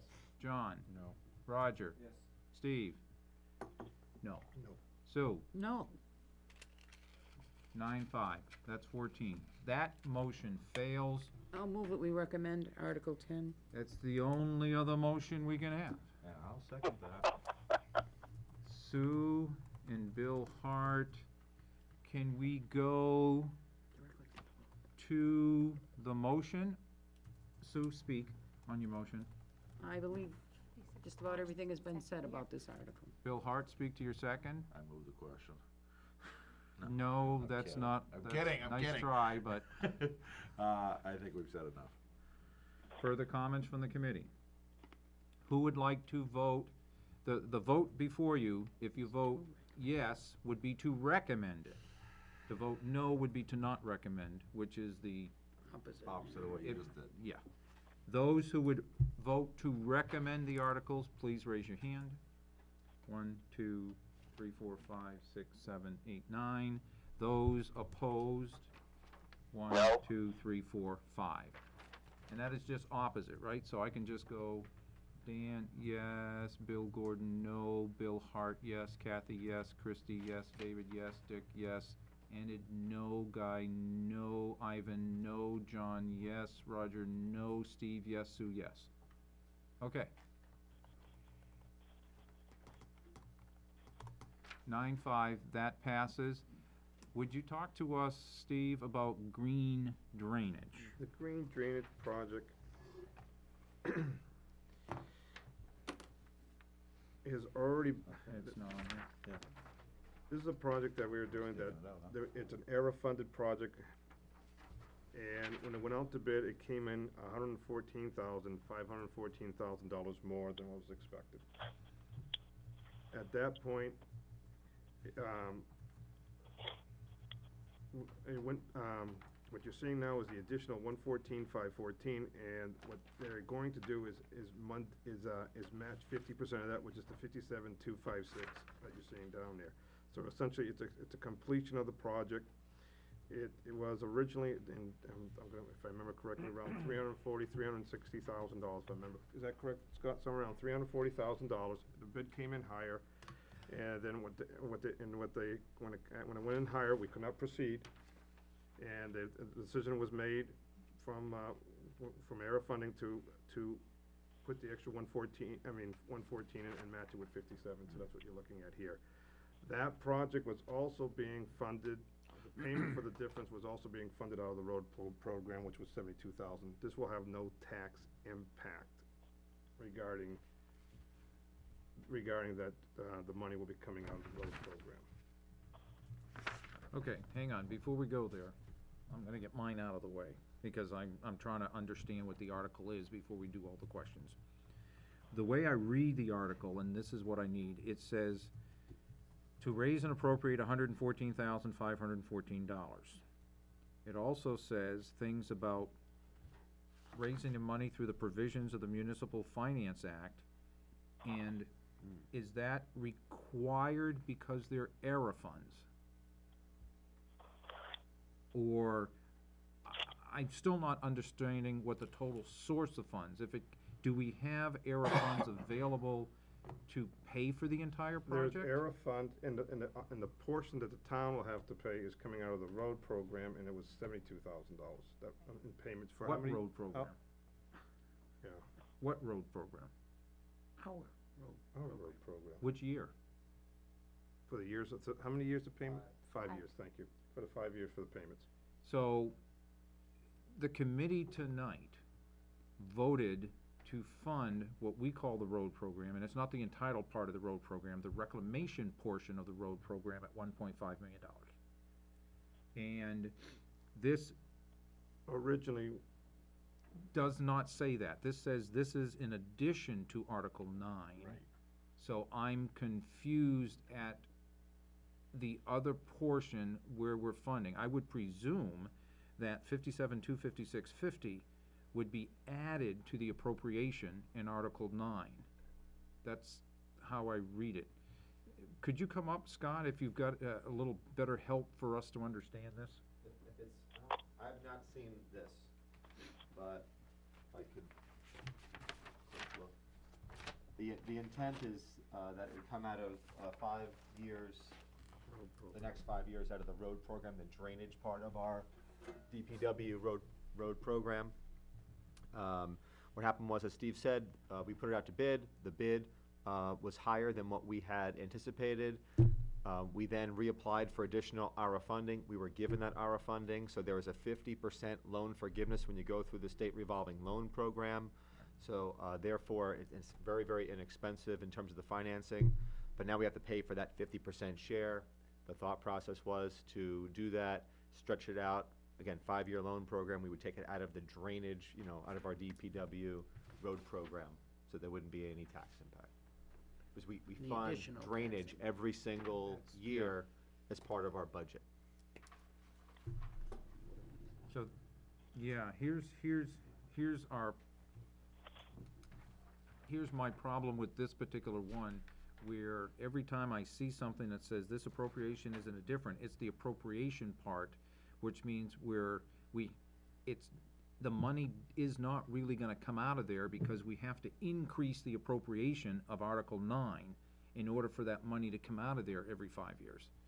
And that's the way it's written. If that's not the way it's intended, my recommendation of this committee is to, for lack of a better word, table, and I don't like to go to public session without a recommend or not recommend, but if it's not clear to us and we can't make a decision, we may not get that answer tonight, I would have a difficulty voting on this particular article. May I open up the floor? And I saw Kathy, then I saw Bill. Anybody else? John? Go, Kathy. My understanding, and maybe I'm confused, but because I know we got a lot of projects going on, but I remember we had a meeting, and then I remember having conversation with Carl, where with this whole program, we were gonna go out to rebid, because we were also gonna add the roundabout in it. Now, has that changed, and are we doing 2 separate projects again, or are they being lumped in? Because we thought that we could go to one contractor and get better This- price. This So- was not being rebid. Okay. The question came up This as. isn't the green thing? This is the green drainage. This was not being, I mean, obviously, the bid came in higher, and Right. then we reapplied.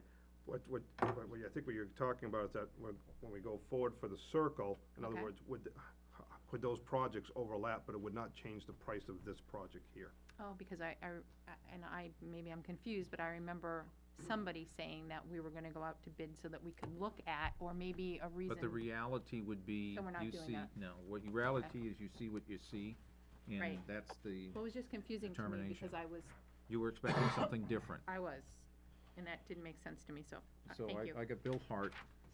I would actually like to make a motion to table this. Okay, but we're not at the motion-making yet. We're still at inquiry. So when I open up the table for motions, I'll come to you back first. Christie, did you have a question? No. Then it was, Roger. My turn? Yeah, we're inquiry mode. Okay, We wanna get a good idea of what this is all about.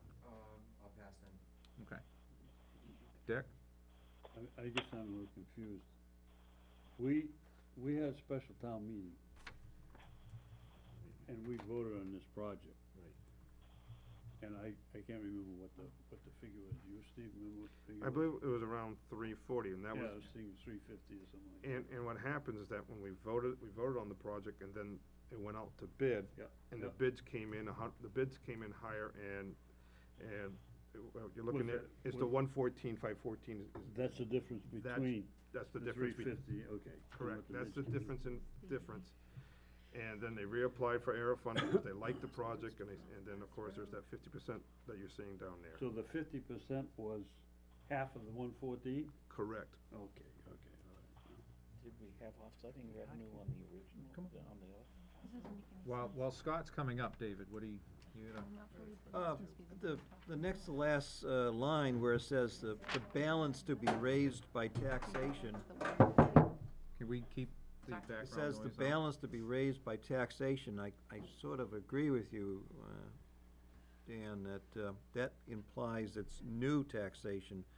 If that phrase then said, which is already provided by Article 9, Right, it would be clear yes, that there's no new taxes. right, and this might be a form statement. Right. Yes, If I Scott? could, there's a couple of reasons.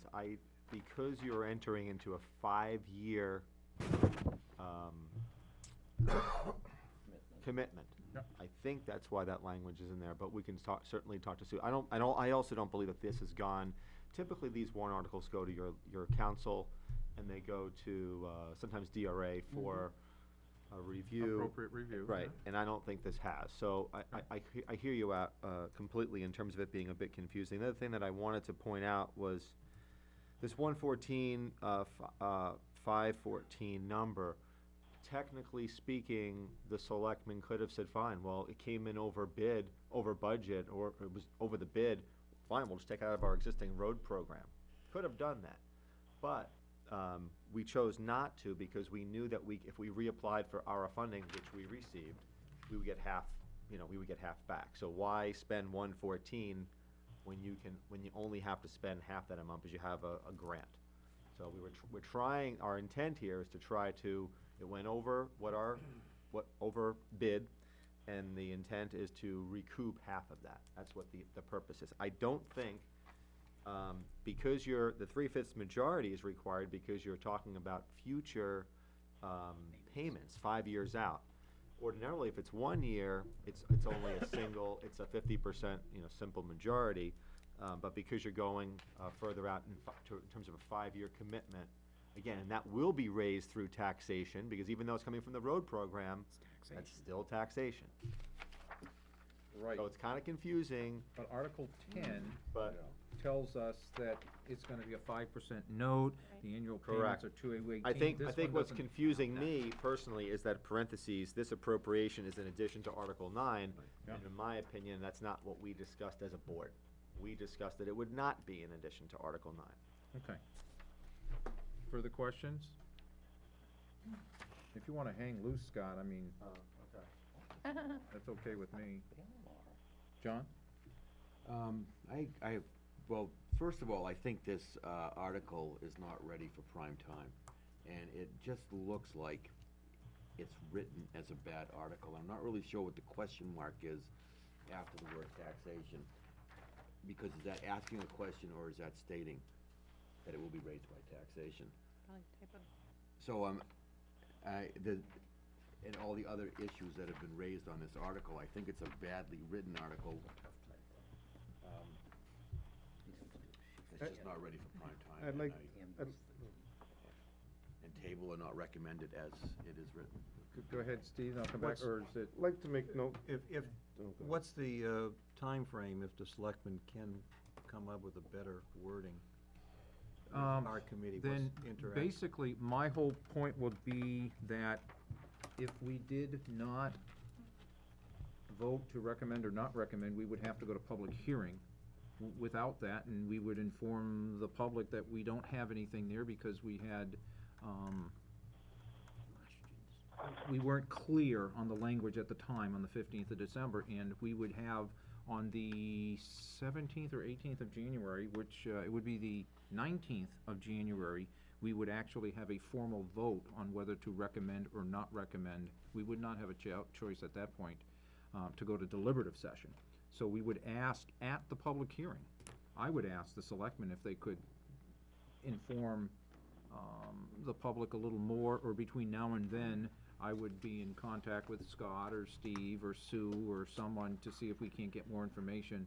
And if I did, I would get it out to you so that you would have it by the time you got to the, public hearing without necessarily a formal vote.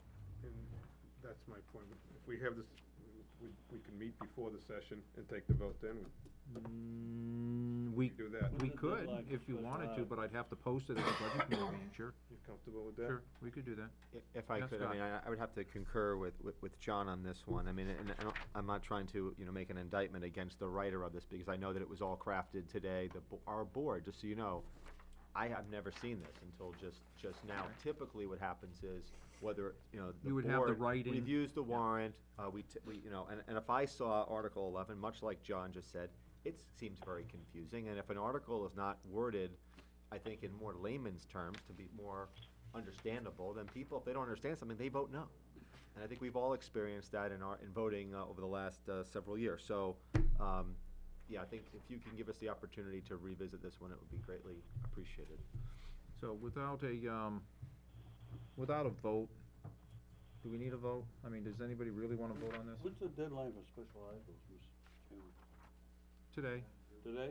That's what I kind of asked for, because this committee should be going to the public hearing with knowledge on special articles Right. before the public, so it would be today. Deadline's a deadline. Yeah, so we I could, thought there was an actual deadline.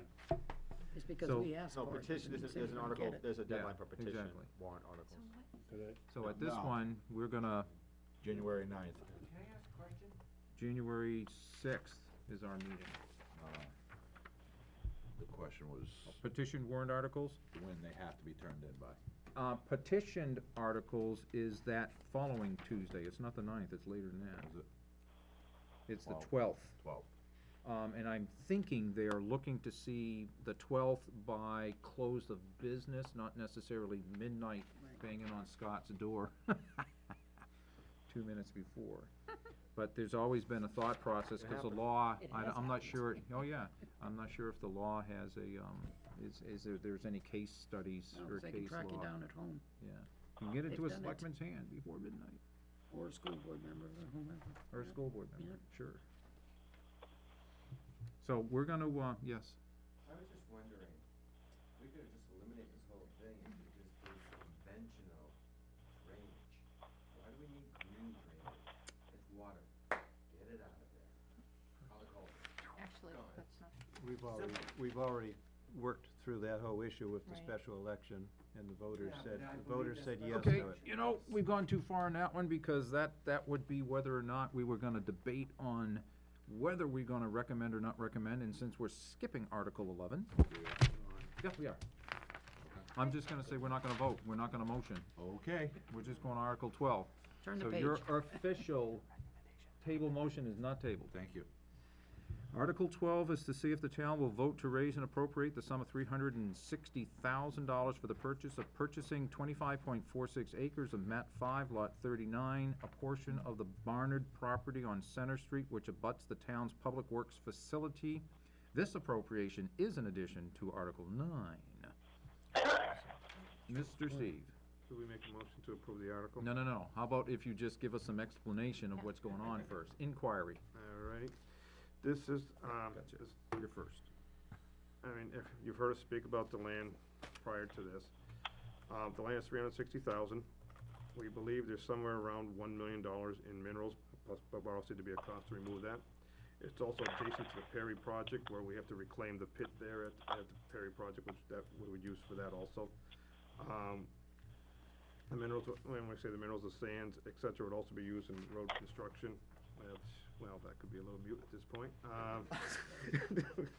But I mean, there's a lot of practical uses for just the land, not in regards to the minerals on it. So we hope you approve this article. John, question. Yeah. I'll get you on a list. Is there a reason, and is there a reason that you're looking for $360,000, and it seems as though last year you were looking for $1.5 million? What? 700. Close. You were looking for $2 million for this There was last a year? warrant article a couple of years ago for $2 million. Right. At that time, this piece of property, albeit another acre and a half, Yeah. okay, the purchase and sale at the time was $700,000. Okay. Okay. Yes, but you were looking for $2 million, if I remember. Well, it had Right, other because things that it got amended at deliberative session. Yeah. We were looking for $1.5 million, you're correct, and then there was an amendment to add another $500,000 to it, and that brought it up to $2 million, and that vote failed by, I think it was like 111 or 116, somewhere around there, votes. It needed a three-fifths majority, because it was gonna be a bond, if you remember. This particular property, just to give you a little bit of a history, the Barnards approached us April or May of this year and said that they were interested in selling the property for a much better price.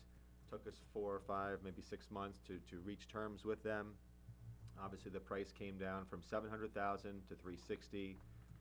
Their lot line changed, and it is now the center of, I believe it's Harry Brook, which that's why, if you remember, a couple of years ago, I think the property was around 26, 27 acres. Now it's 25 and a half. As Selectman Fournier had mentioned, we did an appraisal on the property back then, and in today's dollars, if you were to buy sand, gravel, subsoils, and topsoils, is about $2 million in terms of cost. But then you have to mine it out, and in our discussions with Carl,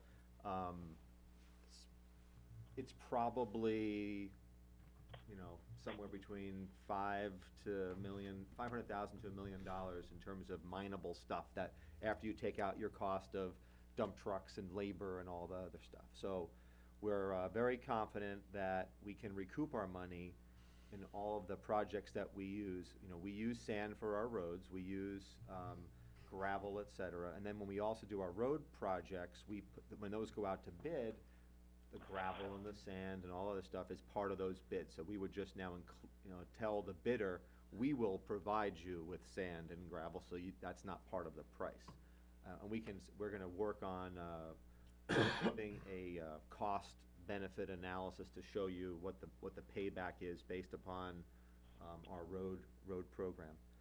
The future benefit of the property, and this is what we talked about a couple of years ago, is there was a need for field space in the town. And part of the attractiveness of this particular parcel is, as Selectman Fournier said, the Perry property, which is right next door, was over-excavated. And in order to use that property, you'd either have to draw down some existing slopes there or use some of this property to fill it in. So this really is a win-win for the community. For one, we'll be able to use the minerals. Two, we'll be able to reclaim the sand pit, and hopefully, and it might take a long time, but maybe 7, 8, 10, 12 years from now, we'll have the ability to put fields on that. The selectmen have not really talked about that long-term plan, but having a parcel of land like that, and working with local community groups such as the Little Leagues and the football teams, et cetera, and giving them some ownership, perhaps they can develop these things on their own, and the town can just simply let them do that, so there wouldn't be any more taxpayer dollars trying to develop it. So, that's kind of where we're at with it. There's like I said, it's a big opportunity for the community. It's a very attractive price. The Barnards obviously lowered it considerably. They'd like to see the town have it. And it's in a good location, center of the town. And like I said, we looked at this thing 2 years ago. We just fell a little short. Further questions? Comment? Go ahead, Guy. I would completely agree with what Selectman Gross just said. I think this is a golden opportunity to pick up a prime piece of property at a bargain basement price. And I think the mineral rights alone justify the purchase. This thing would pay for itself in no time. Okay, as a personal comment from me, I'm looking at this as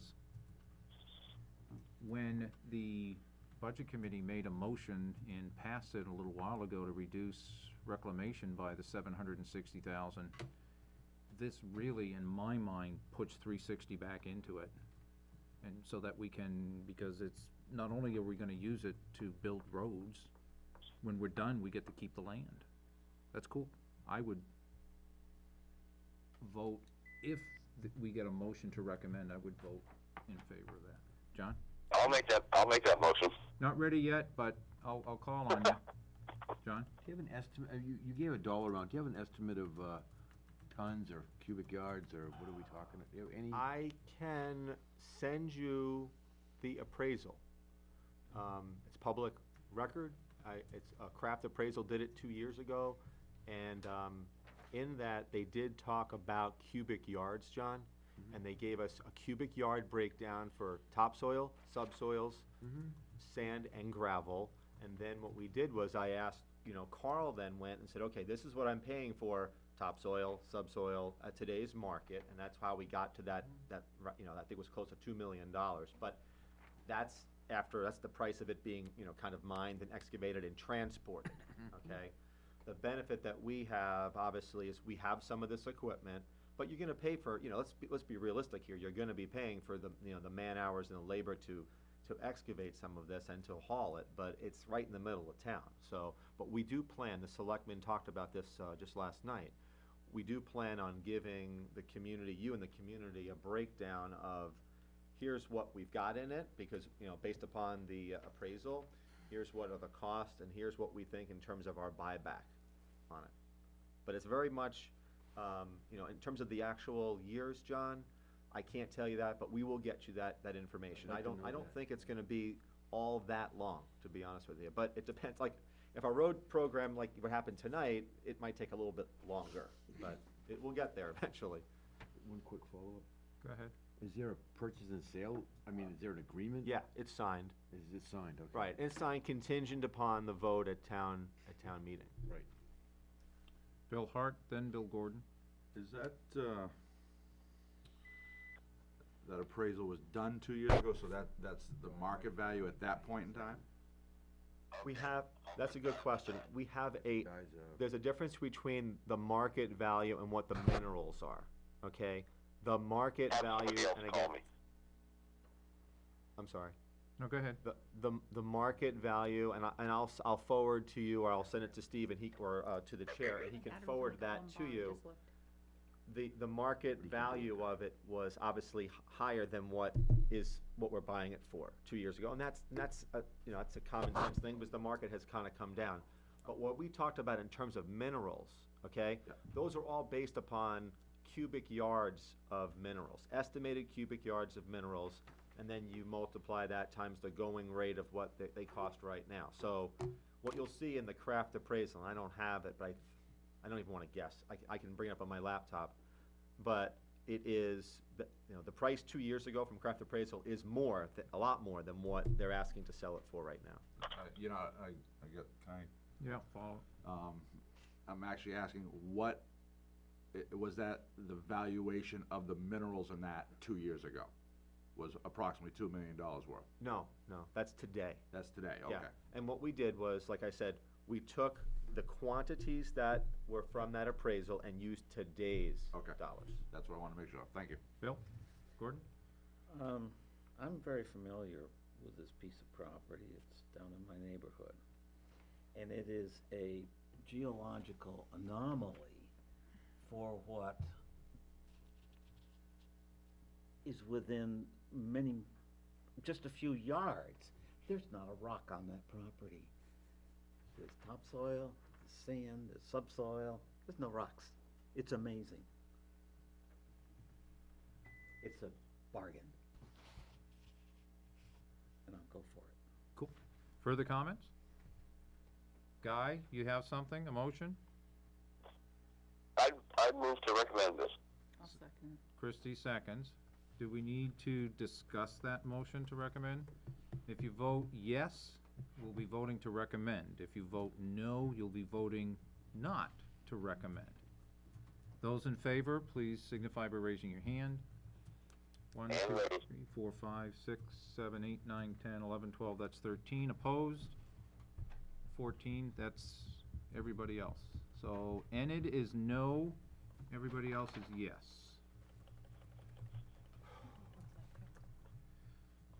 Article 13. Article 13 is to see if the town, this is the $15,000 for the Main Street program. Who needs a question? Ivan, I could speak to that. would you? Okay. I know you sent me something and I said tonight would be the time for Yeah. you to do what you need to do. Yeah, I met with Robbie Grady and Karen Henderson, President and Executive Director of the Main Street Program, and I did dig up some facts. They did meet with the Board of Selectmen and put together goals and major accomplishments, which, I mean, the Board of Selectmen have seen. But I got a copy of, they are a nonprofit, and I got a copy of the 990 form, and I pulled some data off of it. I also got to look at, because they are part of a national Main Street program, they've been in this program about 10 years. And in order to get, the original number was a grant of, well, the total thing would be 45,000, but the town needed to contribute a third of that, of 15,000. So for the last 10 years, the town has been contributing 15,000 to that program. And each year, they have filed with the national organization an annual reinvestment form, and I have one of these. These are all public information. If somebody wants a copy, I gladly could forward it, or you just get it from the Main Street program. But for instance, this is the 2008 reinvestment statistic, and what they're reporting is a net gain in jobs of 14. They're reporting a net gain in businesses of 4. They've worked in 2008 on 6 rehab projects. The monetary value of private investment in these projects for last year was $736,000. So I think it's returned a tremendous investment to the town. They put on 4 major events. There's 8 summer concerts. They receive money from vendors. They get about 10% up to a maximum of $50. So there's a lot of vendors there that receive more than $500. There are dozens of projects that have gone on in the last 10 years for a total of about $3 million. So there's, Robbie Grady attached a list of about 24 projects. You've gone downtown, you've seen the new buildings, the new fronts. That program from private investments has put about $3 million into the infrastructure in town. There's a lot of public improvements. We've seen the town common, Church Park Street, bump out restoration of Main Street Bridge, town landscaping, so forth and so on. I think if we looked at the tax cards in the last 10 years since '99, we'd find that the valuations went up. So, that's kind of the quick version of it. The, couple more facts. The state is very much, we're a tourist state, and there's a program in 2007 just called Heritage Tourism. And Goffstown has been identified as a National Historic District that works with other organizations. And for instance, we are now part of a General John Stark Scenic Byway with New Boston, Ware, and Dunbarton. And this is designated a scenic byway, so a lot of the state is really promoting this, and we get promoted that way. There's a huge amount of volunteers. This is one of a program that it gets, this year it'll get about $72,000 in total funding, of which the town will put in about $15,000. But there's a huge amount of in-kind donations from the businesses. The adjacent businesses contribute thousands of dollars in in-kind contributions. There's 20 to 30 volunteers working. Robbie estimates that somewhere over $2,000, 2,000 hours contributed. I think it's a winner. I wish we could do that in Bernardville and other areas. I mean, I think that kind of return on investment, return on capital employed is impressive. And we mentioned earlier about needing ways to create revenues, bring in new businesses. I think this program is a real enhancement, and I frankly think we need to do more of it and certainly contribute this one. Further comments? John and then Bill? I would further concur with Ivan's statements. First of all, I checked with the New Hampshire Constitution, and it is actually constitutional for a town to fund a nonprofit. It is not constitutional to fund a for-profit business, but it does not speak of a nonprofit, so it carries muster with me on that end of it. I think it is an effective organization in downtown. I wish it was in Bernardville. We could certainly use an effective and such well-run organization in Bernardville with the businesses there as well, and I would support this article. I think it's very good for town, for Goffstown. Bill Hart? I would support it as well, only because, and as a new business owner here in town, Robbie has helped out a lot, even though I'm not in the downtown area. She and the whole Main Street group will help anyone that wants to start a business here in town, set you in the right direction and give you more information than what you can probably process right off the bat, so. Further comments? I'd like to make a motion to accept Article 13. Ivan makes a motion, Christie seconds. Do we need to speak to your motion, or are we ready to take a vote? The vote before you is, if you vote yes, you will be voting to recommend the Main Street program. If you vote no, you will be voting not to. Those in favor of recommending signify by raising your hands. Yes. 6, 7, 8, 9, 10, 11. That's 12 opposed. 2. That's 14. Let me go, and that would be Roger is a no, and Enid is a no. Everybody else is a yes. Last but not least is a jewel called Namaski Lake and a non-jewel called Milfoil that has taken control of the lake. You want to speak to that? Mr. Gross will be speaking to that. I recused myself on that. Okay. I had to wait 4 hours and 10 minutes for this golden opportunity to talk about Article 14. We'll reward you. So I wish Steve didn't live on that lake. Anyway, this problem of milfoil, as you know, has been a problem all across the state of New Hampshire. And as Ivan has mentioned, we're a tourism state. We like our recreation. A couple of years back when we had our flooding, some milfoil escaped from Scobie Pond, made its way down to Namaski Lake, and an infestation started. They reported to the state. Shortly thereafter, on Glen Lake, they found some milfoil, very more isolated type cases, but they were able to eradicate that at a very minimal cost. Namaski Lake became more and more infested with it. Residents came before the Board of Selectmen.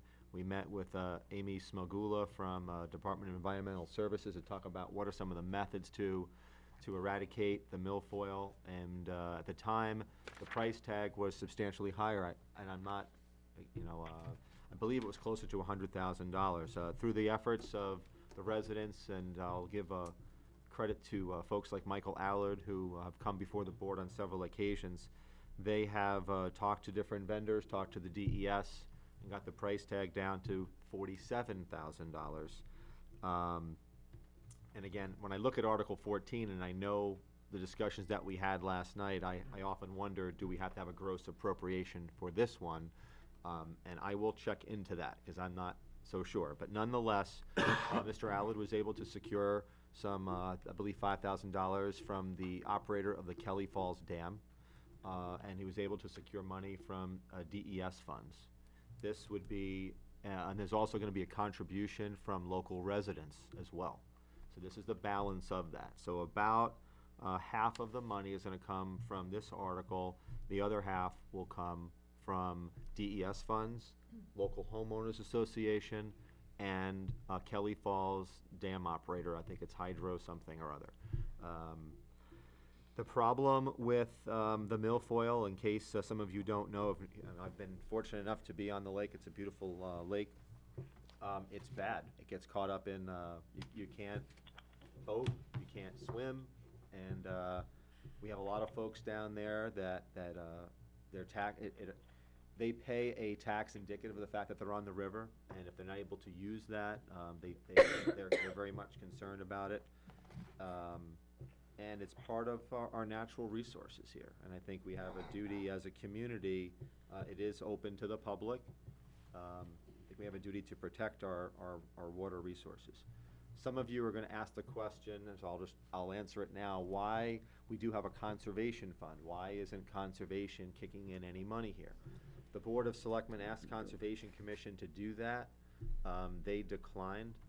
Part of the reason why they declined was when, as you know, we have money from land use change tax. When you take land out of current use, you have to pay a penalty. That goes into this conservation fund. The way that the article was written a few years back, it can only be used for land, things to do with land. It has nothing to do with water. So Well, there is land under the water, right? I agree, but Drain it's it, for, find yeah. out. So, the board discussed this, and Selectman Forney is gonna approach the Conservation Commission tomorrow to discuss several options.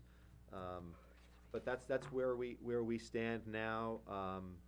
Certainly, because we didn't get this early on in the Budget Committee, we felt it might be, and yesterday was for our deadline, we decided to put it as a special article. If the board, if your committee, again, you advise us, if your committee thinks that this is something more appropriate to be in the budget, then we'll listen to that as well. But it is a problem, and we feel as if we can address this now, there will be minimal cost in the out years, 2, 3, 4, and 5. Then basically you go in, you have isolated instances, you can chemically treat it. Sometimes, like at Glen Lake, they go in with a small, like a dive team, a couple of people, and they pull it out and they remove it. So that's where we stand with the milfoil issue. So ours is just, it's here, but we do respect the fact that you advise us on some of the things and what you recommend in terms of special articles. If you think this is something that should be a budgetary item, then we'll take a look at that too. Does everybody know Namaski Lake, the lower portion of Piscataqua River, the big bubble down on the lower southeast corner? Okay. John, you had your hand up? Yes. Does this price guarantee eradication? It's, nothing is a 100% guarantee, but according to the DES, they're fairly certain that this will eradicate the milfoil. And then there'll have to be subsequent examinations of the river the lake, I should say, to make sure that it does not, you know, continue, but then it becomes more of a maintenance type issue. So this is gonna clean it, this is gonna deal with it, but then in years 2, 3, 4, you might have to do some minor, you know, some minor eradications or removal of it manually. Good. Follow-up? I follow. Yes, please. Go ahead. How far up the river? Does it end kind of at what do they call, does it go up the river or is it in that lake?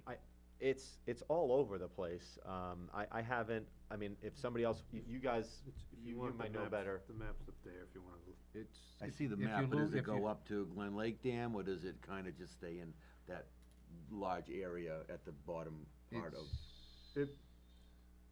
How far up You want does me it to- go, I Steve? wanted to go Well, find you're Milfoil. now, Where would I you're now a find it? member of the Anywhere. public, so I. Okay. You could go all the Scatterclock. way from what you see, it also goes into Manchester, cause that's Manchester on the lower right, but as you come up, it will go all the way snaking through the choke point and keep going in the big part, and I'm looking at the other The map, Oh, I'm sorry. cause the blue one makes it, you'll Go- see that whole thing, all the way up through Danis Park and all the way up to the prison, the back of the prison. So Milfoil is up in the Oh, river all the way in? It's all over the place. Oh, yeah, It's not it's- just. All the way up to Glen Lake Dam? is what I it says that you're don't saying. know as it goes through, Grassmere, if it's through If Grassmere, I it's do in not Glen know. Lake, it goes into the river everywhere. It's It- not, the it Glen doesn't- Lake is under control. Right, Glen Lake Well. has been eradicated.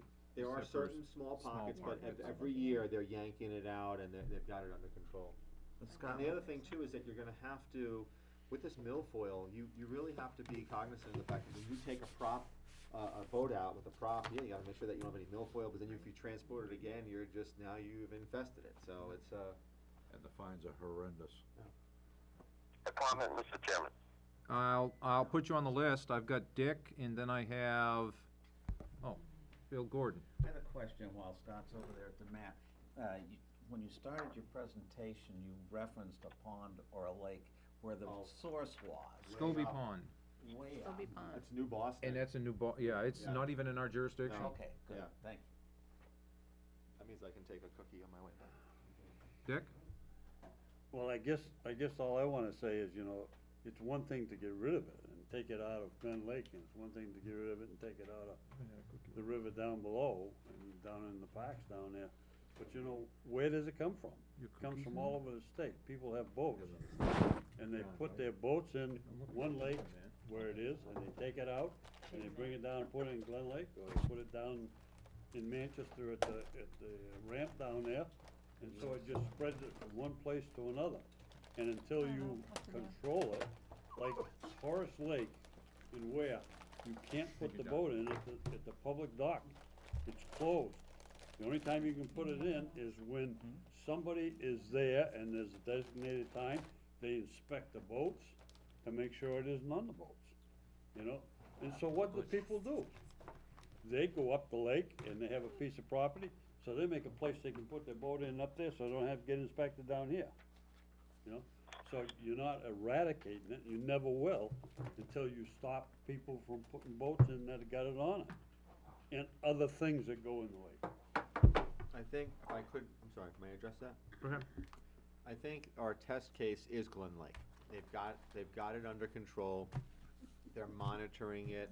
The folks, the residents of Glen Lake have been awesome in terms of, monitoring for E. coli, for, they really care a lot about that body of water, and they've got it, I don't think you'll ever eliminate it per se, but you're able to deal with it so it doesn't become invasive. And I think Glen Lake is a great test case or a great example of the fact that it does, if you get a handle of it, you can maintain it. Guy? I have mixed emotions about this one from a couple of personal experiences. One, I live on Glen Lake. I made arrangements with Amy a couple of years ago whereby DES came down and treated Glen Lake for 2-point-some-odd acres of milfoil down towards the western end. Glen Lake is far from eradicated since that time from milfoil. It floats by my dock all the time, and I'm on the eastern end of the lake. The other personal experience is a lake in San Diego near my house called Lake way, and they chose to treat that lake by draining it completely and then dredging the entire lake. And 2 years later, it was refilled, and within 6 months, there was milfoil there again. So I'm not quite sure whether this is worth the effort. I hate to see Namaski or Glen Lake or any other body of water choked with this stuff. But I'm not sure how I'm going to vote on this one, because milfoil, as Dick said, you don't eradicate it. You may try to get it under control, but once it's there, it's embedded. All right, let me make a comment that from what my experience is looking at the plants growing from the bottom of Namaski Lake, being treated and looking at Glen Lake, I would say there's less than 5% of Glen Lake that is covered with milfoil. Right now, I would venture to guess it's close to 100% of Namaski Lake. I haven't seen anywhere that I've gone on either side, north, south, east, or west, that does not have the plant grown. It's taken over the lake, and pretty soon, from what I've been told by DES, you could, for a lack of a better word, not being the Lord Jesus Christ, you might be able to walk across because of the plant life. I'm going a little further, but he didn't need milfoil to walk on the ground, water. So much for the Christmas season. But that's anything, and this is a bargain deal. From the 100,000 it was a year or so ago, this is a bargain deal. So that's, Christie? While I I'm get definitely cookie. in favor of supporting this. I think our natural resources are a way to bring in revenue, and I think this is a good price, and you've gotta try. It might not be 100%, but you gotta at least try, and I think once you can get a handle on it, then you will have self-monitoring by the residents, and maybe volunteers and bass fishermen and everyone else that wants to use the lake will be extremely conscious in not having that come back. Comment. You're on the list right after Roger and before Kathy. What method did we decide that we're gonna take? There's different methods, right? There's chemicals, and Herbicides. Herbicides? Yeah. Is that the best It's method? herbicide and manual, yanking it out. Yanking? Yeah. Did they mention about the mats? 'Cause I know when, Massabesic uses mats. A couple divers go down, put mats, they leave it there for a few days, it kills it. They move the mats. I'm not 100% sure, but I do remember herbicides and manual removal is what, I remember the presentation a year or so ago. They could be, Roger, I just don't remember. Okay, 'cause I do support that, would like to get rid of that crap if we can. Just to give It her just keeps going around. Hang on, Steve, unless, information on the map, I know the I've got information. Guy who's, well, his participation in the meeting is somewhat, is he gone? Guy? Pardon me? Okay, your turn to comment. Your battery's about ready to go. Oh, just to make a statement on what Chairman Cloutier and Christie both said, that's the flip side of the coin. There's a marina on Lake Winnisquam that I've been to recently. You can't navigate it by a boat anymore because that milfoil has taken over. And it's a beautiful spot. And even on Glen Lake that was treated a few years ago, old fishing spots of mine are pulling up nothing but milfoil. So, if we leave the Namaski untreated, it's going to be useless to the town. So the question, do we risk the money and go after some kind of treatment plan because Namaski needs it badly and hope for the best? I don't know which way I'm going to go on this, but there's two sides to this, and it's important, we consider everything before we make a decision. I think I got John, and then, no, it was Kathy first, then John and Bill. Go ahead, Kathy. Okay, I just wanna say that I, wanna commend the residents for stepping up to the plate, and I think that, this is a great thing, and I think that they will take care of and maintain it and help it to go away because they have skin in the game. I mean, they've made an investment in this, and there's nothing but goodness that can come from this, so I will support it. Thank you. John? I think, the residents of the lake deserve the assistance in helping their situation. They're probably, I'm assuming that they may be, those cookies are good. They may have a higher, assessed value of their property because they're on the water, I'm assuming. They may have the. Good assumption. The view tax. I mean, somewhere in here, they're paying for this. And I think it's and I think the town, it's in their best interest to step up and help pay for it. My only real other question would be what's Manchester's contribution to their side of the lake? They are on it, and is there money in Manchester that they're gonna be putting into this? The board asked the same question last night. Mr. Allard said that he was going to approach Manchester about a contribution, but it's that whole situation. Someone's gotta pony up or show a commitment. Certainly DES has showed a bit of a commitment. The operator of the dam has showed a commitment. The homeowners have showed a commitment. They've all ponied up money. Goffstown hopefully will show that commitment, and then from there, they can approach Manchester, as well, so, because they do have access on Electric Street. Did he mention that a couple of years ago when he talked, of course, there's been an administrative change in Manchester. I believe, my recollection was Manchester said they would match what Goffstown did a couple of years ago. So there's been a shift in the mayor, but it's a potential. Bill? Is there a public boat launch area to that? It's on the bottom of Electric Street. Right. Which is, right at the Killy Falls Dam. Okay. In the trestle. That was just a point of interest of mine. I lived on a lake that went to pot, and it sure had a lot to do with the property values and eventually the assessments and the tax revenues. So I feel this is a good investment. Further discussion? Seeing none, is there a motion to recommend or not recommend? I'd like to make that motion. I'll second that. Do you make the motion? Bill Hart? To recommend. And John to recommend. Now, is there any further discussion on the board, on the committee? Scott? Again, I just, this was. This is our last motion probably before we go. I know. I'm coming out I'll of make it order. really quick. The board, just got this last night and. We don't voted- know if it's gross appropriation or not. No. Okay. What I was trying to say is, we're looking for your input as to, should this be a special warrant article? Should this be in the budget? Because this impacts, Okay. we have these discussions all the time. Is it, if you put an individual road up to be reclaimed or resurfaced. We can come back what to are- this Okay, at our January 19th meeting after a public hearing. okay. You understand? You ready for the vote? Those in favor of recommending I do wanna read that. the milfoil eradication in Mascot Lake, please signify by raising your hand. Those opposed and continue to abstain?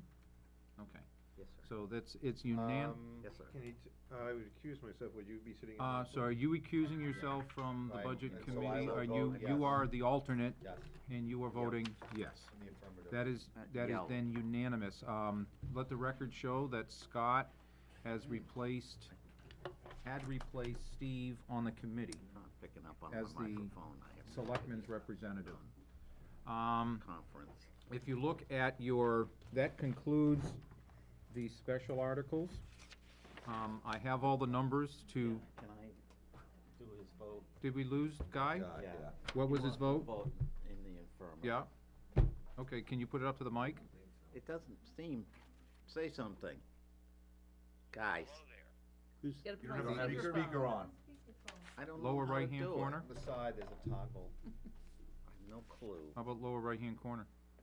We can, I use Send it that up thing here, we about can once get a it. week.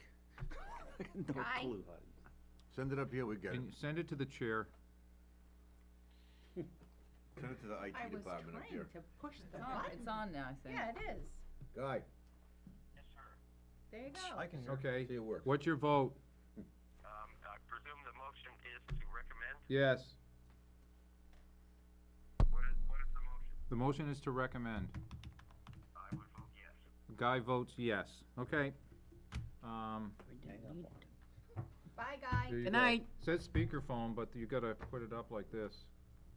And you're saying what, Guy? Well, it got whipped. I'm voting the affirmative. Okay, cool. You're back to the meeting. Can that stay over here for a night now, Bill? Okay.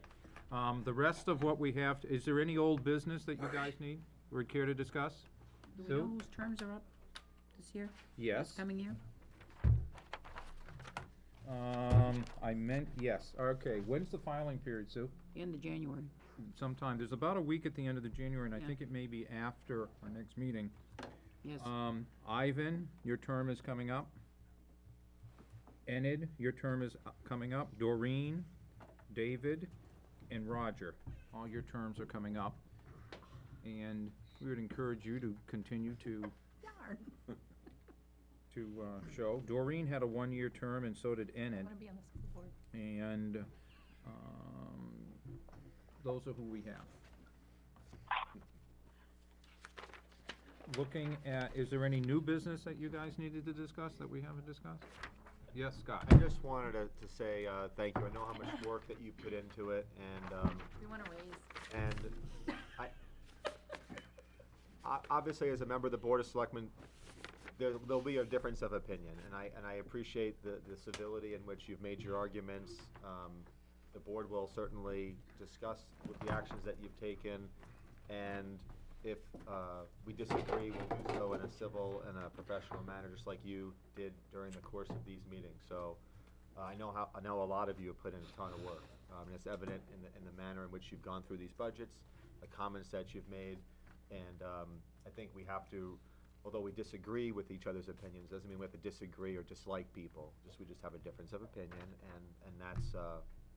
And I think Guy made a good point before, is that ultimately, whether we're selectmen or we're in the budget committee, the voters are the ones who decide these things. And I talk to Dan about this all the time. We have this whole process, public hearings, deliberative sessions, and then then the day when you actually go into the booth, So we'll see what happens.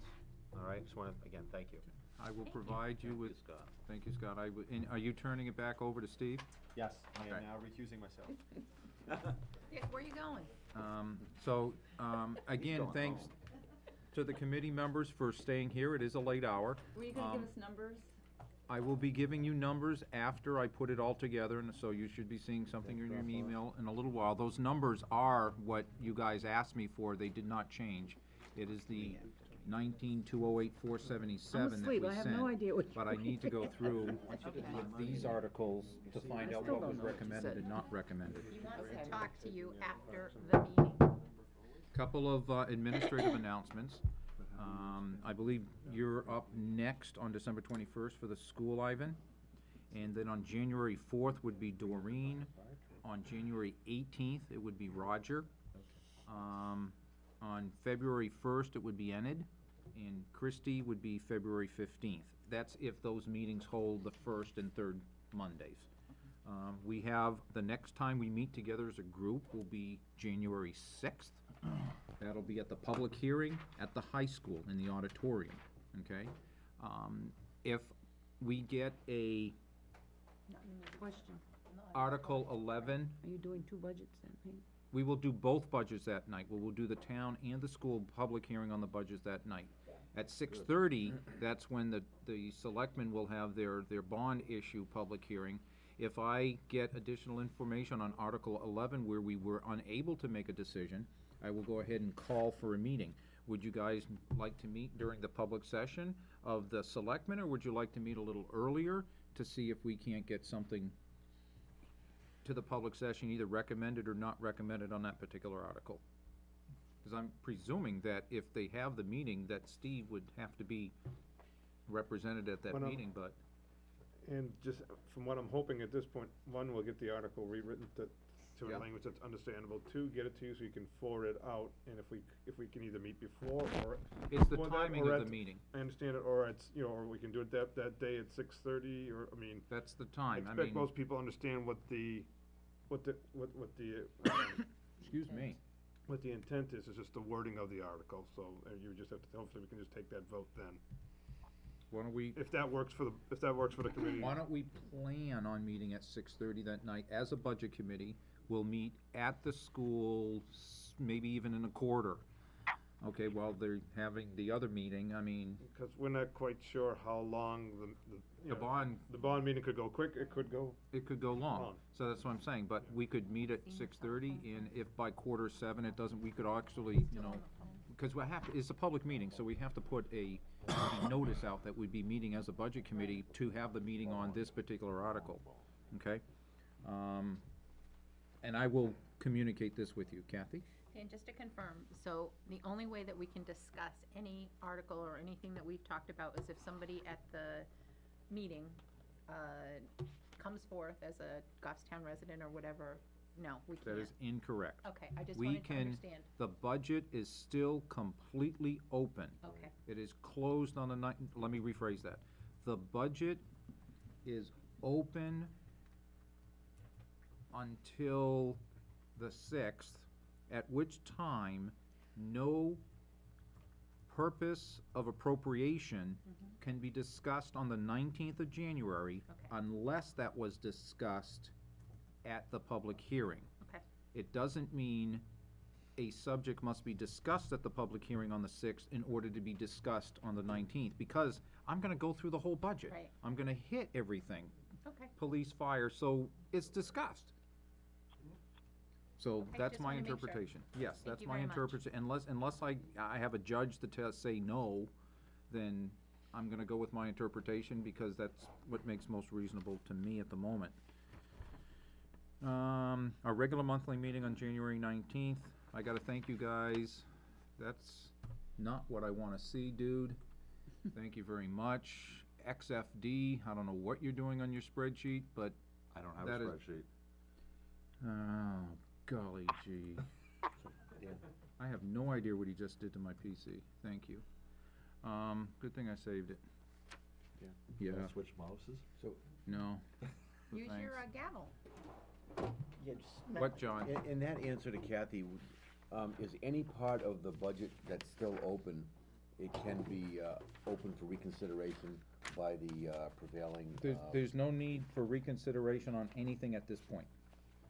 There's no reconsideration. When we come back together on the 19th, we will entertain motions to recommend or not recommend everything again, or to, with a lack of a recommend or not recommend, they will stay as they are. So if no motions are made on the 19th, what we've done just goes forward, okay?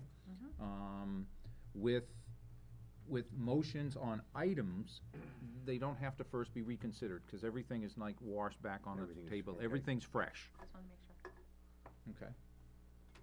so we can relook any budget. Yeah, A- so the anything, person on the public says. Everything is Right. back on the look. It doesn't please me, but don't forget, January 19th, it'll be similar to tonight.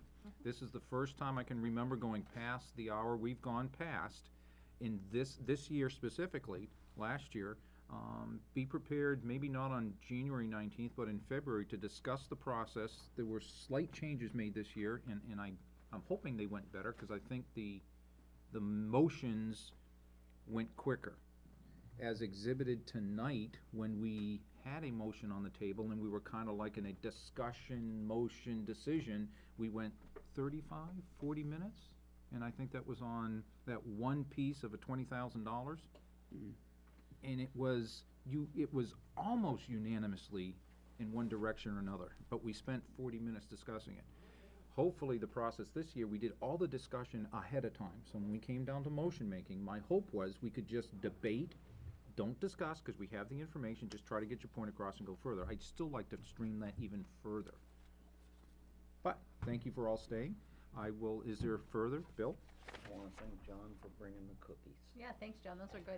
They were good for the hour. Could you bring some next time? No, I'm just kidding. Pizza? I'd like to make a motion. Yeah, I think the selectmen should bring Is there pizza. further They're gone. administrative announcements or anything you need? Then I will entertain a motion for adjourning. I'll Bill- second it. Bill Hart and Kathy seconds. All those in favor? Aye. Opposed? Aye. We are unanimous. I do have to, don't We are remember yourself adjourned. on there, Nancy.